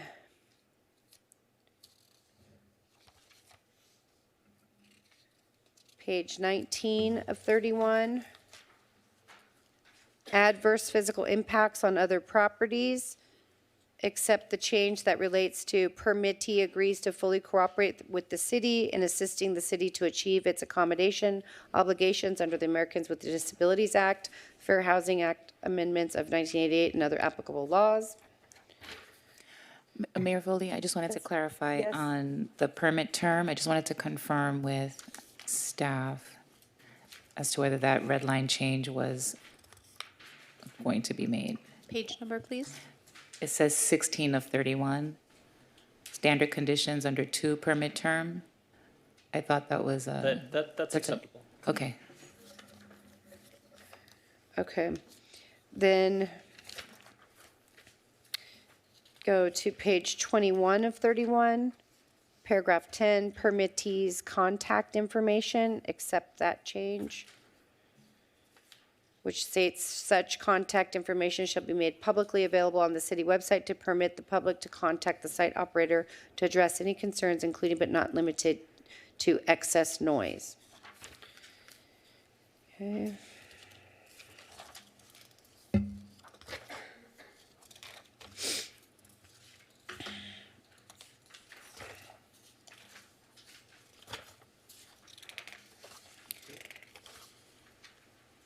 And then on page 37, well, it says 37 of 31, but just for identification purposes as to what page it is.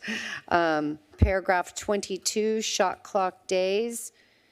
That last sentence, in the event that the FCC shot clock becomes inapplicable or are extended for any reason, the timetables provided herein to the extent determined by FCC shot clock, our ordinance, whatever language you need to use to say that our ordinance will match whatever changes are made to the FCC shot clock. Does that make sense? Okay. Then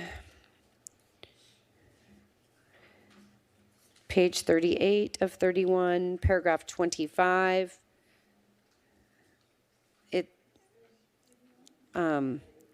I understand it doesn't make sense, but that's just what, it's for identification purposes because that's what it's labeled on this document.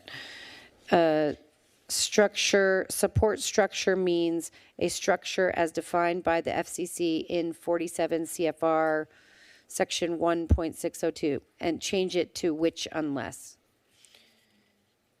Is that good? No, you don't want to do that? Okay, all right. I hadn't written. Okay, got it. And then page 40 of 31 for identification purposes, section 4, change small cell to wireless facilities, just like we have throughout. Okay. And then as it relates to the design guidelines, thank you. Going back to the design guidelines. Page 1, accept all of those proposed changes except for the feet. Page 3, accept the changes on paragraph 3, additional location requirements instead of preferences. And then as it relates to paragraph 3F, facility distance, we're going to say,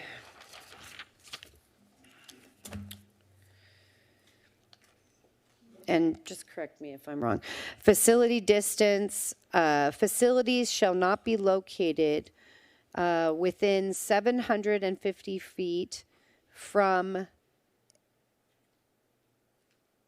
another facility or within 250 feet of, or of the same carrier. Yes, you say it. So it would. My notes are all scratchy. So it would say facility distance, facilities of the same company shall not be located within, what did we say, how many feet? 750. 750 feet of each other. Facilities shall not be within 250 feet of any other facility of a different provider unless both facilities are located in a non-residential zone. Okay. And then we're also adding to the design guidelines under section C, residential districts. It will say residential districts and schools.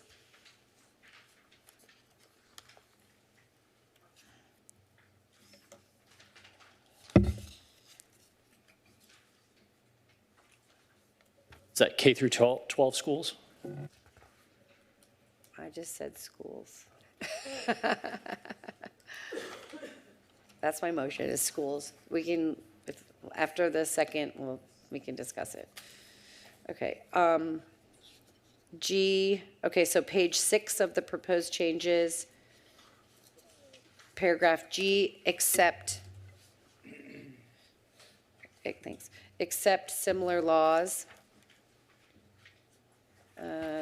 Page 8, except If flat rate service is not available, applicants may install a shrouded smart meter. However, it is not preferred. Okay, and just want to see if there was anything else that, thanks. Okay, that's my motion, and anyone thinking I left anything out, Mayor Pro Tem Stevens? I'll second. Okay, Madam Mayor, clarification? yes. Did you intend to change the words preferences to hierarchy? I thought we changed it to requirements. Hierarchy requirements? So this is under support structure and Right. location hierarchy. Okay. So I think we intended to do hierarchy for those two, and then when we're talking about additional location, change that to requirements. Okay. That works. There would be a consistent revision, which you pointed out previously within the ordinance, that it has the same cross-reference. Okay. And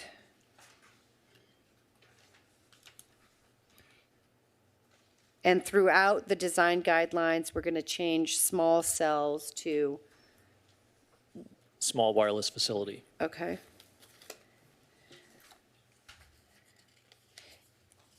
Oh, and then prohibited structures under B. Additional location preferences, 3B. Or not 3B, Section B. That we're adding strands or wires between any structure. I think we already changed that, but, We did, that was included. yeah, okay. Okay, we have a second. I'm just going to briefly speak to the motion. I want to thank staff. Move to extend past midnight. Oh, can I move to extend the meeting past midnight? Second. Call for the question. Aye. Aye. Okay. We already have a motion on the floor. So. Okay, so, this has been I think we've been working on this almost 3 years now.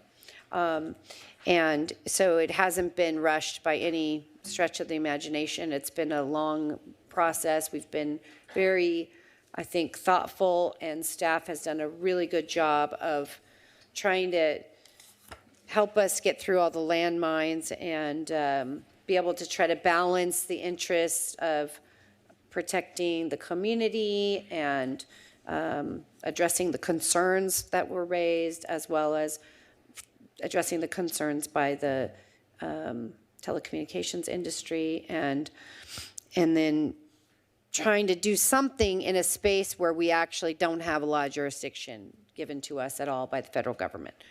So I'm not going to really speak any more to it. I'm going to let Mayor Pro Tem Stevens speak if he'd like to. Well, thank you for everybody, especially those that are still here, who spoke on this issue. We are constrained. A lot of people spoke very eloquently and about their issues involving health, and we are constrained not to consider that by federal law, but we listened, and I think that this is a really good compromise, and it's a partnership, a collaboration between the public and the staff and the industry and the council, and so I think we've done a very good job.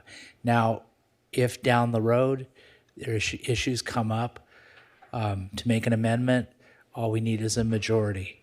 So we'll be looking at this as it happens in practice. So if there's something in practice that needs to be adjusted, of course, we'll be open to that. But I think this is a good motion. I think we need to move on, and I appreciate all the work of everybody involved.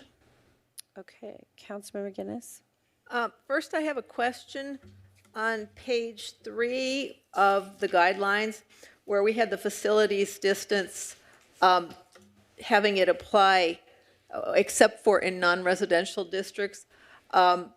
if we would maybe want to change that to except in commercial or industrial districts, so we didn't get back to the thing about schools and parks, which are in institutional districts. Can you say that again? Sorry. Where we were talking about the facilities distance, the 750 feet or 250 feet of another facility, and it was proposed to be in except for in non-residential districts, which then means that could occur by a school or a park. I don't think we included that language. We didn't include that language except in non-residential districts. I didn't include that in my. Oh, I thought he did when he was reading it. Oh. Let's read back what So, we're having there. Councilmember Guinness is correct that the language that I provided said that unless there was an exception, it's unless both facilities are located in a non-residential zone. So if you would like to say instead, unless both facilities are located either in a commercial or industrial zone. What was part of the motion was facility distance. Facilities of the same company shall not be located within 500 feet of each other. 750. Sorry, 750. All right. Facilities shall not be within 250 feet of any other facility of a different provider unless both facilities are located in, and I said previously, a non-residential zone. So would you want to change? Non-residential zone. Yeah, so what's the? Because a non-residential zone might, Got it. Parks, Yes, parks and change it to schools are- commercial, yeah. commercial or industrial. Industrial, yeah. Very good, thank you. And then the only other thing I would like to say is it's very frustrating because of the way our hands are tied by other levels of government. And I really appreciated the energy of all the people who came out and how hard everybody's worked. And I encourage you to contact your federal officials, your congressmen, your other federal officials, and let them know. I'm sure some of you already have, but please don't end. We're like the bottom level that we have the least authority of anybody to do anything about this. So we're preempted by some state laws, we're preempted by some federal laws, and so anything you can do to urge officials at other levels to back off would be great. Thank you. Thank you. Before I go to Councilmember Mar, Mr. Porter, I also wanted to, one of the questions raised by one of the residents, or one of the requests, was for us to not do anything, to put a pause or stop. What would be the consequence of us doing that tonight? Well, there would be a few consequences. First is potential legal ramifications because you have applications that the city is required to act within timeframes. And if we don't have this ordinance in place, then we'll be acting on our non-existent ordinance, or our existing ordinance, I should say, but not this ordinance. Whereas this ordinance establishes a number of regulations which are additive to the current regulations relating to RF emissions, distance requirements, et cetera, requiring a number of standard conditions that you do not currently require. So it would mean that those facilities would not have those protections. Okay, and so it would default to whatever is existing now, and we wouldn't have any recourse? Correct. So there's no way to stall it out in any other way, right? Without it defaulting to our, because we're under this clock system, so without it defaulting to our current ordinance, is that right? So we have a number of existing applications, and providers have offered to provide tolling agreements, but they're not legally required to continue those tolling agreements. So if we continue to delay, at some point, their willingness to wait may wane. Got it. Okay, Councilmember Mar? Thank you. Would the maker of the motion consider also modifying the post-installation certification section on page 16 and 17? Yes. To strike the language other qualified person reasonably acceptable to the director, such that we're only having these tested by licensed electrical engineers. Yes. And then also requiring. Is the second concur? Yes. Okay. Also requiring the type of equipment used to test and the calibration date to be included in that report. Yes. Second concur? Yes. Thank you. Yeah, I'll obviously be supporting the motion. Just a huge thank you to staff for bearing with us through this process. And I cannot imagine the amount of relief you're going to have, Ms. Lee, after this is like the second reading of this is done and you can work on something else in this city, because we all know there's plenty of other things to be working on. I think the public said a couple of things that really I 100% agree with you on. Yes, there's going to be a huge rush by the telecom carriers to get their facilities on the ground as quickly as possible. We know this is coming. Yes, the FCC has clearly been, I'll say, influenced by telecom, in my opinion, inappropriately over the last couple of years. And I think that has had the effect of tying our hands and limiting us in terms of what we're allowed to regulate, as you all know.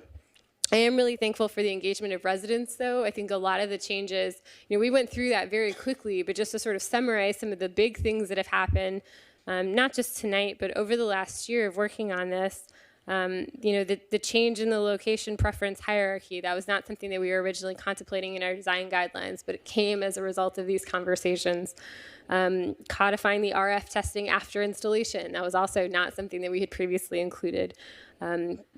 This is actually one that I think has been forgotten, but our original ordinance didn't actually have the protecting trees language, right? Specifically, if you needed to put up a pole and put up a facility, Edison might have the right to cut down the tree if it was in the way. So some of these things that we forget, but it has been an evolution over time, and that has largely been due to public input. So, and then the last one is, as you heard, obviously we've made the change to the design guidelines, including the distances between poles. And I think this is probably the third conversation we've had up here where we've said, we've kind of wrestled with this idea of how far apart can we make them before we get to the point where carriers say that we're basically prohibiting them from doing their job in the city.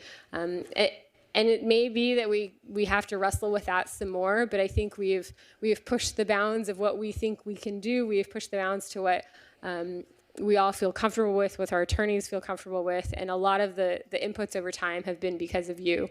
So thank you for your continued engagement. Thank you so much to staff, and I'm excited to do other things.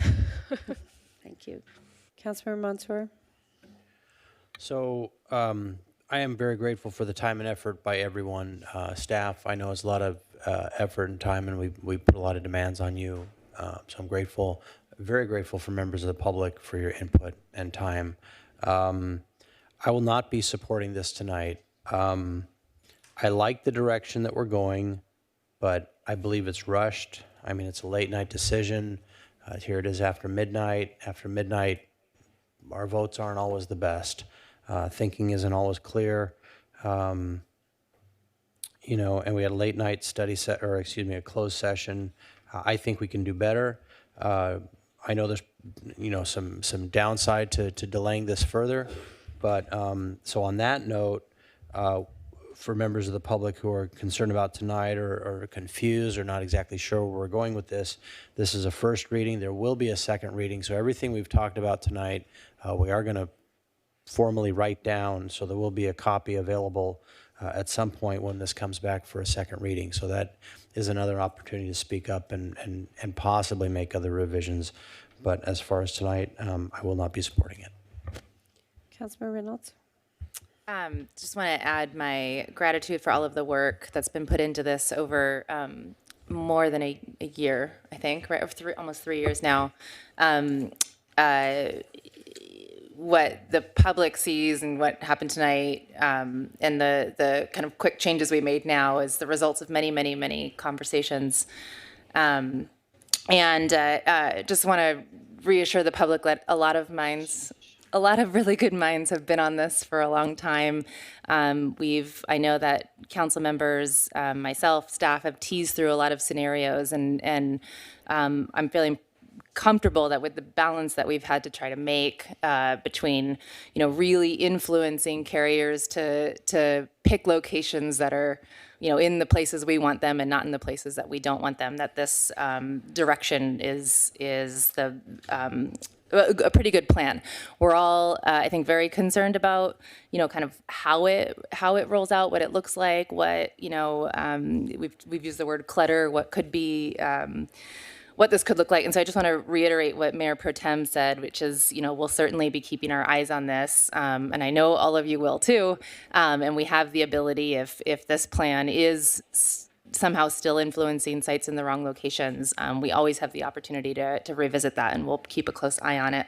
I did, in the conversations through public comment today, wrote down several times that I really, appreciate the concerns about various environmental hazards in our community, and I'm happy to share that we're with our new energy and sustainability manager, for example, and some other initiatives, really working on tackling a number of other things that affect our health in this community, from trying to get more green space. I know we're going to be pushing for trees around Arbor Day, and so there's a lot of opportunity to continue to improve our community and make Costa Mesa a healthy, vibrant place to live. And this is one step in that direction. We're always keeping our eye on things.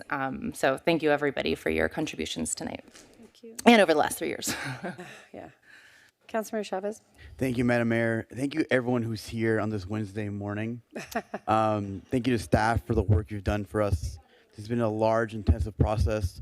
Thank you to the residents who've spoken to us on the council, giving us your opinions and thoughts. Just like Councilmember Marr said, we're at where we're at today with the changes we made because of your input in the process. When this item first came up to my vote, back, I think it was in March or February of my first year in council, I voted no. I voted no because I felt it was incredibly unfair for the FCC to impose something on us that we couldn't change. I'm very happy to say I've learned through this entire year of process that we can make a difference when we fight as a community. We've gone from change to change, doing the best we can within our parameters to give you in our best ability, the safest thing we can do. I feel very confident that what we've done today is the best thing we can do, and here's why. If we didn't pass this today, we have no control over where small cells go. For those that don't know, we are imposed by FCC that if we don't approve a project in 60 days, it's automatically approved. Think about that. If we have no process, in 60 days, it's automatically approved with no input whatsoever for the community. So when people in the dais want to say and speak that this isn't the best we can do, I disagree entirely, because we're doing our best by advocating, by doing our part and making sure we have a process in place. So with that, I want to call for the question, please. Before you call for the question, I do want to say that it is disappointing that, we're all working very hard up here to take into consideration changes, and Councilmember Mansour, if you think it should be better, what suggestions? Hopefully you can provide those suggestions to staff, because we've all been working really hard to provide suggestions to staff as to how to change this. And to just say, I'm not going to vote for it, this is not from just tonight.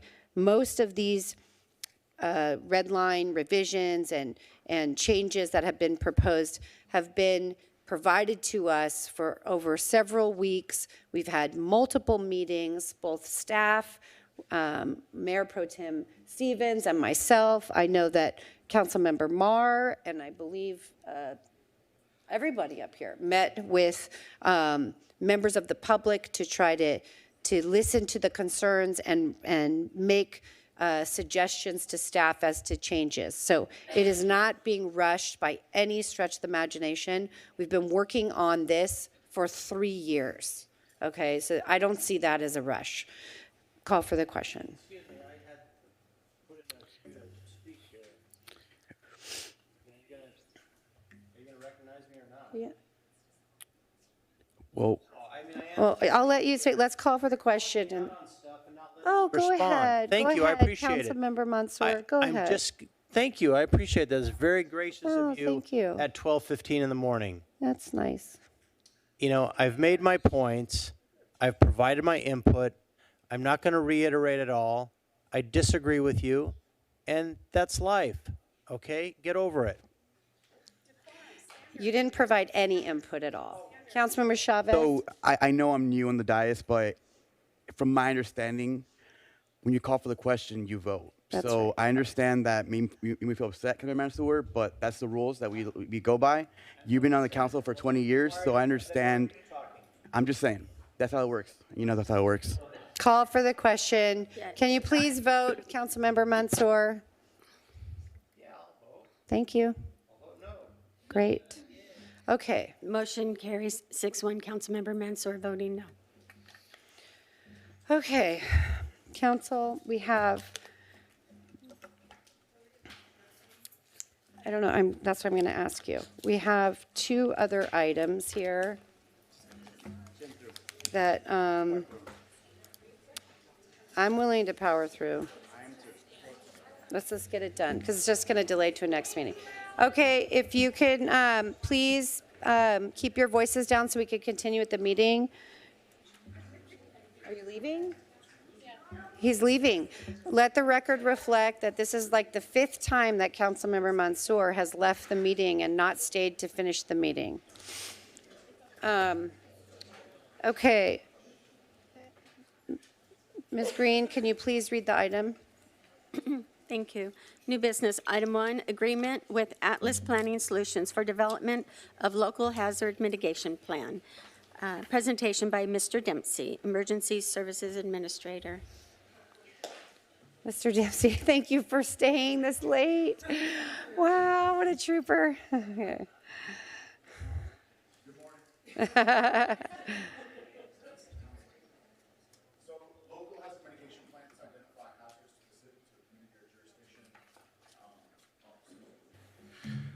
Local hazard mitigation plans identify hazards specific to a community or a jurisdiction, as well as projects to mitigate the effects of those hazards. An approved local hazard mitigation plan allows the city to apply for federal grants, which pay for 75% of the cost of different types of mitigation efforts, thereby making the city more resilient and a safer place to live and do business in.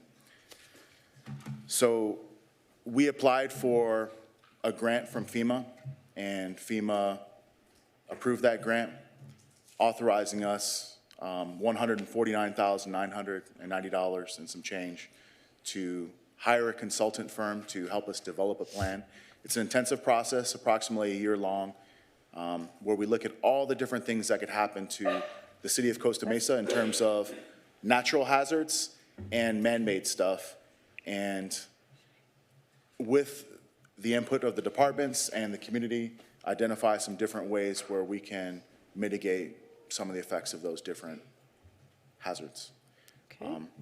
So we went through a process where we looked at a number of different firms. We put together our scope of work, and we identified Atlas Planning Solutions, and we're requesting that we approve them to help us with this project. Okay. Anyone have any questions? Councilmember Reynolds. Oh, I did hit the button. Okay, just one quick question. And I was trying to find the language and just couldn't find it, so I'll just ask you directly. One of the things that I'm always thinking about with the hazard mitigation, we certainly talk about kind of asset vulnerability, is I want us to make sure that we're looking at sort of population vulnerability, right? Some of our most vulnerable residents, seniors, especially seniors who may live alone, people who don't have cell service or internet at home, people who speak different languages. Is that part of this plan? Will we understand or be developing a plan for how to reach out to that part of our population and make sure that we're not sort of missing people in the event of a hazard? Yes and no. The way the plan's designed, we will look at the whole community. So all those different attributes that you described, people that have, for instance, access and functional needs that we need to account for, different language barriers, being able to communicate with those people or account for those people as we develop these different projects is definitely important, and that's why we involve the community in the process. It's actually required that we have a minimum of 3 public meetings where the public can come in and provide their input. And our consultant actually helps us capture all of that data so that we can look at their needs and account for them as we develop the plan. Okay, I think the challenge is the population I'm talking about are probably the people who aren't going to be coming to public input meetings, right? So, and whatever suggestions you guys have, I would just want to make sure that we are, in the event of an earthquake or major power outage or some other disaster, right, that we're not losing people unnecessarily because they don't have a connection or somebody to look after them. I don't know what suggestions we have for that, but if that's not covered here, I know we've talked about it, I think, in a previous meeting. Yeah, there's a lot of best practice that's out there right now that we'll be looking at. Other communities around Orange County, Southern California. This is not a new process, so we're just seeking to take the sort of roadmap that other people have developed and improve upon it and make it specific to Costa Mesa so that we can take care of our community in the best possible way. Okay, thank you. Great. Ms. Farrell Harrison, did you have something you wanted to add or no? I was just nodding my head in agreement that we'll make sure to assess best practices to make sure that whatever plan we come up with, that it has those social equity components to it, that populations that are currently at risk are not disproportionately impacted and hurt by any of the hazards that we identify. And so we'll work closely with the consultant to see how we can layer that in and work with some other cities too that have larger cities that would probably have more of these same issues as it relates to language barriers, income issues, accessibility in general, mobility, all of it. And so, yeah, thank you for raising that. We'll make sure to drill down. Thank you. Okay, anyone wish to speak to this item? Seeing no one, close public comment. Council? Me. Councilmember Reynolds? Move to accept staff recommendation. I thought Mar had already made it. Okay, Councilmember Right. Chavez? So I want to give this. Wait, did you have a second? I do, second. Okay. Okay, Councilmember Reynolds, did you want to speak to the motion? Or no? No. Okay, Councilmember Chavez, did you want to speak to the motion? Can I give it to Councilmember Mar because she was first in the motion? That's fine. It doesn't matter. Then yeah, we're good. Okay. Okay, Councilmember Guinness, did you want to speak to the motion? Yeah. In fact, I tried to second it, and then I did, and it went away off the screen. But anyway, this is something that I've been wanting for a long time because this talks about not so much after the bad thing happens, after the emergency happens, what we do, but this is how to prevent the emergency in the first place. And we have a lot of hazards in our town. We have man-made hazards, particularly in industrial areas, but in other areas too. And we have our bluffs, we have flooding. And a few years ago, we spent a bunch of money on flood improvements. And had we had a hazard mitigation plan that had all been approved and adopted and everything, we could have possibly gotten some grants. And by having the local hazard mitigation plan, it's not just spending money for our own planning purposes, but it can make us eligible for other funds to mitigate some of the hazards. And I'm thinking in particular, we have struggled with the bluffs at Fairview Park for a long time. And if we could have a mitigation plan, we might be able to find a way to get money from outside to help pay for this. So this is going to be money well spent. Councilmember Mar. Thank you. Just to Councilmember Reynolds' question earlier, the proposal does include a social vulnerability analysis that does help to identify some of those populations that will need some extra help. And then just generally, as Mr. Dempsey said, this is a roadmap. So this one single document, this one contract is not going to solve every single problem in the city of Costa Mesa. We're not going to have an emergency management plan for every possible scenario. This helps us sort of narrow down the ways in which we should be considering the threats, and also helps us put together some of the tools.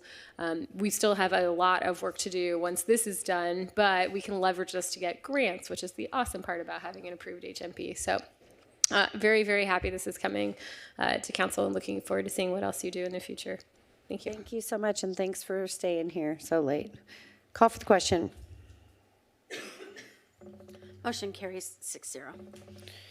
Okay, Let's go to the next item. we're getting closer. Okay, item number 2, authorize staff to evaluate opportunities for community choice energy. Presentation by Ms. Afaworki, Energy and Sustainability Services Manager. Okay.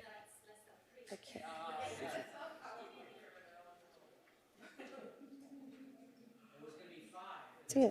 Okay, hold on one second. Councilmember Marr? Oh. Thank you. I'll be recusing myself from this item. While it is not by definition of conflict of interest per the PRA, I'm choosing to recuse myself from this issue to avoid any appearance of impropriety because of contracts held by my employer.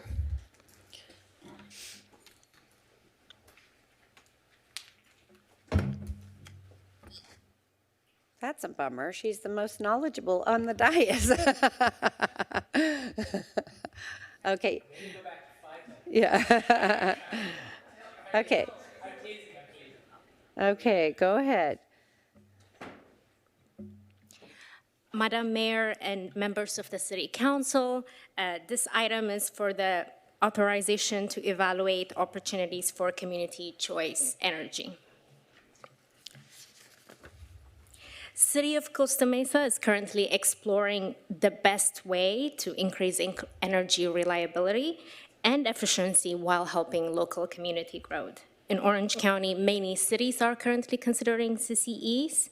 For example, the City of Irvine has completed their feasibility study, and they're currently looking for a partner. Huntington Beach is also looking into doing feasibility in a short term, and other cities that are interested in Orange County exploring CCE include Fullerton, Laguna Woods, Mission Viejo, Newport Beach, and Yorba Linda. Few of our council members and also our mayor has expressed interest in exploring CCE in the past and with cities in Orange County. So what is CCE? Community Choice Energy, or also it's known CCA, Community Choice Aggregate, is a program that allows local governments to procure energy on behalf of their residents and businesses. It's an alternative to energy purchasing process, which is currently being done by our investor-owned utility. As you can see in the graph, in the infographic above, CCE only determines the source of the power of energy, sets customer rates, and develops program. But it's our IOU, and in our case would be Southern California Edison, that will continue to deliver energy, maintain infrastructure, read meters, and bill the customers.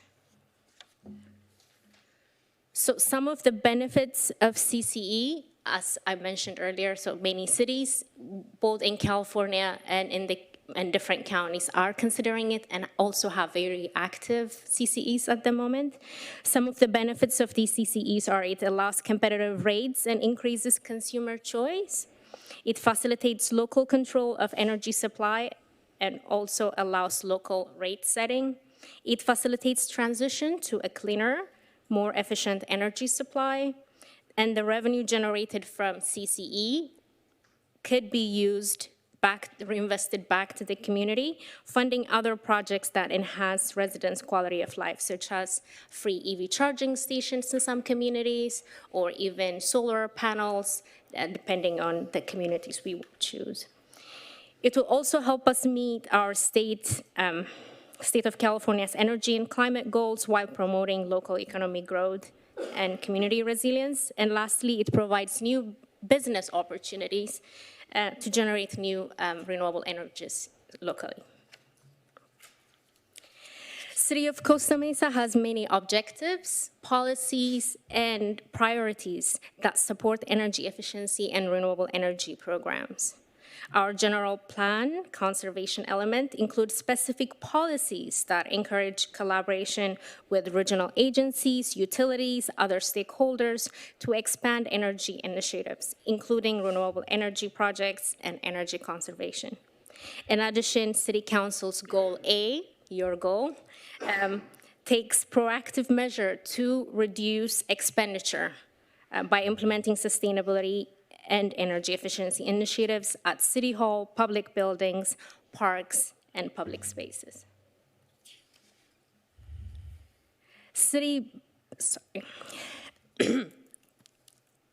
Sorry about that.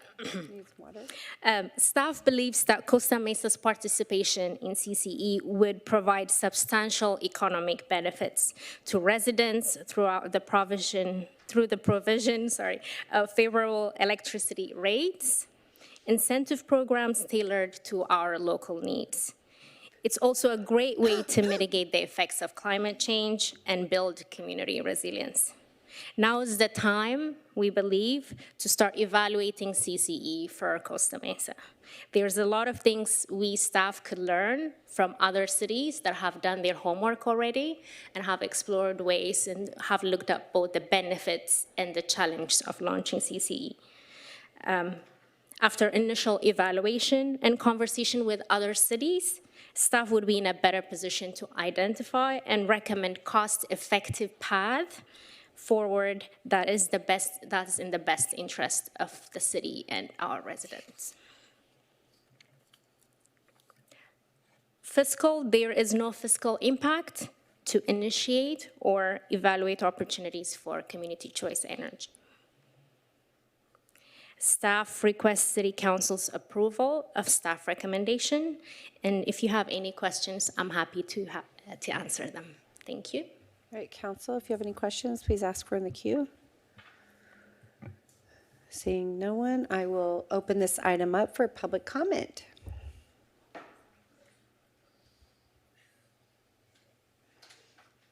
Thank you all for staying this very late hour. Good morning. Good My name is morning. Jose Trinidad Castaneda. Well, I'm very happy to be here, even as late as it is. I just wanted to underscore the benefits of community choice energy. So it introduces competition to the marketplace. Right now we have a monopoly with SoCal Edison, and with the CCE program, you're just working with Edison. They're not going away, but working on them to provide the best procurement, so energy purchasing for residents in Costa Mesa. And so, competition and the freedom of choice is exactly what the Costa Mesa families don't have right now. SoCal Edison is proposing a 20% rate increase across the board this year. You can check with the California Public Utilities Commission. So CCA will go a long way in stabilizing the rates for energy consumers. And so the CCE model is tried and true. Over 200 cities across California, 17 counties, and 10 million California families benefit from greater local control, cost savings, and reinvestment, and that can come to Costa Mesa as well. In supplemental communications to the good news, last night, Huntington Beach City Council voted 5-2 to move forward on joining the CCE movement, so they will be partnering, or at least looking into partnering with Irvine officially. And in their supplemental communications for their council packet, they requested the load data from SoCal Edison, where they compared the Clean Power Alliance, which is the CCA for LA and Ventura County, versus current SCE rates.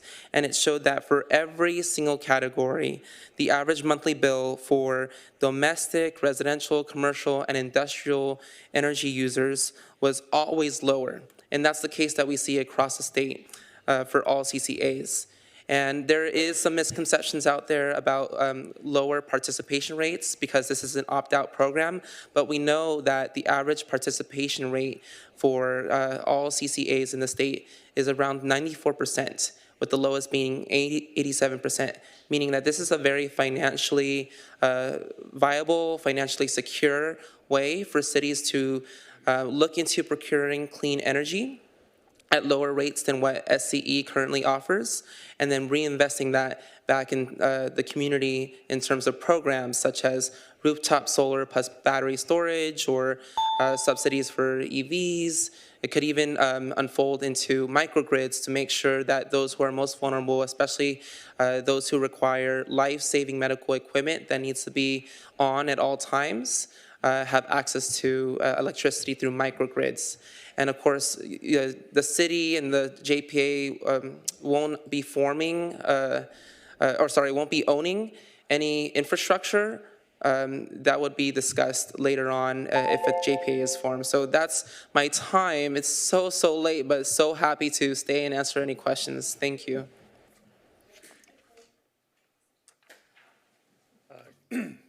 Good morning, Council. I came here fresh and excited to address 7 council members yesterday, and today I'm addressing 6 council members, and it's very late, or very early, depending on your point of view. So I'll be very brief. Jose, who just spoke, is the expert, and if you have any questions, you're free to ask him, but I'd like to look at the future, and the future is going to be renewables.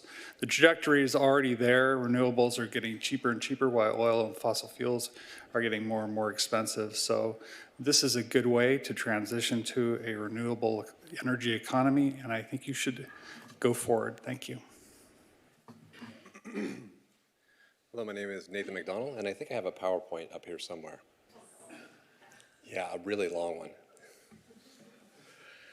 My name is Nathan McDonald. I'm the CEO of Alternative Resource Group, and I am an energy infrastructure developer, a Costa Mesa resident, and business. And what we do is we develop large-scale utility-scale solar power plants and large-scale battery storage and urban infrastructure like EV charging. Next slide. I think we all know the problem with SCE. It's kind of like the federal government wanting us to use 5G. Sorry, it's late for that. So the community choice does give us the option to begin to open our own renewable energy and cost-effective operations here. And I know that this seems like a big risk, and what do you guys know about purchasing energy? But I can teach you the economic parts of it that I know. So next slide. So in the last 3 to 4 years, renewable energy and battery storage has become the cheapest energy on the market and is a fixed cost. So there's no fluctuation in fuel prices. There's very low maintenance, and you can increase revenue with a CCA by decreasing costs of energy. So if you can get to the cheapest cost of energy, your CCA is going to be the cheapest, and you can have revenue left over for those programs you want for your city. Next slide. This is the bad one. I know it's a lot of pieces, but LADWP just approved a deal for a very large solar farm and one of the world's largest batteries. Their cost of energy on this is 1.9 cents. That's cheaper than coal. Forget natural gas, it's cheaper than coal. 2 cents for battery backup. It's between 4 and 5 million solar panels in one spot, and this cost is locked for 20 years. If you look at cost of generation at 4 cents for solar with batteries, can run all night. 5 cents transmission of SCE, you get a 9 cent wholesale price. Right now, that cost of energy in LADWP is 19 cents retail. They're making a 10-cent margin on every kilowatt of electricity. It's huge numbers. In comparison, a natural gas power plant is about 7.5 cents when you add the gas. So we're almost half as much as natural gas. So we're no longer just the broccoli on the energy plate. We are the cheapest energy out there, and our maintenance is much lower. Next slide. Here's why it matters to me. I believe that EVs are going to be filled with renewable energy. EVs have the potential right now, according to the International Energy Association, they will go 60 to 150 times their electricity usage now in the next 10 years. 60 to 150 times. It's like adding the state of California to the United States grid just for EV charging. If we can leverage that and make money for the city to put in the infrastructure, we can have money to spend for all of these EV programs or other types of programs that you want to use in the city. Next slide. You're our only hope. Thank you. Good evening, Council. My name is James Peterson. I'm the Government Relations Manager for Southern California Edison. At this point, just want to provide you with some very 50,000-foot level comments about what SCE does. SCE is neutral on community choice energy, and we think it's really important that you're aware of that we don't take a position either for or against any particular proposal. We are bound by a code of conduct that's implemented by the CPUC that requires us to remain neutral, so we don't advocate one way or the other. But we do have a tremendous amount of information, and we think that it would be really helpful to work with the city, work with your staff, and provide you information and answer any questions you might have about our rates and programs. We think that it might be helpful if you were to schedule meetings or a briefing, and we could have our subject matter experts that do nothing but this issue come and brief you and give you a very deep dive. But one last point that I want to make so that everybody understands, Edison does not make a profit off of power procurement, and so that inspires or influences the way that we think about this issue. And that's a reason why you want to collect the information that we have, and just know that as background. We don't make a profit off of that thing that CCE does focus on. And so that's an important piece as you look at this issue. Thank you.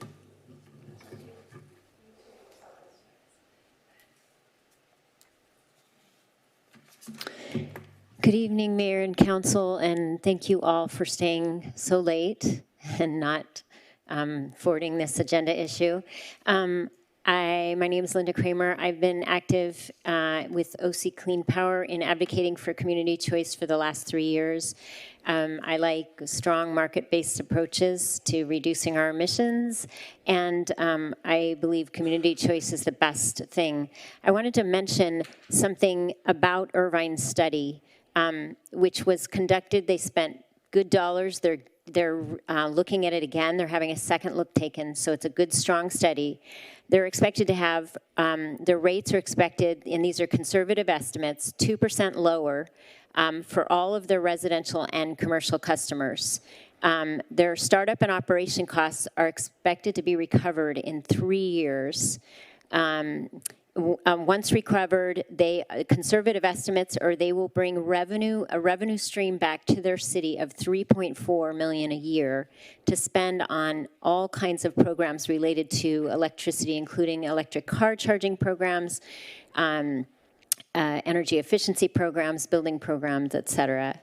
The savings could drive local economic development up to $10 million a year.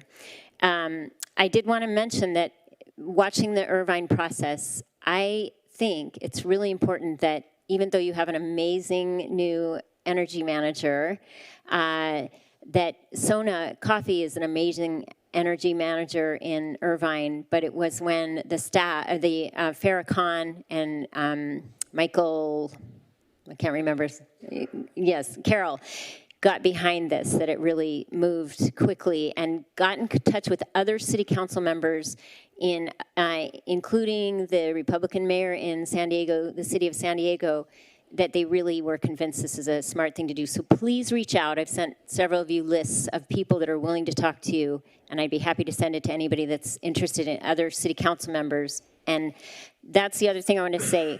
It's been 10 years, 19 cities, none of them have failed. They readily share their best practices and even how to avoid risk, even taking some of your funds and putting in a reserve fund right away in case things change in the energy market. So I think there's a wonderful possibility here. One last thing, Irvine has a deadline of May if you want to join their JPA. That's when they want to get it done. It takes a while if you're going to do a feasibility study. So I hope you move forward quickly in investigating other things and then as a staff voting on feasibility study, whether to join other cities in studying and what you might like to do. Everything has to be done by the 31st of this year, or we wait till 2023 for CCAs. Thank you. Thank you so much for staying late. Okay, we'll close public comment. And council? I move to approve the item. Councilmember Chavez? I'm going to second, but I want to elaborate a bit of why I am seconding this item. May I? Hold on, let him speak first. Okay. Maker of the motion goes first. You don't have to undo your mic. Oh, okay. So I had fully intended to defer to whatever Councilmember Marr said on this particular issue. But now it appears like I don't have that option, and there'll be another deep dive in my future. So I appreciate all your work and thank you for your brevity, and I'll do the same thing. It seems like a pretty easy motion just to look into this, and it's a good opportunity to engage with the other council members and in other cities, and so I'm glad to go forward with this. Councilmember Chavez? I'm going to do my best to channel my inner Councilmember Mars today because the more I learn about CC&Es, the more I fall in love with them. First and foremost, I mentioned earlier by our representative from SCE, there's two ways that they actually procure the energy, right? So one is actually getting the energy source, and one is the distribution of it. In other words, like the wires and make sure your house is actually powered and stuff.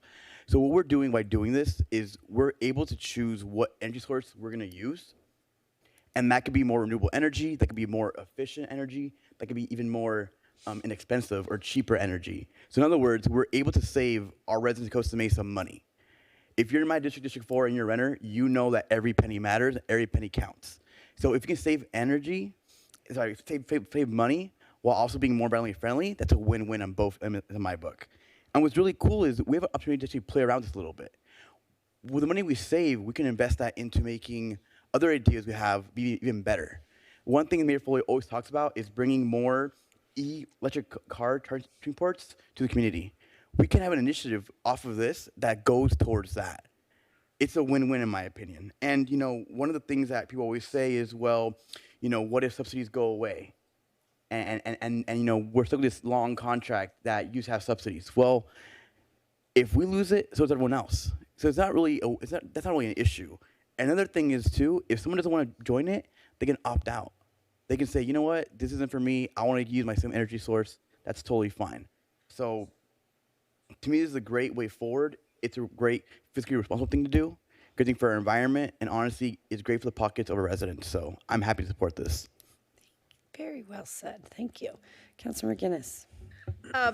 I have been intrigued with the CCA concept for a number of years and had actually been exploring, working on with staff on researching it and so forth a couple of years ago. So I'm happy to see this move forward. The one thing I would add is we're talking about Irvine and we're talking about Huntington, and each of them may be the best partners for us. But because of how CCAs work, they don't have to be a city right next to us. There are people in Ventura County or communities in Ventura County who have CCAs who I've talked to in the past about partnering. And in LA County, so we don't necessarily have to join somebody like where we have immediate FaceTime. There are a lot of options out there, and basically there's a lot of choices. So this is a great way to go. Wonderful. Councilmember Reynolds. Yeah, thank you, Councilmember Guinness. I want to reiterate what you said. We're in Orange County a little bit behind the ball on this. It's not a position I like being in usually, but the advantage is we have a lot of different models to look at and learn from. So I assume the approach is to look at a lot of different options and really focus on recommendations that specifically are beneficial to Costa Mesa, what's unique about Costa Mesa. Especially with the opportunities to reinvest in the community through energy efficiency first and then renewable energy. Edison does have a very important role to play in managing the electric grid, I think especially as we continue to electrify transportation system and vehicles. I think that mentioned over here. The estimates I've heard are not quite as high as you described, but that's because we're going to be really good at energy efficiency. So I hope we'll also be communicating closely with SCE and learning about the programs, where we can kind of build on the really good work that they're doing as well. Thank you. Great. Well, I'm very excited to support this motion, and I echo everything that everyone has said up here. And I thank Mr. Baldwin and Ms. Kramer for sticking with it. I remember, what did we meet in 2016, 17, something like that, when we first started talking about this. So we finally we get to vote on it tonight. This is very exciting for our community. And again, it checks off another one of our goals and priorities from our little booklet here. We're going to just keep checking those off. Thank you, Mr. Peterson, for being here on behalf of Edison, and I know that our staff will reach out with you and work with you, and I look forward to the next step. So along those lines, what is the next step? So the next step is to look into what is happening in Orange County, what are the best practices, what is the model that works for us, and then come with set of recommendations where the council could vote from. Okay. Okay, that's great. Set of opportunity, yeah, exactly, yeah. So I agree with Councilmember Guinness and Reynolds that we don't want this to be, the scope to be limited to Orange County. If there's a better JPA out there, I know in my conversations with Councilmember Marr, over the years, we've talked about this. Lancaster always comes up. So whatever is the best option for us to be able to move forward quickly. Okay. Because while I think we're ready to move this forward. We don't want to wait if Irvine is going to not be there. We don't want to wait for Huntington Beach if we don't have to. So whatever we need to do to keep it moving forward. Okay. Okay? All right, call for the question. Motion carries 501 with Councilmember Marr recused. Okay, well, it looks like we have, congratulations.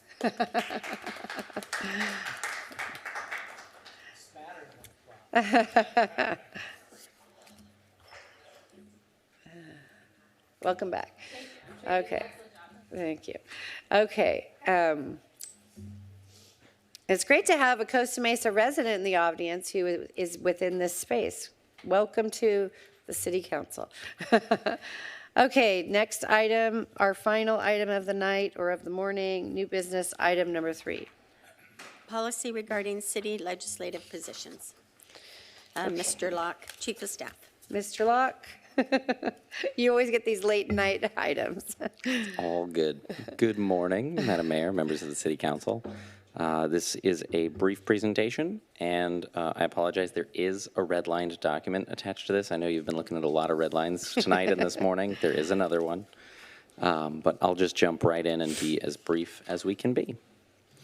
So Council Policy 000-8 is in the first section of the City Council policies relating to general City Council administration. The actual policy itself deals with taking legislative positions. The title is just legislative positions. It's very straightforward. So as background to the proposed revision in front of you tonight, City Manager and staff regularly review City Council policies and recommend updates to the Council as necessary and respond to those requested updates from the Council as they arrive. City Council Policy 000-8 was last revised in 1999. There have been changes to legislative partners and other procedures since then. This proposed revision updates the process for taking a position on legislation in the cases where the city's partners have taken differing positions or when no partner has taken a position. In these instances, the City Council must approve the city's position. This proposed revision adds the Chief of Staff as a 4th member of the Legislative Review Team enumerated in the policy as the staff support member to coordinate research and analysis, and then that intergovernmental relationship with legislative staffers for review by the Legislative Review Team and the City Council. And then this proposed revision also adds a provision that individual City Council members may recommend to the Legislative Review Team for review and recommendation positions they wish the city to take on legislation. This is an item that was not in the original policy as written, and so this clarifies that a City Council member, if they wish to have that additional layer of review and recommendation and research and analysis, can send that over to the Legislative Review Team, get it on an agenda for that team meeting, and then get it moving towards the City Council, or at the very least towards that formal review in line with what our legislative partners have looked at. So it's another avenue. It's intended to be an additional way. The council members can get review on those things quickly. And then finally, the proposed revision adds the Association of California Cities, Orange County as a legislative partner, as they have not been enumerated in the policy in the past. The recommendation, as you have before you, is that the Legislative Review Team recommends that the City Council adopt the recommended revisions to Council Policy 000-8, which are attached to the agenda report in red line form, and I'm available for any questions. Council, if there's any questions, please ask for in the queue. Seeing none, opens for public comment. Seeing no one. Council, is there a motion? Mayor Pro Tem Stevens. Move it. Second. Okay, can you guys make the motion again? Yeah. I second the motion. You have to push the button. Okay. All right. Mayor Pro Tem Stevens, do you want to speak to the motion? No, it's a clean policy. Okay. Councilmember Chavez? In the words of Mayor Pro Tem, it's a good motion. Okay. Call for the question. You didn't vote? Oh, I didn't vote? No. Motion carries 6-0. Okay. The next item is additional council member committee reports, comments, and suggestions. Do any council members have any other comments? Yeah, I've got a comment. Okay. So, for those of you that are here and those of you that might see this on video, it's very important to show up at council meetings. I've never missed a council meeting. I've come to council meetings during trials, deaths in the family, illness in my family, and illness to myself. It's very important to stay to the end. It's very important that if you have something to say, to make a suggestion, that you make that suggestion. It's very easy to say nothing and vote no and then leave, and it's not helpful. And somebody said earlier that you should go with your gut. That move is gutless. And you all know who I'm talking about. Have him watch what I said. I want him to respond. Anyone else have any comments?